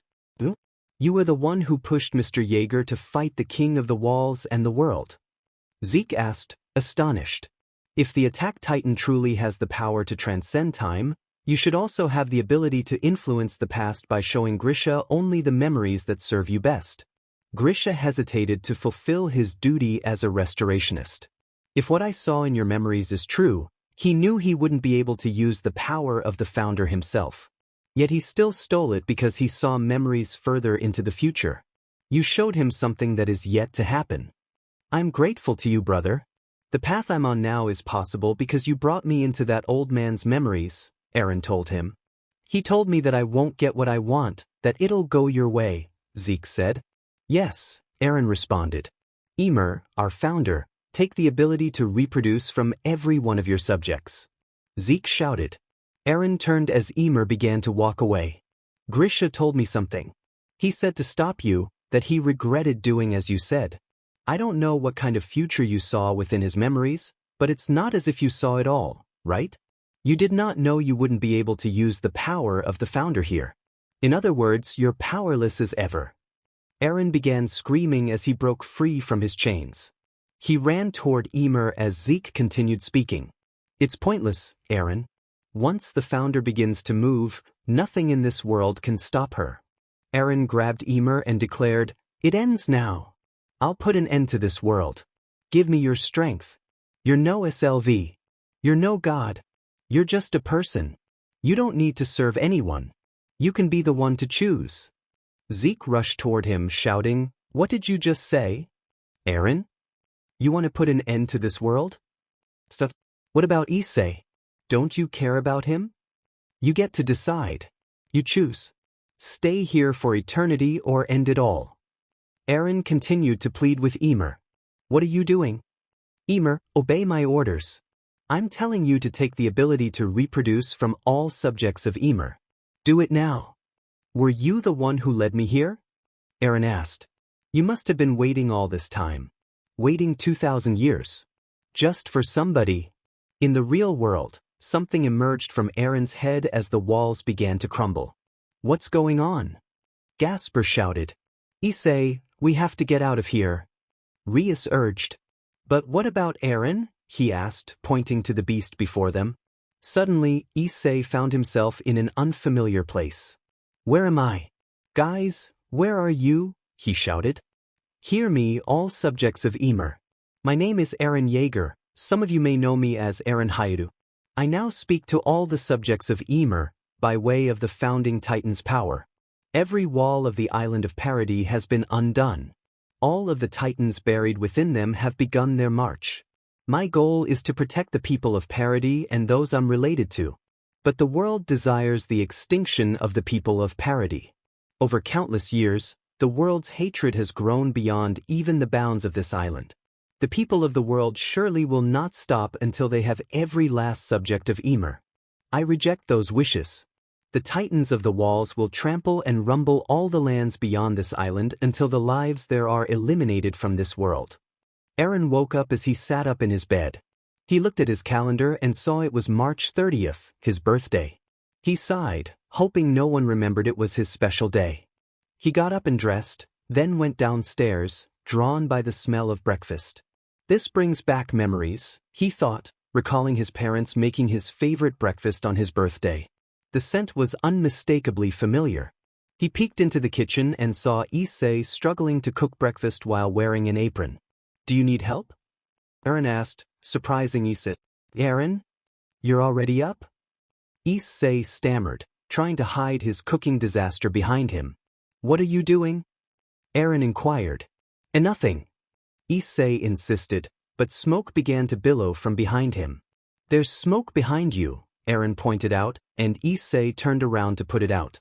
Let me guess, you're trying to make the same breakfast Mom and Dad used to make for my birthdays? Eren said. Issei sighed. Yeah. They called me and asked me to do it. They said they should be here later to celebrate your birthday with us. Eren went to check on Issei's cooking, and to be honest, it wasn't bad. It was a little burned, but aside from that, it looked like something his mother would make. Issei served it to Eren just as the others were finally waking up and coming downstairs. The aroma of breakfast filled the air, and the sight of Issei in an apron caught Rias's attention. "Oh, did you cook breakfast for us, Issei? How nice of you," she said, giving him a kiss on the forehead. Issei chuckled nervously and replied, Actually, I only made breakfast for Eren." "What? But why only Eren and not for all of us?" Rias asked, her curiosity piqued. "You see, today is Eren's." Issei turned and saw Eren giving him a fierce look, a clear signal to keep quiet about his birthday. "Today is Eren's engagement party," Issei said, struggling to come up with a convincing explanation. "What?" everyone exclaimed, while Eren face-bombed. "Eren's engagement party? Who is he marrying?" Rosweiss asked, stepping forward. "Who is it? Is it Ireina, Serafal, or that girl Mikasa?" "I knew it. You guys were getting too close." Tears began forming in her eyes. "Well, you can't marry her because I'm Parody, and you're the father." Eren sighed and said, "You can't be Parody because we've never slept together. Also, I'm not engaged." "Then what day is it?" Kiba asked, and Zenobia suddenly remembered. "Oh, it's your birthday," she exclaimed, causing everyone to look surprised while Eren shot her a warning glance. "It's your birthday?" they all said in unison. "Why didn't you tell us? We should throw a big party." Rias insisted, but Eren shook his head. "I don't want a big party. A simple cake is all I need, that's it," Eren replied. "We can't have that. You're my future brother-in-law and I want to throw you a party," Rias said, pulling out her phone. She began texting someone, and Eren inquired, "Who are you texting?" Rias smirked and replied, "You'll see." Suddenly, a teleportation circle appeared in their living room, and Surzex and Serafal stepped through. "Happy birthday, Eren," Surzex said, while Serafal rushed up to him and hugged him tightly. "Happy birthday, my future king," she exclaimed. Eren felt a bit uncomfortable and asked, "Why are you guys here?" "Rias wants to throw you a big party, so we're here to help," Surzex explained, looking around the Hyoudou mansion. "I think this place is big enough for a big party," he added. Turning to Eren, he said, "Can someone take Mr. Jaeger out of the house for a while?" "I'll do it," 5 voices chimed in unison. Was Issei, Ireina, Zenobia, Rosweiss, and Serafal. "Issei, shouldn't you stay and help with the decorations?" Rias asked. But I want to hang out with Eren for his birthday. We used to have this thing we would do on his birthday where we would go to certain places," Issei explained. "That's fine, all of you can go. I'll just call some servants to help with everything," Surzex said. "None of this is necessary," Eren protested, but no one heard him. They all headed out the door, with Issei explaining their past birthday traditions. "First, we would go to the park and play on the playground," he said as they made their way there. "Aren't we too big to be playing on playgrounds?" Eren asked. "Come on, Eren, it's been 4 years since we last did this," Issei replied. When they arrived at the playground, they found some kids already playing. "See, there are kids here," Eren pointed out. "We could just go to something for more adults," Rias suggested. "And where is that?" Eren asked. They soon stood in front of a carnival. "Just think of the rides as swings and slides. Now come on," Rias urged as they entered. After a series of rides, they exited a roller coaster, and Zenobia, who had been sitting next to Eren, clung to his arm. "That was crazy," she exclaimed. "You slaughter giant monsters. You think this is crazy?" Eren replied. "After the park, we should go to a cafe for lunch," Issei suggested as they headed toward a nearby cafe. Upon entering, a waitress with pink hair greeted them. "Welcome to Todoroki Cafe. How can we help?" She paused when she saw Eren and Issei. "Eren, say," she exclaimed. The 2 brothers looked confused, but Ireina recognized her. "You guys don't remember me? It's been a while," she said. "It's me, Nino Nakano." "Who?" Eren asked, puzzled. Nino frowned. "You forgot who I am? You idiot, even after everything I did for you." "I remember now. You're the girl with the quintuplet sisters. I kept getting you girls confused," Issei said as memories flooded back to Eren. At least one of you remembered me. Now, how many people are in your group? Nino asked. After they were seated, their orders were taken. That girl knew a lot about you. Was she an old flame? Aquino asked Eren. No, we just used to hang out. Mr. Yeager was a friend of their father, Eren clarified. Are you sure she's not some ex? Looking at her now, I realize I might not be worthy of being your bride, Rossweiss said, making Eren want to leave even more. As they left the cafe, Eren felt a tug on his sleeve. He turned to see Nino standing there. Here for you, she said, handing him a small box. Inside was a chain with a key. Where does this go? Eren asked. You'll just have to find out in the other story, Nino replied, leaving him confused. Eren nodded and gave her a quick kiss on the forehead before rejoining his friends. What took you so long? Issei asked. Nothing, Nino just gave me a gift, Eren said, showing off the chain. The last thing we should do is karaoke. Issei announced as they all headed to the karaoke bar. Everyone began singing their own songs as Eren sat quietly, wishing to leave. When they finally got home, they were greeted by a surprise of decorations. Surprise! His parents shouted, and Eren and Issei smiled at the sight of them. We made it just in time for our baby's birthday, Mrs. Hyoudou said. You're almost becoming a man, Eren, his father added. Please come to the table, Eren. The cake is ready, Serzex called. They approached a giant cake made for Eren. Just as they were about to sing Happy Birthday, there was a knock at the door. They opened it to find the entire Levi squad waiting outside. Hope we're not too late, Armin said. Once inside, they all sang Happy Birthday to Eren. Make a wish, Eren. Issei encouraged as Eren gazed at the candles. What should I wish for? Well, that's obvious, he thought as he blew out the candles. After the party, Eren went to his room. Everyone was tired, and most had already left. He sat on his bed and checked his phone, finding a text from Zeke. Happy birthday, little brother. I wish I could be there to celebrate with you. Eren smiled at the message just as he heard a knock on the door. It was Rossweiss. Hey, I wanted to see if you wanted some sake before bed, she asked. Sure, Eren replied. They spent the next hour enjoying sake before falling asleep on his bed. Eren felt glad that everyone remembered his birthday. Suddenly, Issei found himself lost in thought. One moment I saw Eren die before my eyes, and the next he transformed into a monster. Issei! Rias called, shaking him from his thoughts. Can you hear me? She asked, gripping his shoulder. He looked at her, confused. Did you guys hear that? Hear what? Rias asked. It was Eren. He was talking to me and others. He called us the subjects of Ymir, Issei explained. The others looked puzzled. He glanced around and noticed the walls had fallen, colossal titans marching away. Is this all Eren's doing? Zenobia asked. Issei scanned the area. Where's Zeke? The group realized that Zeke was missing. Suddenly, a titan lunged at them, but Issei swiftly defeated it with a single punch using his sacred gear. We need to get to higher ground, he instructed. They used their wings to fly to a rooftop where they saw both Marley and the scouts struggling against the titans. The titans are attacking everyone, Rias said. That's not true. If Eren has the power of the founding titan, he should only direct them toward Marley, Issei argued. Just then, another titan attacked, and Zenobia swiftly sliced its nape while Issei remained in shock, trying to process everything. Hey! They heard someone call out.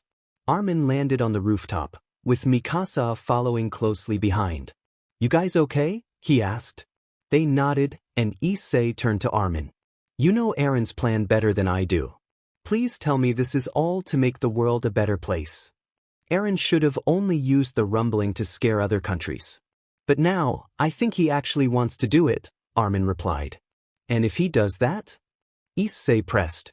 The whole world besides us could be destroyed, Armin said. Issei stood in shock, unable to believe what he had just heard. If what Armin said was true, then one thought consumed him. Is Eren trying to destroy the world? We should head to the fort. All the surviving soldiers should be gathering there. You can follow us, Armin said as he glided away. Mikasa stayed behind and turned to Issei. Eren's not a bad guy. Remember that, she said before following Armin. We should follow them, Issei said, and they took off after the others. They arrived at the fort, which was swarming with titans. We have to get rid of them, Jean told the group. They all prepared for battle against the titans. After defeating all the titans, they entered the fort. There, she should be better now, Asia said, having just finished healing Sasha. Thank you for healing her, both Connie and Nicolo expressed. What are we going to do with her? Ireina asked, pointing to a brown-haired girl. She's the one who shot both Sasha and Eren. We should deal with her now, Jean said. How did she get here? Zenobia questioned. She and another boy snuck onto one of our blimps. We didn't know they were from Marley until Sasha overheard them talking, Connie explained. You devils stay away from me. I almost killed Eren Yeager and freed my people from this nightmare he put us in. Don't talk about Eren like that, Issei interrupted. Where's Falco? I saw him eat Mr. Galliard's Titan. He should be the new Jaw Titan, Gabby asked. He's in the other room. When he wakes up, he probably won't remember what happened, Armin said, his eyes widening. Wait, Eren said he would undo all the hardening. Yes, so? Kiba asked. There's someone we knew who was stuck in a hardened crystal, Armin said, making the others realize who he meant. Just then, a teleportation circle appeared in the room, and Surzex and Serafal emerged from it. Brother!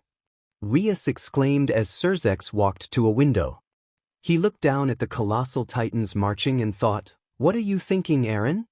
It seems that Eren Yeager is the one doing all of this, am I right? Surzex asked. He's wrong. Tell us he's wrong. Tell me that Eren is in the other room, being all serious like he usually is. Serafal pleaded, hoping the rumors were false. The group fell silent, their faces filled with guilt. Serafal's eyes widened as she sank to her knees. So it's true. Eren is the one doing all of this, she said, tears streaming down her face. Serafal slammed her fist on the ground, frustration boiling over. After everything we have done for him. After everything I have done for him. He's throwing it all away for his ridiculous plan. With one final strike, she exclaimed, I wish I had stopped him all those years ago. Why did I fall for someone like him? Sero, please calm down, Surzex urged, placing a hand on her shoulder. He turned to the others, seeking answers. Does anyone know how to stop him? I don't know. He never shared his plan with me. We can't ask Zeke, he disappeared right after Eren transformed, Issei replied. What about Levi? Maybe he has some insight, Surzex suggested. Levi, Hang, and Erwin were ambushed by Marley. They could be dead, Armin informed them. Surzex sighed, contemplating their dire situation. I have an idea, but some of you might not like it. We have to kill Eren. The room fell silent, shock evident on everyone's faces.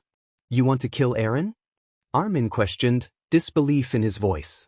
Surzex nodded. It's the only solution we have. No, it's not. Issei shouted, his voice rising. You don't understand my relationship with Eren. He's the one person I feel safe with. He went through hell for me. Now you want to kill him just because he's your enemy? That's absurd. Everyone was taken aback by Issei's outburst. Zenobia added, Issei's right. I see Eren as an older brother. I can't just kill him without talking to him first. Do you really think Eren will listen to us? Look outside. Is this the peace you all wanted? Surzex challenged them. But it's worth trying to talk to Eren, Mikasa interjected. And what if he doesn't agree with us? Surzex countered, leaving them momentarily speechless. We should kill him, Serafal declared, standing firm. Eren has been nothing but a JRK to us. He won't change, so what's the point of talking to him? How can you say that? After all the time you spent with him? Rosweiss retorted. He's deceiving you all. I see the real him now. We're going to kill Eren, whether you like it or not. Issei summoned his sacred gear, declaring, You'll have to go through me. Everyone gasped, and Serafal responded, So to kill Eren, we'll have to fight each other? You're not the only one who has devoted their life to him. Mikasa stepped beside Issei, drawing her blades. So, you want to fight us? she challenged. The room split into two sides, those who wanted to kill Eren and those who wanted to reason with him. Issei, please think this through, Rias pleaded. I am thinking. I don't need you to tell me what to do anymore, Issei shot back. You want to kill Eren? You'll have to go through us first, Zenobia warned. Kiba interjected, we should discuss this. We don't have to fight each other. The argument escalated until someone slammed their fist on the table. Can you all stop shouting? Hang exclaimed, entering the room. Hang! They all exclaimed in unison. Where are Levi and Erwin? Armin asked urgently. They're in the infirmary. After the attack, I was the only one conscious. I had to drag their bodies to safety. Then we received Eren's message. With the help of the cart titan, we made it back here, Hang explained. The cart titan? Everyone echoed. Hang took a seat and continued, it seems we're all arguing about what to do. Let's agree on one thing. We all want to stop Eren. We need to form a plan. Everyone calmed down, nodding in agreement.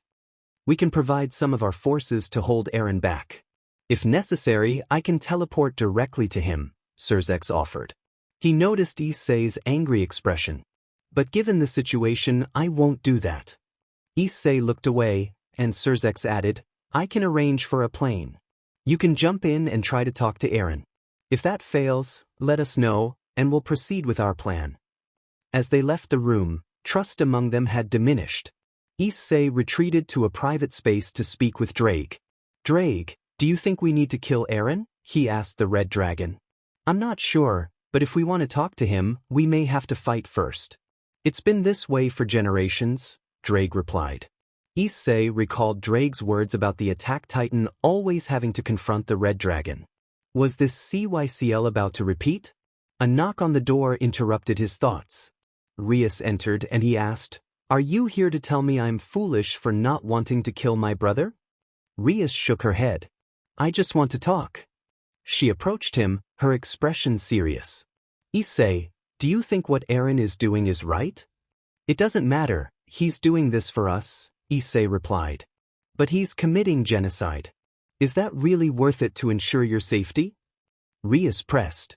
You wouldn't understand, you've lived in a royal family. Eren and his friends have suffered greatly because of them. He's seeking revenge for what they've done, Issei explained. Millions are dying.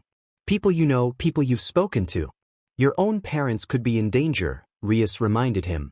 Issei looked down, tears welling in his eyes. I don't know what to do. I don't want to kill Eren, but he's causing so much destruction. Rias pulled him close, resting his head against her chest.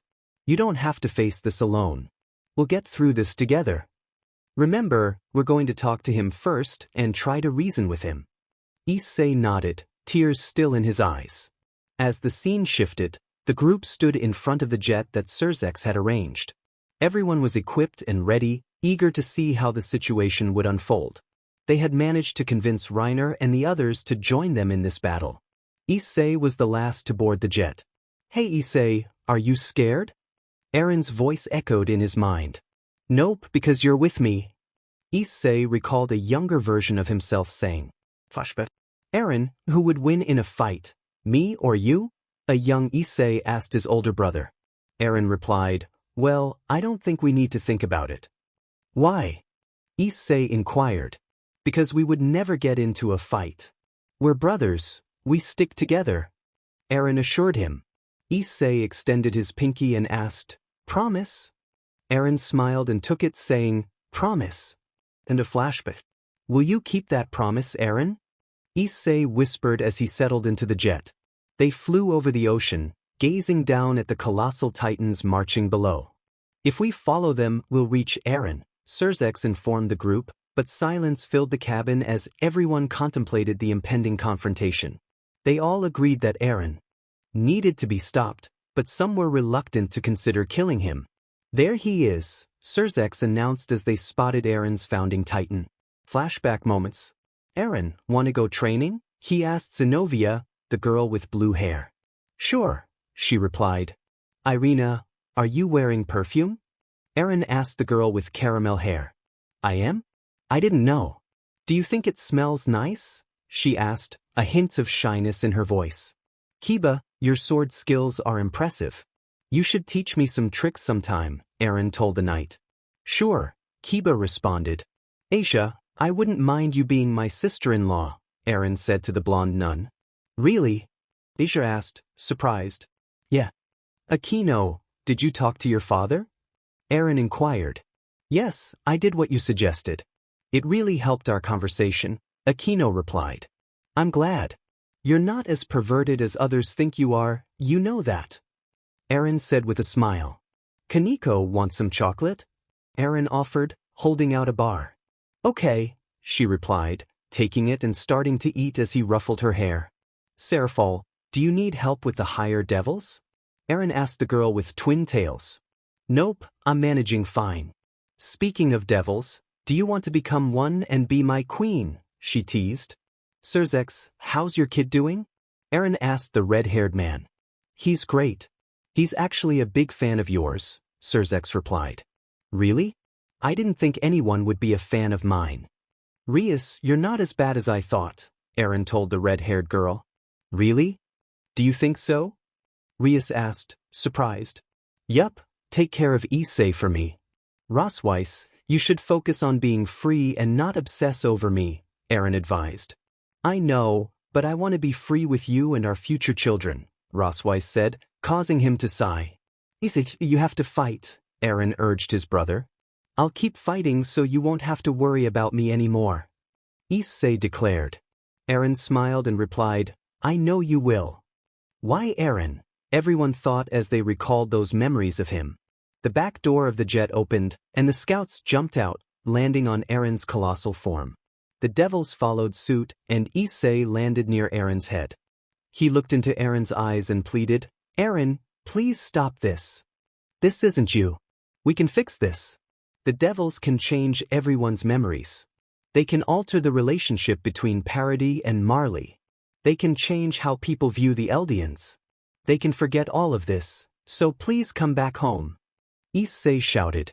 Eren continued to stare at him, but suddenly a titan lunged at Issei, swallowing him whole. Issei! Everyone shouted in horror. Titans began to appear, launching an attack on the heroes. Where did these titans come from? Rias exclaimed. I don't know, but I have a theory. I think they're the past titan shifters. Hang shouted. There are so many of them. Armin yelled as he defended himself against one. Levi and Mikasa went on a rampage, taking down every titan they encountered.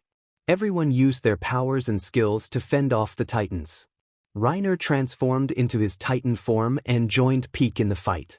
I knew we couldn't talk to him. He's always been like this. Jean shouted. Serafal defended herself against several titans, declaring, I'm going to kill Eren.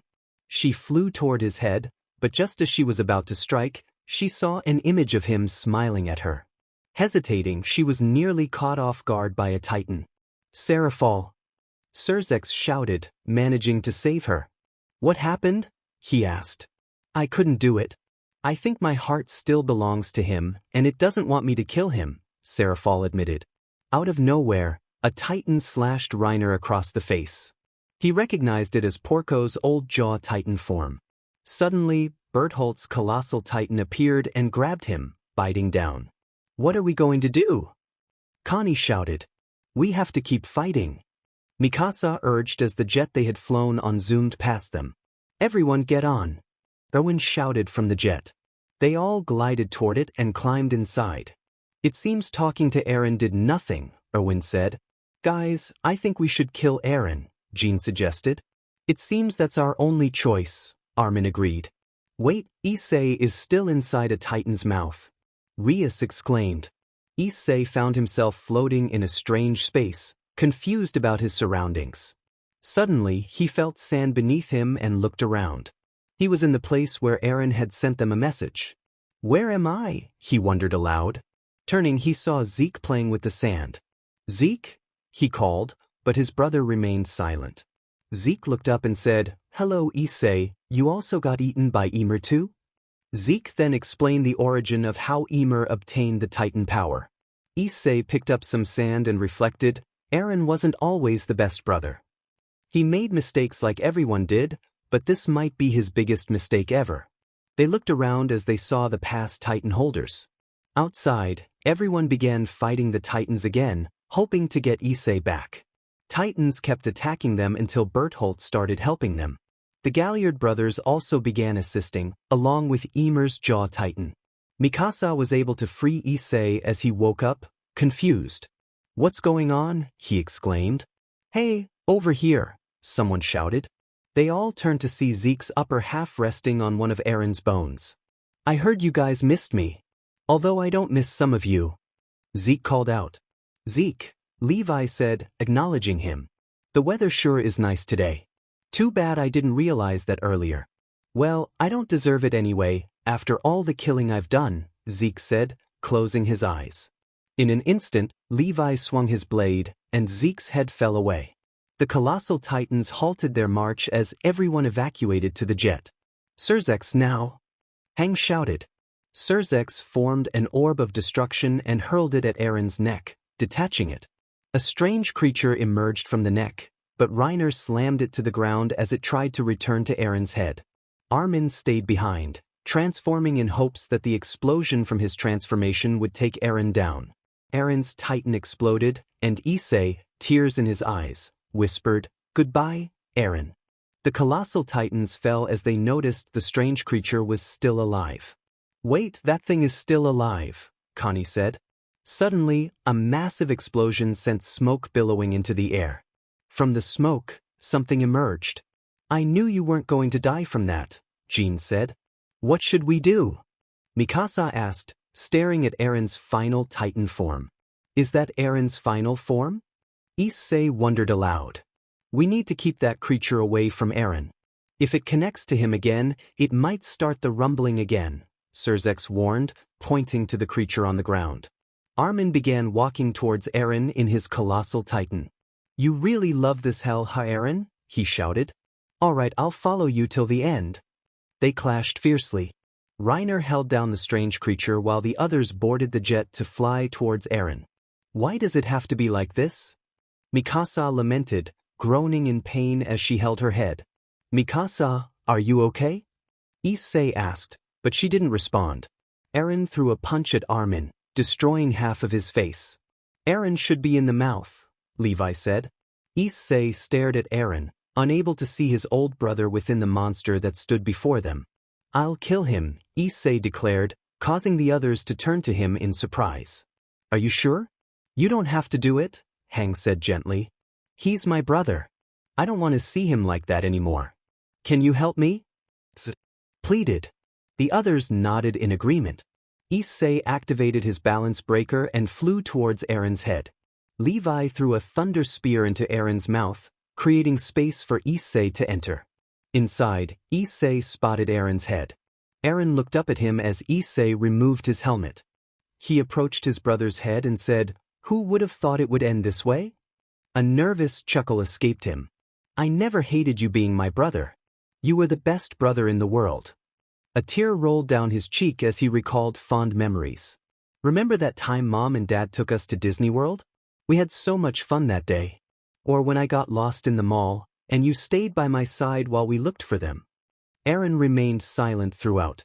"I think you know why I'm here, and I'm sorry, Eren," Issei said, lifting his arm. With a heavy heart he swung it down. Months passed, and the event known as the Rumbling faded from people's memories, thanks to the Devil's abilities. The Titans were no more, and the history between Marley and Parody was erased from the world's consciousness. Issei and his friends sat in a room, and he looked down, reflecting on the past. "I can't believe all of that happened. I just wish everything was back to normal," Issei said. "Eren is gone, and I was the one who killed him." Suddenly, someone tapped him on the head.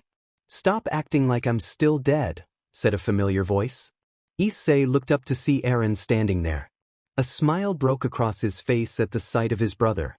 After detaching Eren's head, he had carried it with him, and the group was shocked to see him return with it. Some lowered their heads, while others cried at the sight of Eren's detached head. Issei couldn't hold back his tears and began to cry as well. Rias hugged him to comfort him. Then Issei remembered something. Wait, Rias, don't you have an extra night piece? He asked. Rias looked at him, recalling what he meant.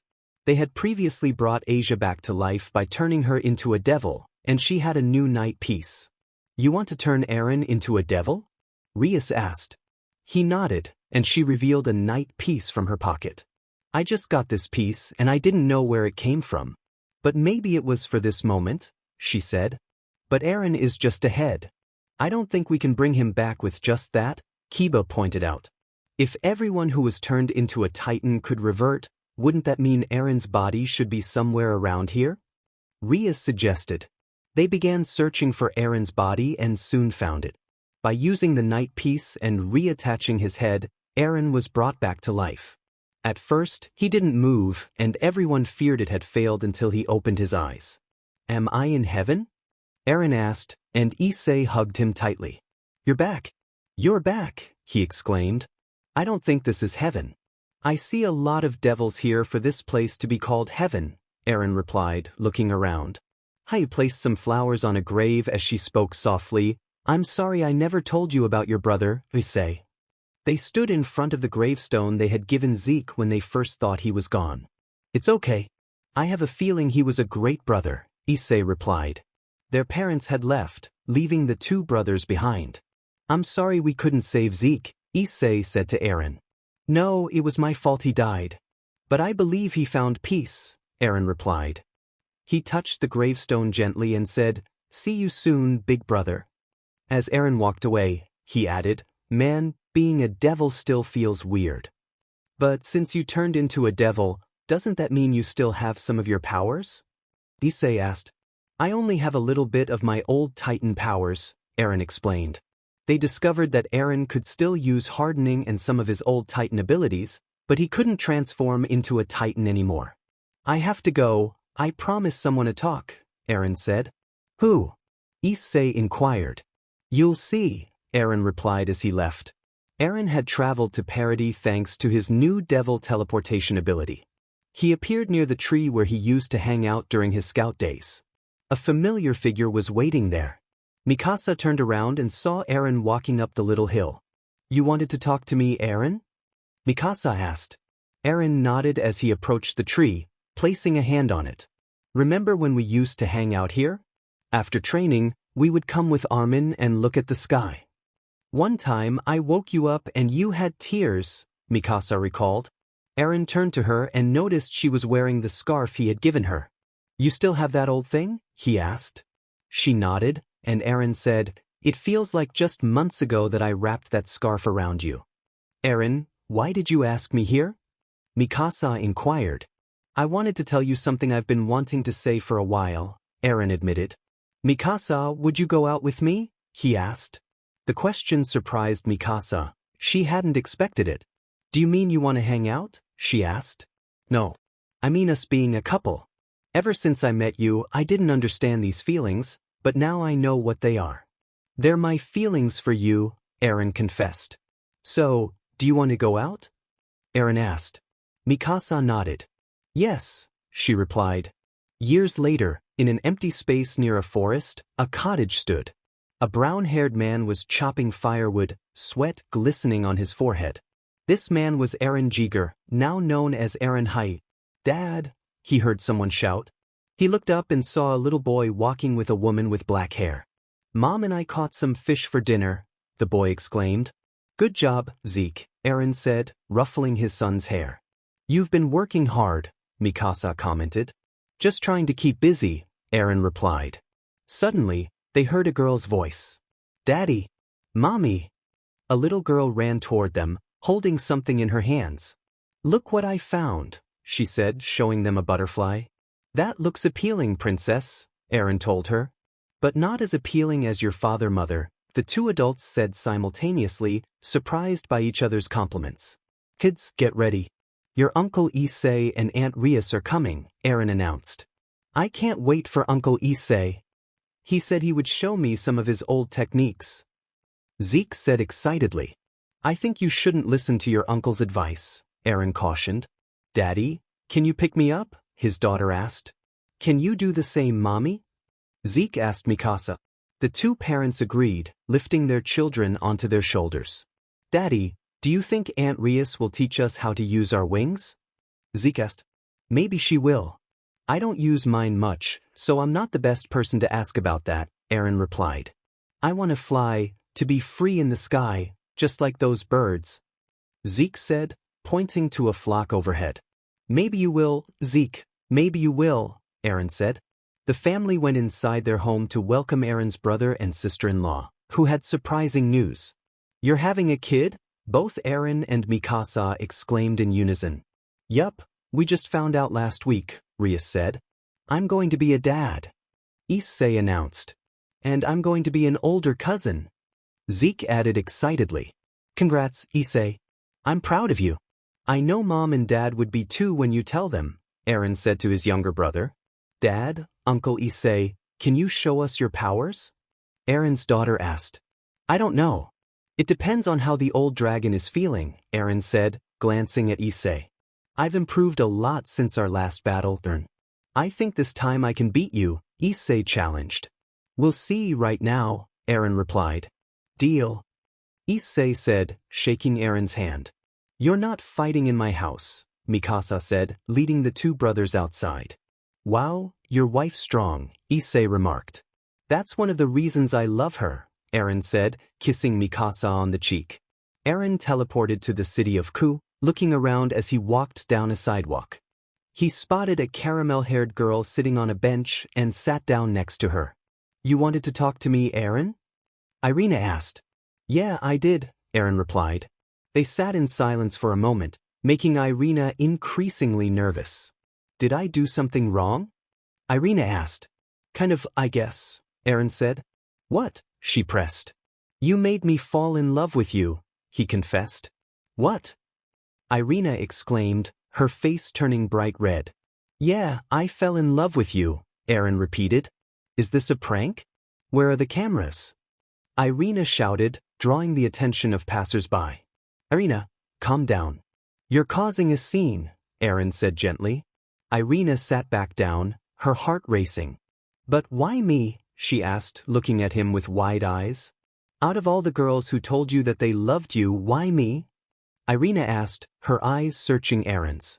Because I like your personality, Eren replied, a smile spreading across his face. It's so bright and happy, and you have this heavenly aura around you. I think that last part is because I can sense you're an angel now. Ireina's heart raced at his words. If you don't want to accept my feelings, that's fine. But I just want you to know. Before he could finish, Ireina leaned in and kissed him softly. I love you, Eren. I've loved you ever since we were kids. You don't know how much this moment means to me right now. Eren smiled and returned the kiss, feeling a warmth spread through him. Years later, Eren stood beside his little brother, Issei, who was visibly anxious. What's the status, Issei? Eren asked. I'm surrounded by people I don't know. My heart is beating so fast, I don't know if I can do this. Issei exclaimed. Of course you can do this. I'm right here as your best man, Eren reassured him, dressed in a tuxedo for Issei's wedding to Asia. After the ceremony, Eren took a seat at a table when he heard a familiar voice. Eren Jiger, Michael, the angel, approached him. I don't think we ever had a proper introduction. No, I don't think so, Eren replied. Hey, hubby. Ireina called out as she hurried over, nearly tripping. Be careful, Ireina, you're 6 months PR'd, remember? Eren reminded her gently. I forgot, clumsy me, she laughed. I actually came to see how your relationship with Ireina is doing so far, Michael said. As you can see, we're doing fine, Eren replied. That's great. Ireina is one of my best followers. Due to her PR'd, she hasn't been able to help me as much as she used to. But I respect her decision to have a child with you. It's just, your child will be half angel and half devil. This child could be the tipping point between the two factions. I just want to know if you guys are aware of that, Michael added. We know, that's what Surzex told us, Eren confirmed. Michael, please stop trying to interrupt my wedding, Issei interjected. I'm sorry, Red Dragon. Congratulations on your wedding. With that, Michael left, and Irena's stomach rumbled. "Hubby, I'm hungry. Do you think you can get me some food, please?" Ireina asked. Eren nodded and went to get food. Months later, their child was born, a girl with her mother's hair and her father's features. Eren held their daughter close as Ireina smiled at them. "You're free, my child. You're free," he whispered, pulling her into a gentle hug. After everything they had been through, it was all worth it for this new generation. Eren teleported to the Devil Realm and approached a mansion. He knocked on the door and Sona answered. "Yes. I came to see your sister," Eren said. Sona sighed. "Come in." Eren followed her inside, passing by servants. "She should be here," Sona said, pointing to a door. "Thanks," Eren replied as he entered the room. Inside, he found Seraphal on the floor, watching a magical girl show. Clearing his throat, he caught her attention. She turned around, surprised to see him. "Eren, who let you in?" "Your sister," he replied. Seraphal nodded, her expression shifting. "You probably want to talk about why I sided against you during the rumbling." Eren remained silent as she continued. "I've let you know about my feelings for a long time, but during that time, you never returned the same feelings to me." Tears welled in her eyes. "I know what you're thinking. I'm just some girl obsessed with you, and I should get over you. I tried during that battle, but I couldn't. I wish I could, and I promise I'll try harder to move on so—" She stopped when Eren suddenly hugged her. "I didn't come here to talk about that," he said softly. "You didn't?" Seraphal asked, surprised. He shook his head. "I came to talk about something else. I came to do what you've wanted for a long time." He cupped her face and leaned in for a kiss. She was taken aback but embraced it, and they fell onto Seraphal's bed. Years later, chaos erupted in the city as citizens shouted in panic. A man dressed as a villain laughed menacingly. "No one can stop me." "Hold it right there, villain," a voice called out. The villain turned to see a girl in a magical costume. "Magic Princess," he shouted. Magic Princess dashed toward him. "Eat this, Magic Princess beam." She unleashed a rainbow beam that struck the villain. "Curses! I'll get you next time, Magic Princess," he declared as the scene ended. "And cut," someone shouted. The actors began to leave the stage as Seraphal removed her mask. "You did great, Miss Leviathan," a producer complimented. Seraphal smiled, spotting her daughter running toward her, followed by Eren. "Lily, come here, Mommy's little princess," she called, lifting her daughter into her arms. "You were so cool. I liked how you beat the bad guys," Lily exclaimed. Seraphal beamed at her. "Your mother is a hero for sure," Eren added, walking over to kiss her. "How's my queen?" Seraphal asked. "I should be asking you that," Eren replied. After starting their relationship, Seraphal had traded one of her pieces for Eren, making him her queen. "I'm tired, we should go out for some lunch," Seraphal suggested. "But Miss Leviathan, we're about to shoot in a bit," the producer began. "We're going out to eat," Eren interjected, giving the producer a firm look.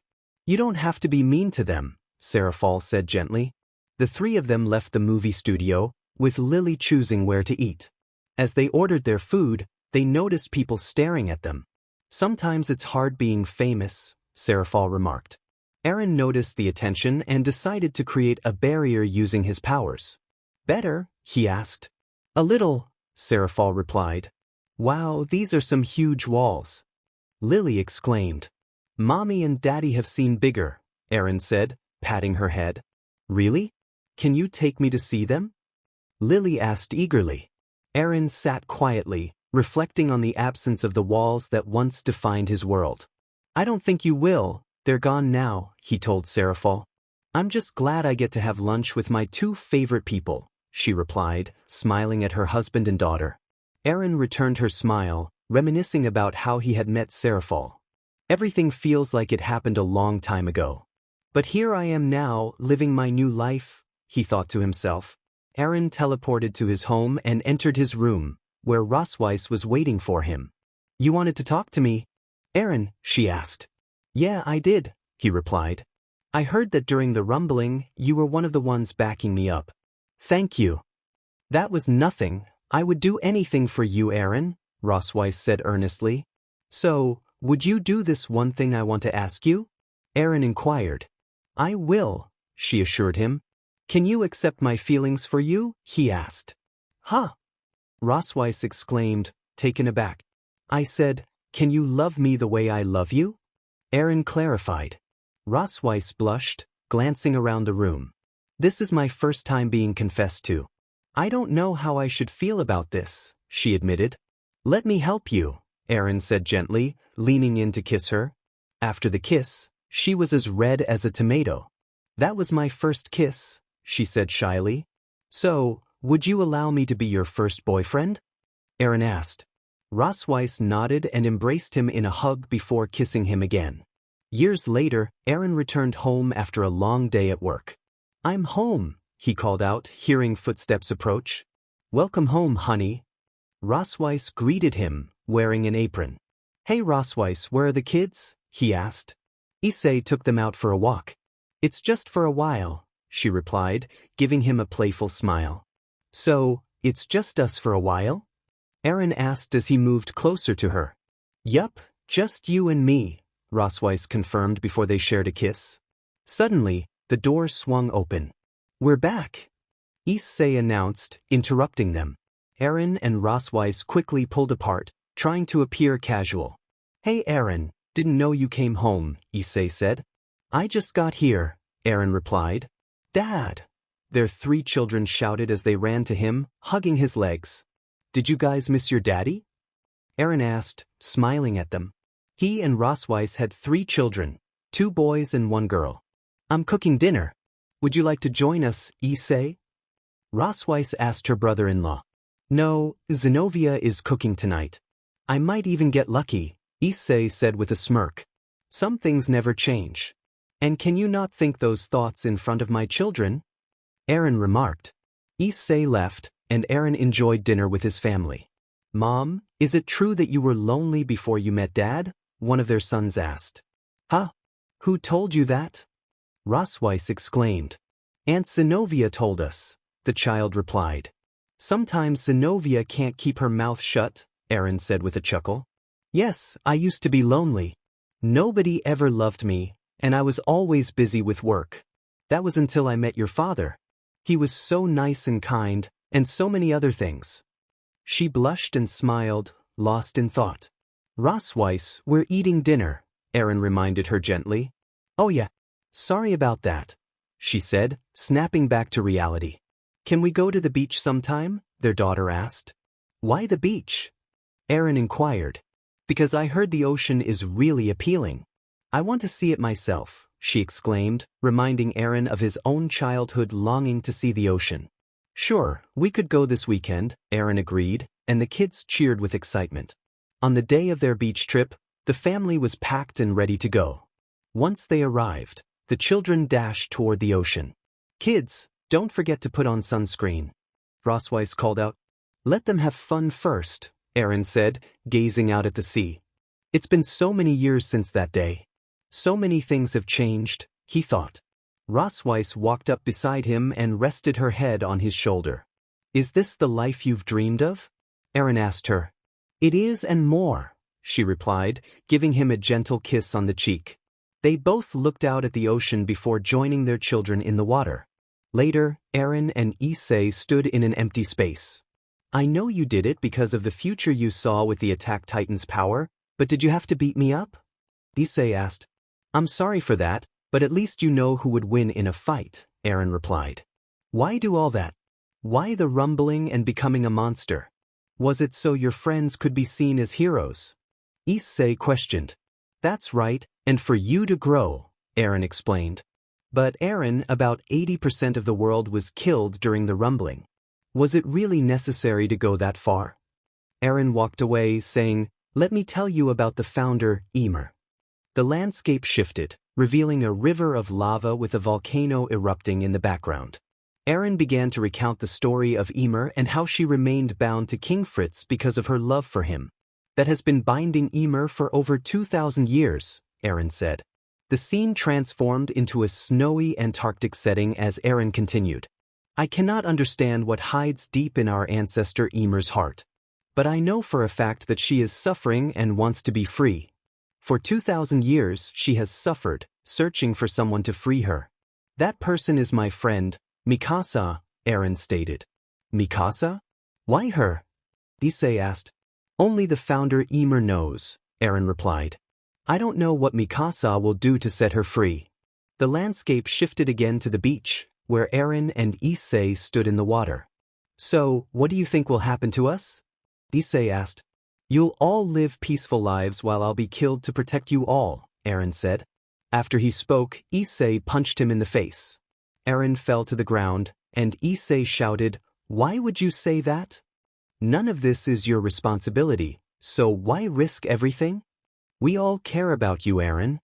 There were 4 girls who loved Eren, and he was struggling with the weight of their affections while contemplating a dark path.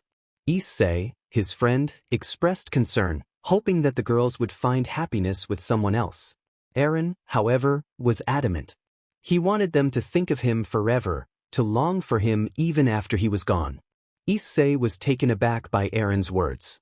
You really feel that way? He asked. Eren confirmed his feelings, expressing his longing to be with those 4 girls and everyone else, not wanting to face death. Let's not give up, Issei urged. Is there really no other way? Eren shook his head, feeling hopeless. He believed that no one else wanted to live as much as he did and that he could never be forgiven for his choices. As they looked up, they saw the footsteps of the colossal titans after the rumbling. Eren admitted he would destroy the world if it meant achieving his goals. Why? Issei questioned. Eren confessed he didn't know but felt compelled to follow through with his intentions. He then prepared to erase Issei's memories of their conversation, knowing they would face each other as enemies in the future. Despite this, he wanted Issei to remember their time together. Thank you for everything, Issei said, feeling a mix of gratitude and sorrow. They embraced, and Issei promised to find a way to ensure Eren would survive. Suddenly, Issei woke up to chaos. He saw Surzex battling Eren's titan form, who was taking a severe beating. His friends were arguing about whether to fight Eren or not. Tears streamed down Issei's face as he felt helpless. Please, save Eren, he pleaded, wishing he could voice his thoughts. Days later, Issei noticed Rias looking at something. When he inquired, she revealed she had received another night piece unexpectedly. They discussed the possibility of saving it for later use. After the rumbling, Issei regained memories of his conversation with Eren, realizing the connection between their fates. So you remember? Eren asked when they met again. Issei confirmed he remembered everything. They reflected on how their paths had intertwined from the beginning, even before they knew who Rosweiss was and her feelings for Eren. And it all worked out in the end, Eren said, a hint of hope in his voice. The story concluded, leaving a sense of bittersweet nostalgia for the journey they had shared,